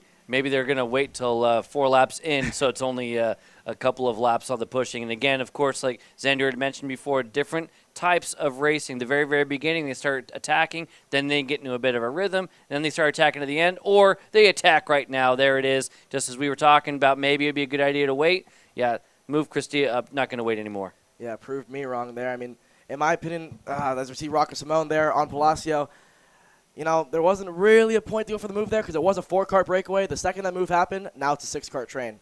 Indeed, now a move that's going to be on third. Very, very close, carrying the speed. We've already seen one driver off. Now going to continue. So Marco Romero, hey, let's just go forward, he says, though. But you're going to go backwards with this move right there. Another one, Palacio, and then Simone is going to be in there as well. Yeah, Simone with a good move in the hairpin on Marco Romero. Palacio tried to follow suit. Romero held the outside, so good run, good pace for him on the outside. But Romero from first to fourth in 1 lap. You had talked about McGoy being one of the fastest drivers in minis. There was side-by-sides. They went through the double right. They're all going to make it through and actually move back. Romero back to 5th now after that move. 6th, all the way back. And then up front, what I was going to say was McGoy has the opportunity right now to just push and start to pull away as they come off with different lines on the exit. That's going to be the only other thing. You can push all day if the 2 drivers are on the same page. If it's an accordion, things are a little bit different. You see the nose of McGoy's is already a little askew as well. I don't mean that as a pushback, just pushed in. Yeah, exactly. I mean, it looks to me like McGoy and Christie kind of have an unwritten, agreement to just push. Rocco Simone right now looks to be the fastest guy on the racetrack. I mean, by himself, he's closed that gap. He was in P6 2 laps ago. He has now closed the gap to those top 2. Palacio all alone, not what he would have wanted right now. But let's see what his pace has with 13 to go. Indeed, as you say, Simone was the quickest one of the group by a good couple of tenths. Simone, remember, made the pass for the lead, went off, had to gather things back up, now rolling back in there, and was quicker than our top 2 by 2 to 3 tenths. Yeah, I think a man on a mission right now is Marco Romero. He got pushed back pretty hard there, those 2 in a row laps from 1st down to 6th. He's back into 5th now. Looks to be closing the gap to Palacio.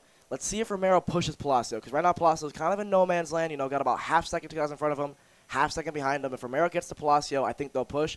But these top 3 right now are in prime position to pull away. If there's no move right there, as we saw there, I think that the thought process for McGoy is locked in on pushing, right? So he has had opportunity, but there's not for, I was just going to say that, but maybe not for Simone, who already probably feels like they're the quickest one, having caught them anyway. And we said that in other series, as Simone does get the job done, McGoy back to 3rd, that once you bridge the gap and catch him, you are the fastest driver. There's not really a lot of point in waiting if you're thinking that quick. But just as that happens, Palacio back in the game for 4th. So now, small gap for our leader, Cristia.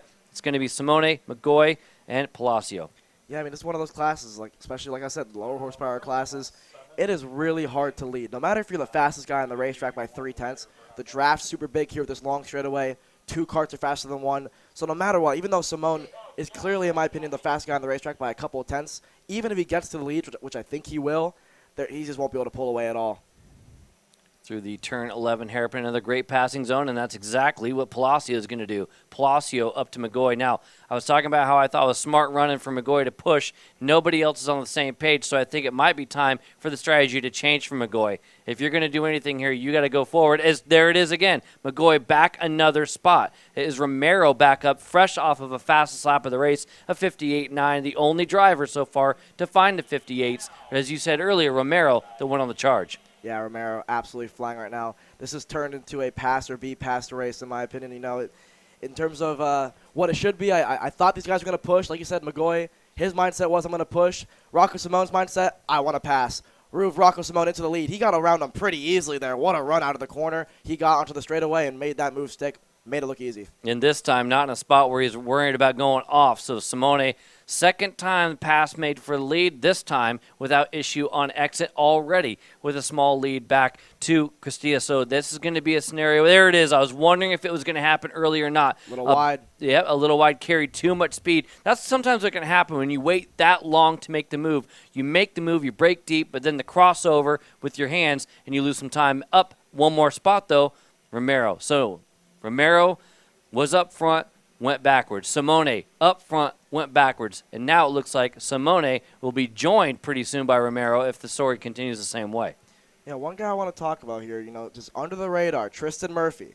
These guys have been racing pretty hard. Magoy gets around Palacio. Move Palacio back into fifth. Murphy up 3 spots in this race in P6. He's been quick. He's catching these guys. He's all alone closing the gap to these leaders. And the more they race, the easier it's going to be for him to catch. Right, and it is. Simone still leading a little bit wide. That's a solo mistake, just going a little bit wide. And again, a little bit off that curb by a little bit. And even though it's not a huge amount, these guys are very, very close. These drivers very, very close in times and what they're able to do. And right now, second place Castilla is going to have Romero. I would not be surprised if the move happens right here in the hairpin. There it goes. Oh, no, it was actually a look, and now a crossover from Romero. Is there enough speed? Indeed. Romero actually given a little bit of a gift. Didn't have to get it done at the beginning, carrying the speed on the exit. Romero up to P2. Yeah, perfectly executed move there from Marco Romero. Back to what you were saying about Simone, though. A few missed apexes in a row. I wonder if we're seeing maybe the tires start to fall off. Maybe he had higher tire pressures. He had a lot of pace early on in the race. We'll see this lap if he keeps, going a little wide. Indeed, 10 down, 8 to go. All nose to tail. Again, a couple of kart lengths back from first is Romero, who's finally come up there. Now, again, both those two drivers were the front runners, and they've done the most work so far with Romero now bridging the gap. Look, Romero pulling away ever so slightly from Castilla and Palacio. Palacio took another look, not this time. But it is going to be Romero now within a kart length before we get to the hairpin. Going to wait or going to move? I think too far away this time, but we might see something at the end of the back straight. Yeah, it looks to me like Rocco Simone's really struggling here. Mid corner and off the corner, just struggling for grip right now. The kart points pretty nicely, but he doesn't have any grip when he gets on throttle. Romero closed that gap with ease. Yeah, 2/10 quicker that lap. That was solo efforts. Romero already a little bit of a nose, so now if he didn't know he was there, Simone does now. There's a look over the shoulder, sees it. Will there be a push or will it be a move? I think it's going to be, and I'm wrong, a move back behind him, though. That's for third. Move Palacio up to third. So Castilla was the leader for a bit, now heading the wrong direction. Yeah, I think Marco Romero's going to wait until the spot that he's kind of been passing all race long, the penultimate corner. He loves that corner. He seems to be really confident on the brakes there.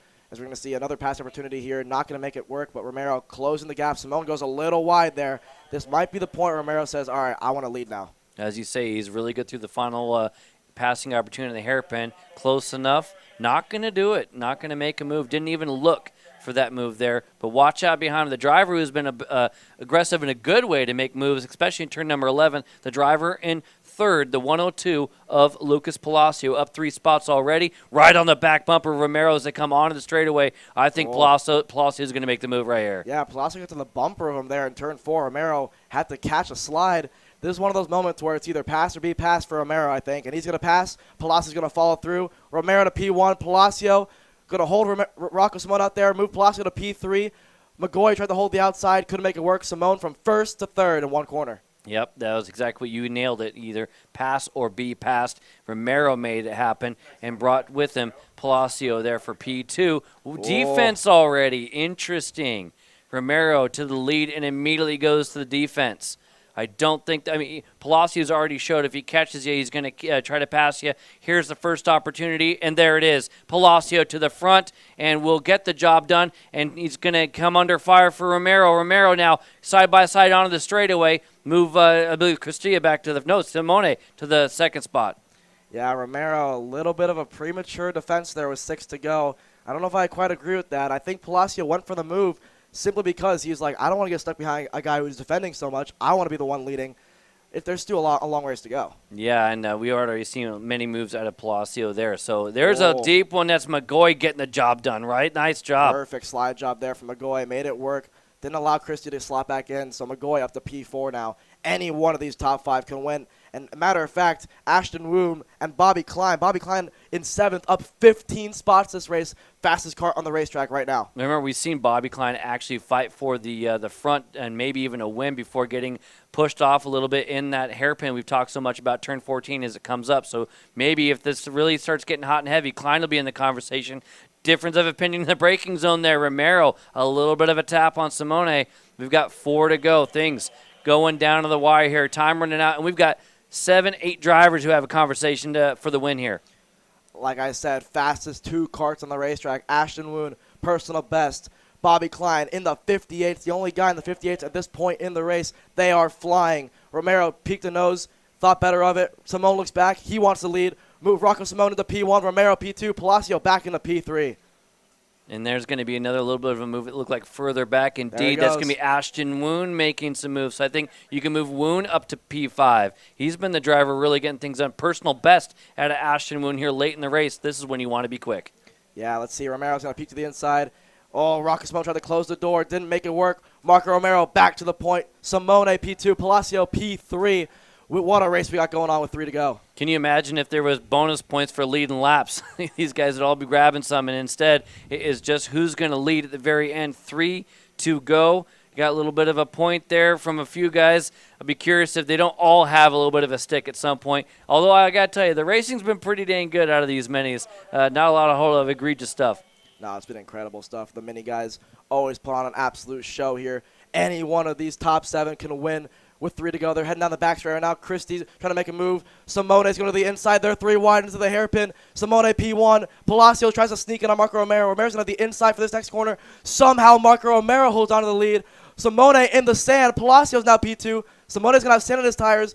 I believe that is Ashton Woon slotting the P3 now. Second time in the same corner that we saw Simone off right there. This time wasn't a self-issue. He had as much speed as he could carry, trying to hold the outside, nothing doing. And like you said, Ashton Woon starting to make some inroads. But indeed, Bobby Klein, as he just signaled from the drivers behind him. Can you imagine Bobby Klein here? Up, 18 spots at this point? Unbelievable. If he wins, it'll be 20 positions in Mini Swift. Not an easy class to do that in. No class easy to do that in, especially here in Mini. Romero's trying to hold on to this lead, though. Palacio flying through the S section. Sees an opportunity. Pushes Romero wide. They're side by side in turn 5. Wow, what a move from Lucas Palacio. They're side by side on the back straightaway here. This is going to put Bobby Klein in prime position, trying to do an over-under. Yes, eyes on Bobby Klein there. He's a little bit defensive to hold off, and we'll be right on the back bumper here. Again, we're only got about a lap and a half to go. Klein, close. That's not the spot to do it. Again, we saw that earlier in the heat races, these half moves where you don't have enough low contact there. Romero's not going to have the speed. Klein taking a look. Klein has drivers who's outside as well. Turn 11, one of the best passing zones. Here comes Klein for second. No, not there. It's going to be Romero holding on to it. Wow, we're heading to the white flag this time by. Palacio looks over his shoulder, sees Romero still on his bumper. They head to the penultimate corner. Romero loves his spot, not going to make it stick. Palacio's going to defend, maybe a little too early. Romero's going to go for the crossover move. Oh, Palacio pitches him all the way down. Romero to the lead with 1 to go. Here comes Klein. That kept Klein in the game. Klein didn't get the timing quite right as they went to the penultimate corner and actually lost a bit of speed. But when it was full defense in front, he's right back into it. Inside, here we go on the straightaway. But 3 wide and a little bit of a tap again. That's going to be Klein losing out. Instead, it's going to be Romero falling back to second. It's going to be Koussis in the conversation as well. Oh, my God, Palacio. They might have just given Palacio the lead. Oh, Klein throws a deep side dive bomb there on Marco Romero. Romero's going to hold on to P2 somehow. Palacio has a bit of a gap here. That's Ashton Woon in the P3. Where did he come from? 3 wide on the exit. They're all going everywhere, but up front it is going to be Palacio leading from Romero, and he's got a little bit of a lead too far back for Romero, but his best spot is coming up next. It's going to have a shot, and it's going to be deep. Watch out for Klein in He's third. He's got to run. Marco Romero's got to run here. Palacio's going to have to defend into the corner. Romero's going to set up the over-under. Let's see if he can make it stick. He's done it again. Marco Romero to the inside. Deja vu from last lap. Marco Romero with the crossover move. He wins in Mini Swift. How about that? And actually, I called Klein. It was actually Ashton Woon getting all the way up there. Ashton Woon to third. phenomenal. Michael McGoy fourth, Christia fifth. Klein lost out a little bit at the very end. What a move by Romero. You called it earlier that he loved that turn 14 hairpin and got the job done again. Unbelievable. I'm so happy for that kid. I mean, he told me before the race he's going to win it. He felt confident. They fixed the go-kart from Heat 3. You know, had a bit of an issue there with the motor. Got it all set up here. What a run from Marco Romero. Looking down the order, Lucas Palacio, again, just so close there for the win. P2, Ashton Woon, great run for him. Up 4 spots to take the lead. Michael Magoe maybe played it a little too conservative, but still, he'll take a P4 here. Max Christie down 3 spots. Unfortunate for him, but still P5 on the podium.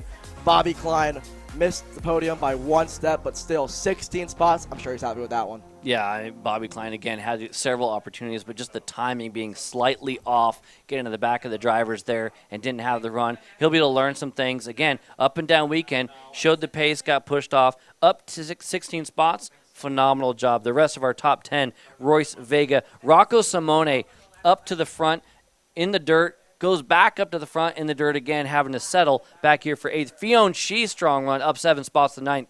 Tristan Murphy rounding out our top 10. Man, I'm shaking a little bit. I'm not going to lie. Mini Swift always provides a lot of the action. What a race. Unbelievable. That's a good one. And I'll tell you what, we're going to end up having arguably one of the best shows here as the next of the main events. The premier clutch class is X30 Pro coming up next after this break.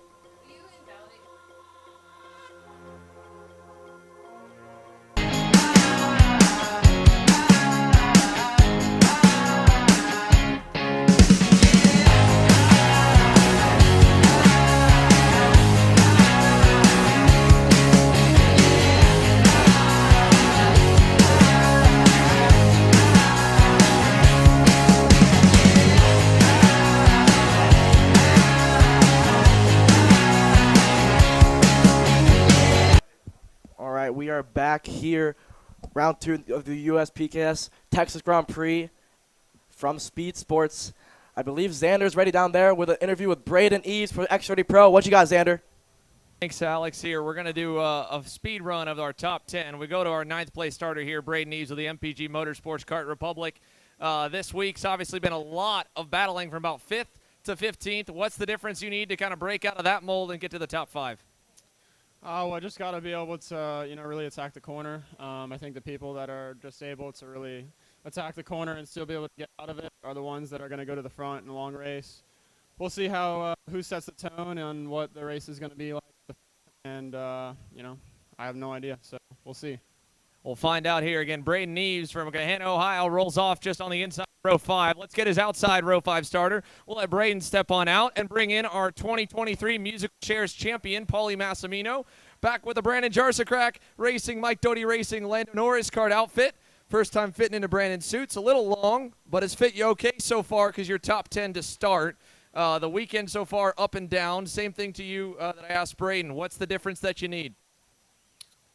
I don't know. I think if I would have known, I would have found it in the heats. Fair enough. Paulie Massimino. Last quick thing here. How does it feel to be back with that group, the group that got you your Super Nationals win and some big runs on your progression up through 2019 and 2020? Yeah, it feels pretty good. Just happy to be home. Me and Brandon work a lot together, so yeah, it just works out, but we'll see. Let's bring another one of our top 10 starters in, Ryan Norberg. Ryan, we've only actually chatted with you one time over the course of this weekend. And as much as I like teasing you over the course of the year because you've had such a dominant run through 2022, this weekend looks like it's probably provided its biggest challenge yet of the 2023 season, except for today. Morning warm-up looked like it went really good. Did you guys find something overnight? Yeah, I mean, we were fast all through the heats. I think we just didn't really get to show our pace. So, yeah, I mean, we're quick in warm-up, and we just got to keep the cart clean in the first couple laps, starting that far back. Doesn't bode so well in the first, 2-3 corners. But hopefully we can keep our nose clean and fight for the win here. All right, best of luck, Ryan. Thank you. All right, move on from Ryan Norberg. Let's bring up Brandon Carr. Brandon Carr, our championship points leader coming into the weekend. You've had a little bit of kind of some hot sparks through those heat races, but it's not been, let's say, dominant speed. So how do you feel on this hot Sunday summer afternoon? Yeah, we were struggling a little bit in the heats, but I think we've sorted it now for the final, and we should be up there to race for the win. So you're ready for a big Texas two-step dance in the scale line if you win it, right? We know you're a big extrovert. Yeah, that will be happening. Fair enough. Brandon Carr, thanks for the time, buddy. Thank you. All right, we go from Brandon Carr to Blake Nash. How about the California kid here this weekend? Blake, obviously yesterday, up and down, probably at both ends of the spectrum, but speed looks pretty good for a guy that doesn't have a lot of teammates really at all to work with here, whereas a lot of the guys you're racing do. How big of a challenge has that been, being kind of the lone wolf this weekend, and how have you been able to overcome it? Yeah, obviously it's a bit challenging being the only driver under the Nash Motorsports tent, but the boys at Speed Labs Racing Engines and Nash Motorsports have given me a great piece to work with, so it made my job a little bit easier. All right, Blake Nash rolls off well inside the top 10, looking for something more here. Maybe today is the day we see a first-time pro national win for Blake Nash. Good luck, Blake. Thank you. Move on from Blake Nash here. Let's bring up Harley Keeble.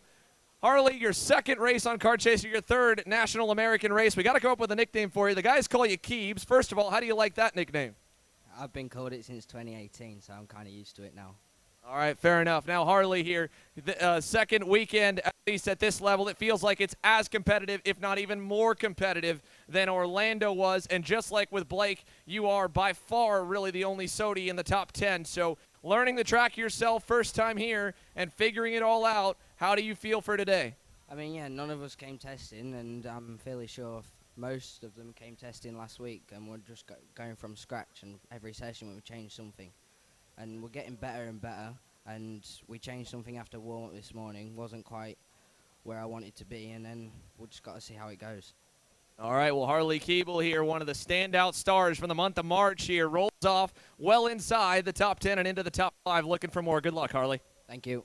All right, we move on to finally the last couple of our top starters. We talked to Diego Ramos, our front row starter already. Let's talk to the fan favorite here this weekend. Hometown kid Elio Meza's had a big crowd that is loving you here at home. I know you felt the love. I was talking to you on Friday night if you had checked your social media at all, because you've been blowing up everywhere. First of all, let's not talk about the race yet. How does it feel to have this amount of support from everyone in the paddock? It feels really good. I mean, every time I come off track, I'm always getting congratulated.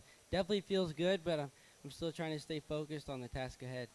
Yeah, right. We talked a lot yesterday when I caught you Saturday night about how things you've learned, making sure that you're kind of protecting yourself where you need to, but you know you've got good speed. It's been good alone, and then trying to make sure that it also is equally good when you're in the pack and you can race with it. You did warm up today. You learned a lot in the heats. How confident out of 10 are you here for this main event?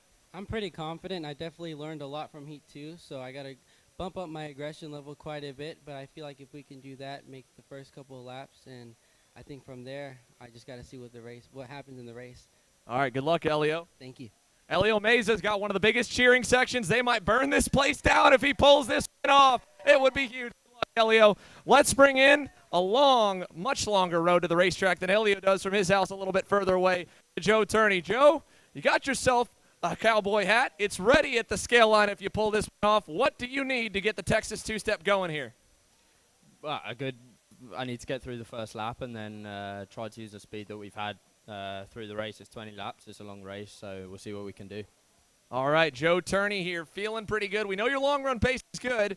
Last thing here to ask you, as we saw in those heats, it's gotten crazy on the first lap. Do you think about that? What is running through a world-level guy's head right now?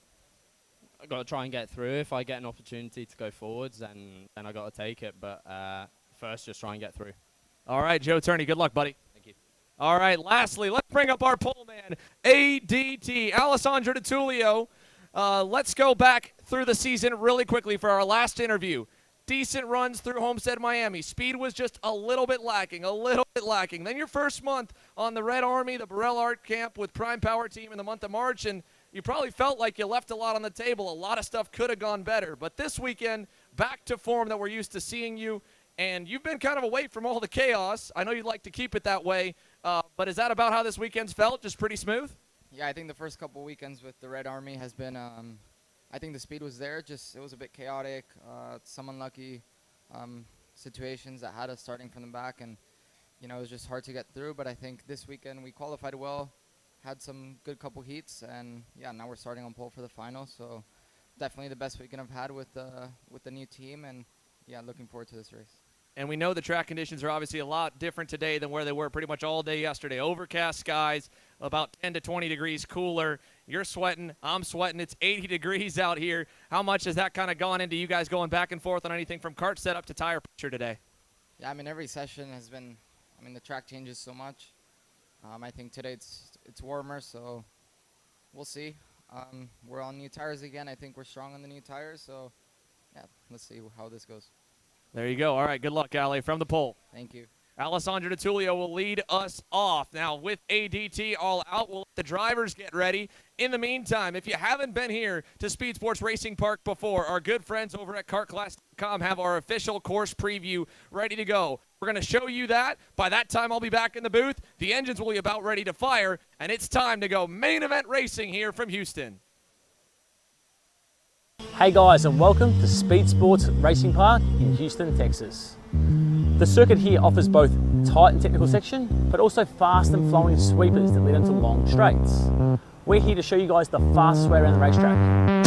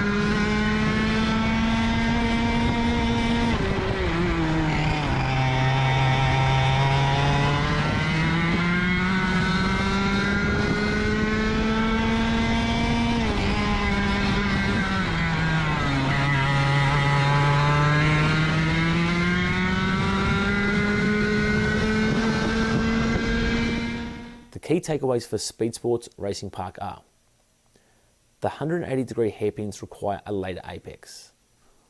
Although this might present more opportunity for drivers behind you to overtake, if you're attempting to drive your fastest laps, then opening up the entry and parrying earlier will enhance your exit speeds.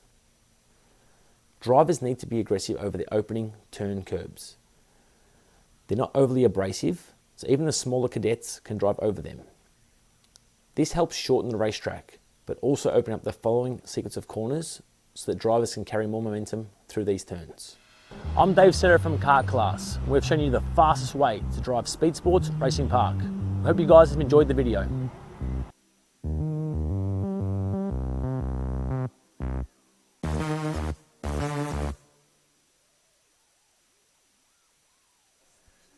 All weekend long has built to this moment right here. Friday qualifying, 3 rounds of heats, warm-up sessions, practice sessions, a test weekend for many the week before, and now we get the chance to see them get after it.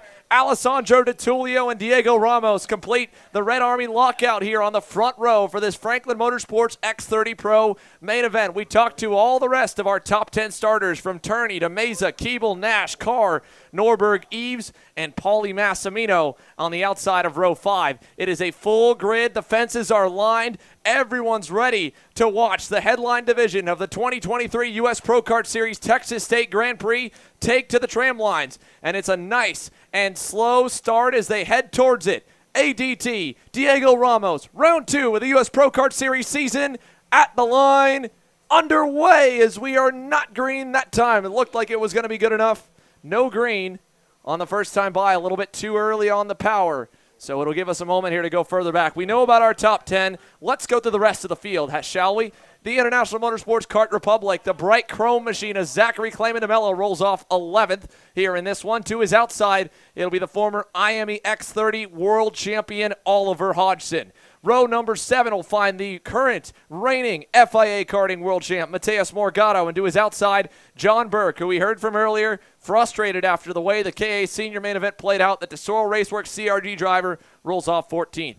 Hometown kid, literally home track kid. His family helps own and run the place. Aiden Rudolph rolls off 15th. To his outside, Hurricane Hannah Greenemeyer on the SCR Red Speed. Donovan Bonilla and Ellie Goldstein, row number 9. Jose Carlos Hernandez and Cooper Auclair, row 20. Fan favorite Austin Garrison rolls off 21st. And round 1 winner, Arias Duke Medjin, rolls P22 here in Houston. It's a long run down the front stretch. Let's see if we can get it going. For X30 Pro, Diego Ramos, Alessandro DiTullio. We go to the flagman. We're green down to turn number 1. Ryan Norberg, an early move there. Contact a little bit further back. Everybody just needs to make it through the S's. S has been the tough one. One driver off to the left. They're going to have to go around the barriers there. Looks like another Burrell Arc driver. Several drivers having issues. Big chaos in the front of the field. Oliver Hodgson is out. John Burke is out. Ellie Goldstein is out. Aiden Rudolph was in the grass. As we go down through the hairpin for the first time, it is ADT leading the way. Ramos has slotted to 3rd behind Joe Turney. Elio Meza sits 4th. Harley Keeble is 5th. They're side by side for 6th. Braden Eves was trying to get one over on Brandon Carr. Now he's got Blake Nash and ZCD bearing down on him as Meza blocks low into 11. Here comes Keeble. Big hip check from Blake Nash to Braden Eves in turn number 11. And Norberg, like you said, the contact, he's buried in the pack. Keeble now by for 4th on Elio Meza. And here comes Brandon Carr trying to do the same. Hicks up a 10th. And Turney slows down. Blake Nash, fastest driver on the racetrack. But unfortunately, they've got 2.5 seconds to track down the Englishman. So Joe Turney down the back here with a 1.5 second lead and continuing to make. DeMello not going to get a dive from Meza there. We'll see if he can do anything from it coming down the front stretch towards the S's. This time by 9 complete, 11 laps to go. Joe Turney's lead continues now at 2.2 seconds over the rest of the field. Yeah, 2.2 seconds, and that's a solo effort, as is Ramos in second. Ramos actually enjoying a second lead over Brandon Carr, who has Blake Nash right behind him. As there's a pass that's going to be DiTullio trying to make things happen on Meza. Now Meza is also going to come under fire on the hard way. Is going to be Norberg. Norberg, he talked about how they thought it had speed, but just didn't have the opportunity to really show it, and now is going to get shuffled back. His fighting back there was Meza. Meza, a little bit of frustration there. Now coming under fire from DiTullio. And Braden Eves, the ultimate opportunist, getting by. Look at Austin Garrison. He started way back in this main event, and he's now up to Eves. Unfortunately, the bumper got pushed in for the Speed Concepts Racing driver, but he's still digging for the number 392 of Austin Garrison. He's up 11 spots now to the top 10. The racing on track there. Again, we're watching everything further back because up front it is just Turney, and then things starting to tighten up just ever so slightly. Ramos actually lost a couple of tenths there to Brandon Carr, and one of the fast drivers on course again, Blake Nash. Those two drivers starting to push. Keeble not too far off that conversation either. Again, that is the 2nd, 3rd, 4th, 5th drivers. Yeah, here they go through the switchback hairpins here. We've got Meza, then ADT there on the Bureau Art for Prime Power Team. Braden Eves right behind him here. Austin Garrison all in tow. Then Ryan Norberg at the end. Then you've got Arias Duke Medjin, who's also up a number of spots. Paulie Massimino right there at the edge of the top 10. Into the final corner. Eves now going to go on to DiTullio. Garrison wants to get some as well. He pulls alongside. Side by side down the front straightaway. I think he's going to let him go and tuck back in before Ryan Norberg gets any ideas. Yeah, it's a smart deal. We have not been able to see. We've seen on the start how being on the right will work out a little bit, but pretty rare that if you're a bit back on that one that you're going to be able to make it stick. Well, here's a look at second on back. Joe Turney now is up to 3 seconds on the lead. Diego Ramos second. Brandon Carr third. Blake Nash, Harley Keeble, the top 5. As they go through the back and forth, Joe Turney, there he goes on into the infield hairpin. Just a Sunday afternoon drive here for the number 302 machine. And the gap just continuing to open up. No signs of slowing down as we pass the halfway marker here. You talked to Turney, and he said that I just need to get through the first few corners. Once he got through that, he was able to just immediately make things happen as Meza makes a pass on DeMello there on the screen. So move Meza up another spot. And now you might be able to see what we have seen all weekend from Meza. Maybe now he can finally put some speed in. He's obviously worked real hard to get to where he's at, which is unfortunately still back from where he started. But now we might be able to see some speed out of him. Unfortunately, the time is running out. Yeah, for the Iron Rock Tony Kart driver, it's been a stellar weekend here for Elio Meza. It's just, again, like you said, all coming down to the starts for the couple of guys that might have been able to hold a candle to Joe Turney. Norberg not really showing too much here in this one. DeTulio got shuffled back. Ramos was good early, and he's kind of since faded. Carr and Nash both looked pretty decent. They've not really been enough either. So this is the midfield fight here, going all the way back to Mateus Morgado making a move on Paulie Massimino in the 308. So Morgado getting to by Massimino. That's all the way back for 12th. To show you how deep this grid goes. And we even, again, lost a couple on the start. John Burke, Oliver Hodgson, all collected there in the S's. They rolled off in the early teens. So here's, again, the midfield fight as we've got 7 laps to go. One of the fights that I think we're going to see brewing here and may come up here in just a lap or so is going to be the one for second. Diego Ramos is actually slipping down the order ever so slightly. It is Carr, another 1/10 of a second quicker that time. Carr now within, in fact, there you can kind of see it on course. We're going to see the Carr versus Ramos fight here very, very quickly. In fact, maybe by the end of the next lap. Yeah, Brandon Carr is digging forward here. Diego Ramos, once again, has got to be frustrated. I can't tell you how many races it feels like probably for him to be second or third here on the racetrack and not get a big-time win. It's been a little while for Diego Ramos. For Brandon Carr, he was oh so close in Orlando, just not there yet. Look at Austin Garrison getting through this melee. DeMello loses another spot after a good start. Austin Garrison is now up 14 positions on the racetrack. The SCR Red Speed digging here through turns 4 and 5. As we say, there's Garrison making moves, and the other driver who's, again, we just talked about speed and who's got it. Joe Turney is doing a 50. Brandon Carr through the inside there on Diego Ramos. He gets the second spot away over in turn 6. Ramos back behind him, and Harley Keeble has fallen behind Blake Nash, of course, a few laps prior. They're not terribly far away, so this podium could be looking very, very British. Joe Turney leads, Brandon Carr second. Keeble still close, but Blake Nash could also make some hay as he splits them. And look at DeMello versus Ryan Norberg. Man, oh man, has this been beyond a rivalry between the two of them, and I would not be surprised to see fireworks come there. DeMello getting by on Duke Medjin. He's just fighting for dear life. ZCD is going backwards, dropping like a rock right now. He's got, again, now Arias Duke Medjin, who was way back, picked up 12 spots. Norberg behind him. Donovan Bonilla has also picked up a lot of spots, and Morgado is there. This fight here again for the 317 down the back, trying to hang on. There is Brandon Carr's group on through for 2nd through 5th. There's Garrison and Eves on their lonesome, and it looks like Duke Medjin got back around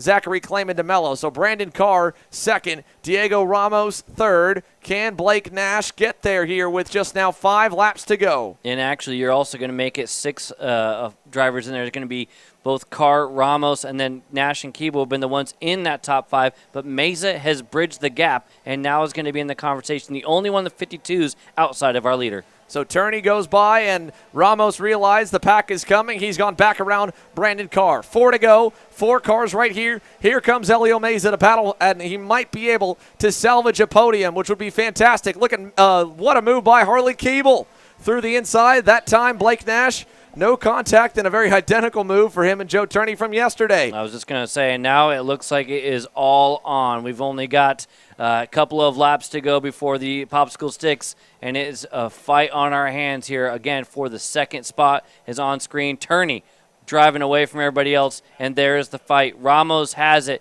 and he's got Carr just behind, then Keeble, Nash, and Meza. Yeah, through the infield hairpin we go. So Brandon Carr, can he answer back to that group? Can Meza get up in there as Turney comes across the line here this time?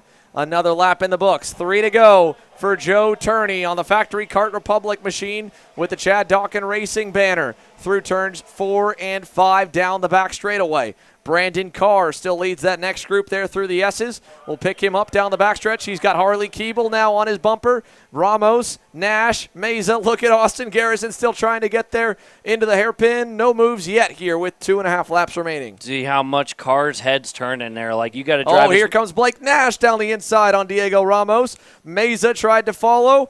Now he can't do anything. Blake Nash picks up another one. Exactly that. Yeah, Nash is the one who made the move right there, and everybody's driving out in front as much as they are behind him. And if you aren't paying attention, you're going to get attacked. See a lot of deaths. There's somebody going off a little bit further back.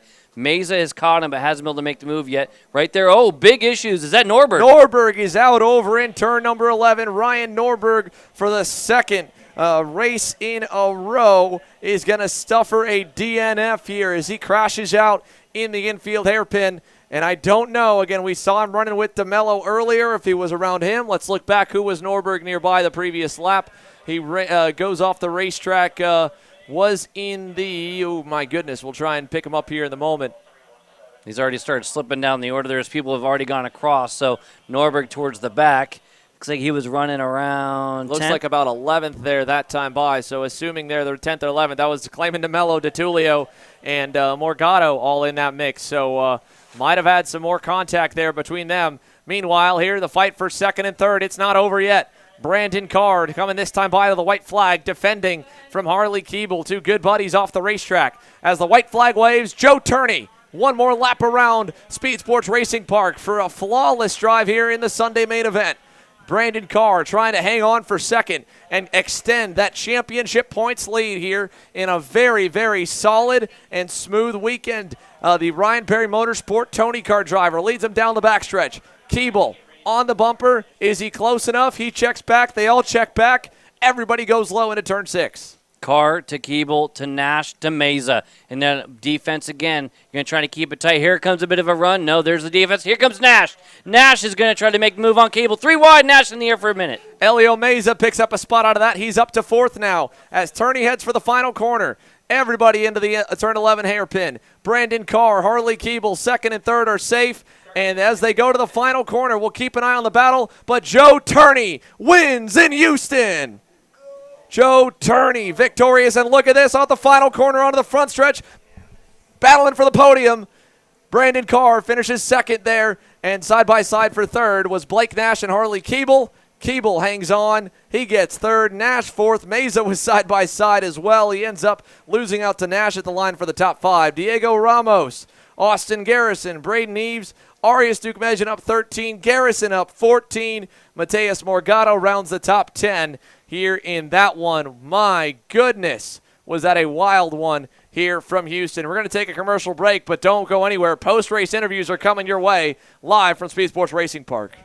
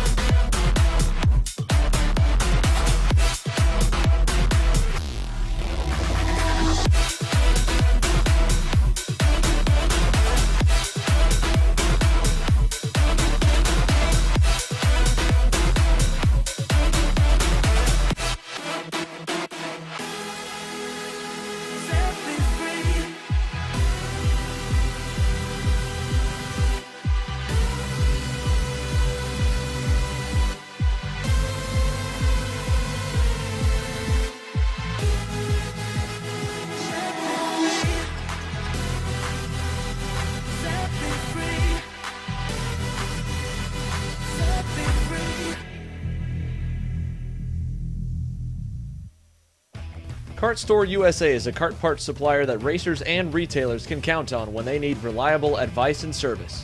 We focus on servicing all racers with honesty and pride while maintaining customer satisfaction.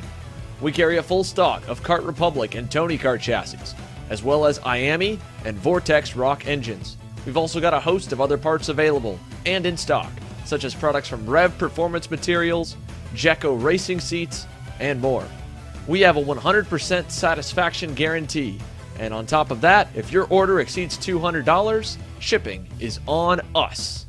Check out all we have to offer today by visiting us online at kartstore-usa.com.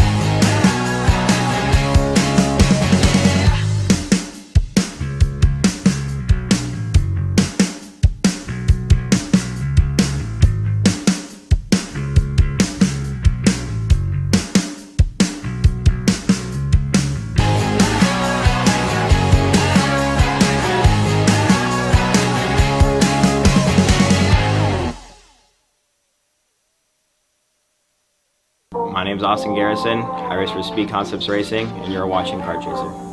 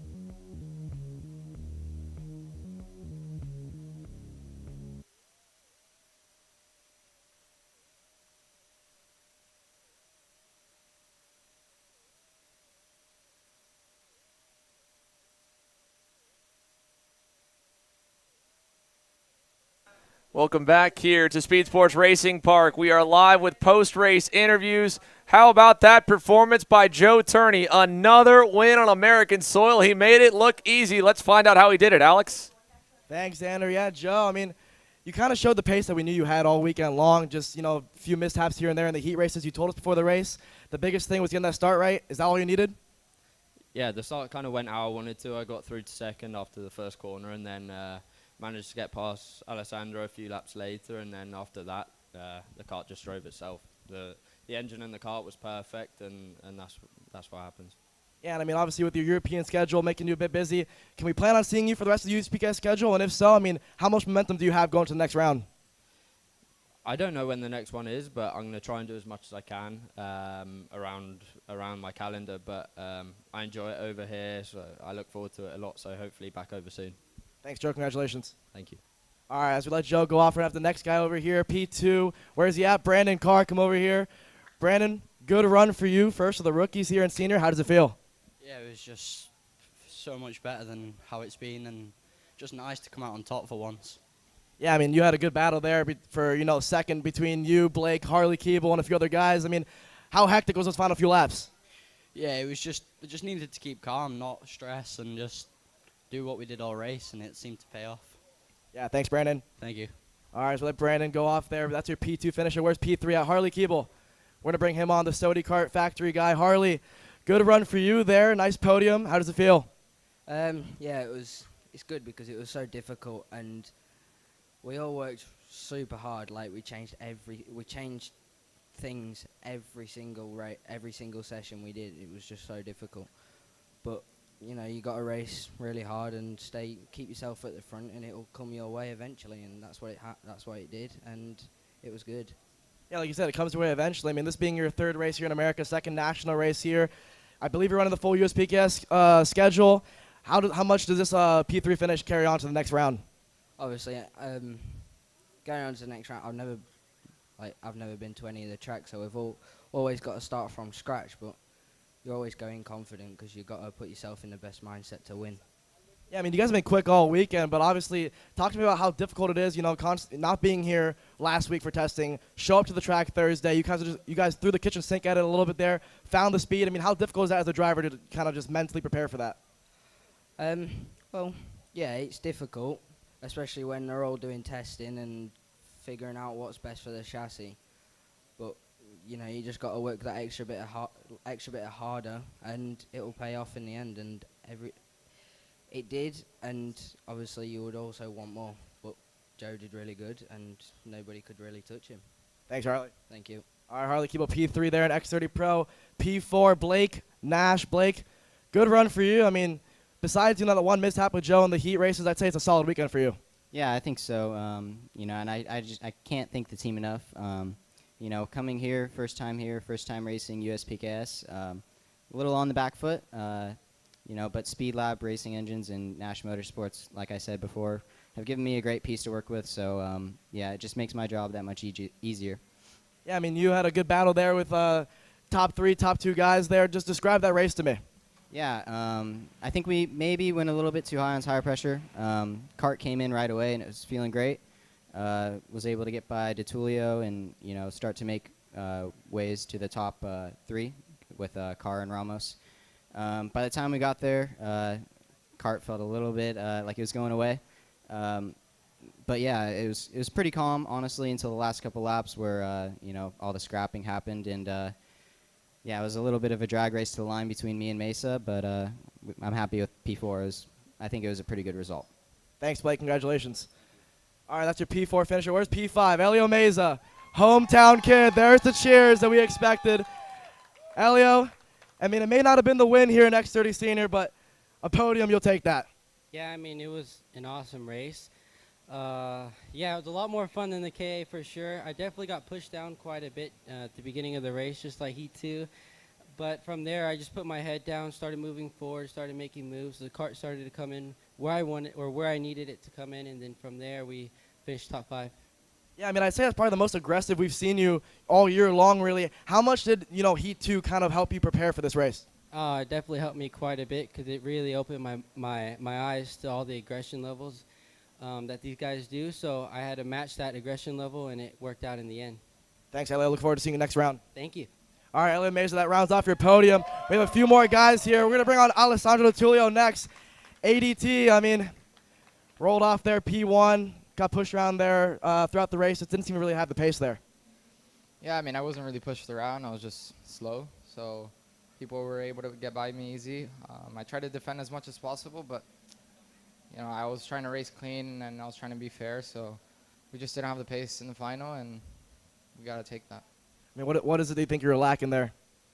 I mean, we were good all week. We struggled in the practice. For some reason, we're quick in quali, and we're pretty quick in the heats. Yeah, in the final, we lacked quite a bit. I think it's things we need to discuss internally, but yeah, we'll see and learn from the next one. Thank you, Ale. Thank you. Yeah, Tulio there rolled off P1. Not the result he would have wanted, but he'll take a top 10 nonetheless. We're going to bring on Zachary Clayman de Mello here, ZCD. What a run for you here, Zach. I mean, you know, caused a bit of havoc there in the top 5 for a bit. Wound up a little outside the top 10. Got into it at Norberg. You want to talk about that? Yeah, I mean, I had good pace early on. Dropped off a bit throughout the middle. I wouldn't really say we got into it. For someone who's 7-time national champion or whatever it is, that's some pretty poor defending he made. I was able to cross him pretty much anywhere I wanted. I expected a bit more from him. He held the outside. I tell all my juniors and micros and anyone I coach, outside man is a dead man. We just saw that. I mean, I ran him out of room. For me, more than anything, it was a racing incident. Not sure why he pulled in the pits after. That's a little disappointing also.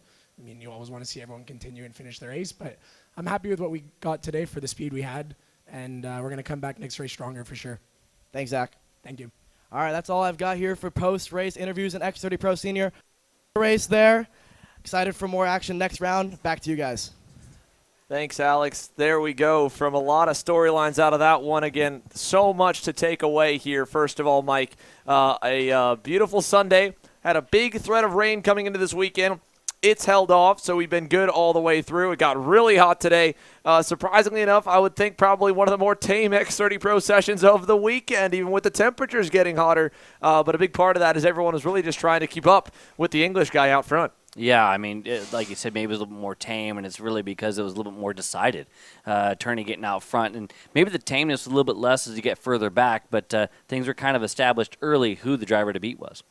Yeah, I mean, there's no question. Joe Turney, he felt confident. You could feel it in his interview. He was focused. He was locked in, and he pulls off the Texas two-step here. Another major win for Joe Turney on American soil. He now becomes the winningest driver so far in the season, tied with Mateus Morgado with 3 Pro National wins so far here in the U.S., if I'm counting correctly. We go back, of course, earlier on in the weekend with another drivers that were also up or down. How about Austin Garrison's run through the field, man? It seems like it's been just a weekend that he'd like to forget, but he ends it on a good run through the field for both himself and Hannah Greenemeyer. The Speed Concepts Racing guys just struggled a little bit to get going. A rough qualifying, has an engine let go in the first heat, can't really get through, and then finally the seas part a little bit. He has a great drive forward. He did look like he had the bumper pushed in, but at that point I think, you know what, he just wanted to cross the line as high as he could, forget about all that, and he did. He had a great drive up 14 spots to 7th. Yeah, I mean, that was a huge, huge run. Again, it's not how you start, it's how you finish. To your point,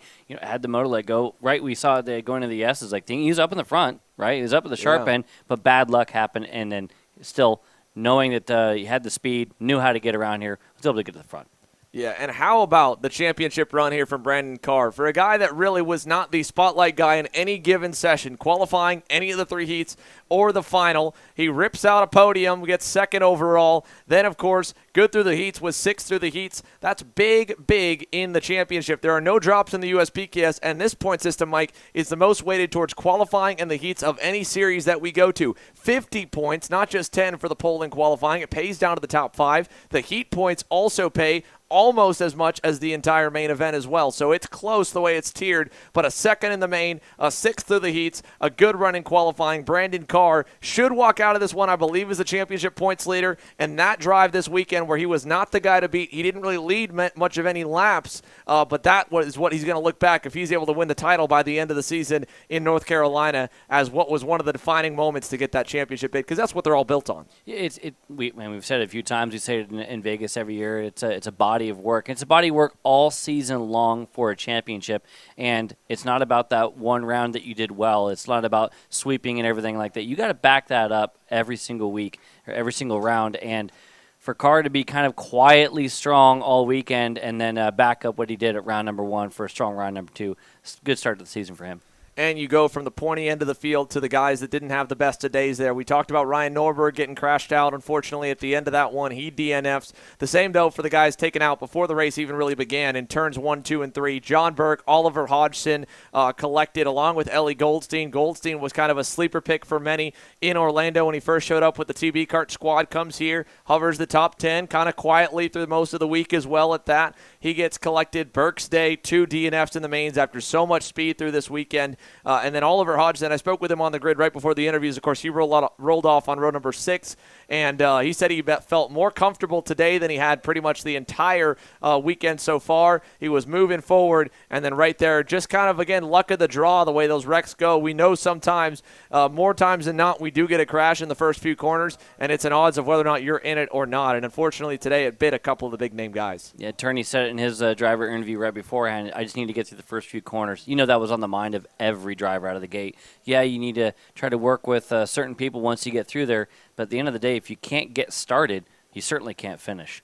Yeah, absolutely. Well, ladies and gentlemen, that's been our coverage here live. We have a lot more social media and post-race interviews still to go here later on today. Podiums in the paddock will be getting underway here shortly. And beyond all of that, of course, the Kart Chaser live stream schedule continues to roll on. We're live back next Friday for the Stars Championship Series night fight at the newly renamed Trackhouse Motorplex in Mooresville, North Carolina. Then a couple weeks break, and then a big summer stretch with a ton of races for our super sub here, Mike Smith. We may not see too much of him until we get to the end of the year with some big events over on the West Coast side, kind of near Las Vegas, if you might have heard of him, as well as maybe some other shows throughout. You can see him, of course, at the K1 circuit continuing to get built over in California. He'll be the general manager in what is going to be an amazing project for everyone out west and for the Southern California karting community. But for everyone here at SpeedSportz Racing Park, a successful opening weekend on the national scene. For everyone at the US Pro Kart Series, for all 290-plus drivers, teams, families, and fans here in attendance, and for all of us here at Kart Chaser,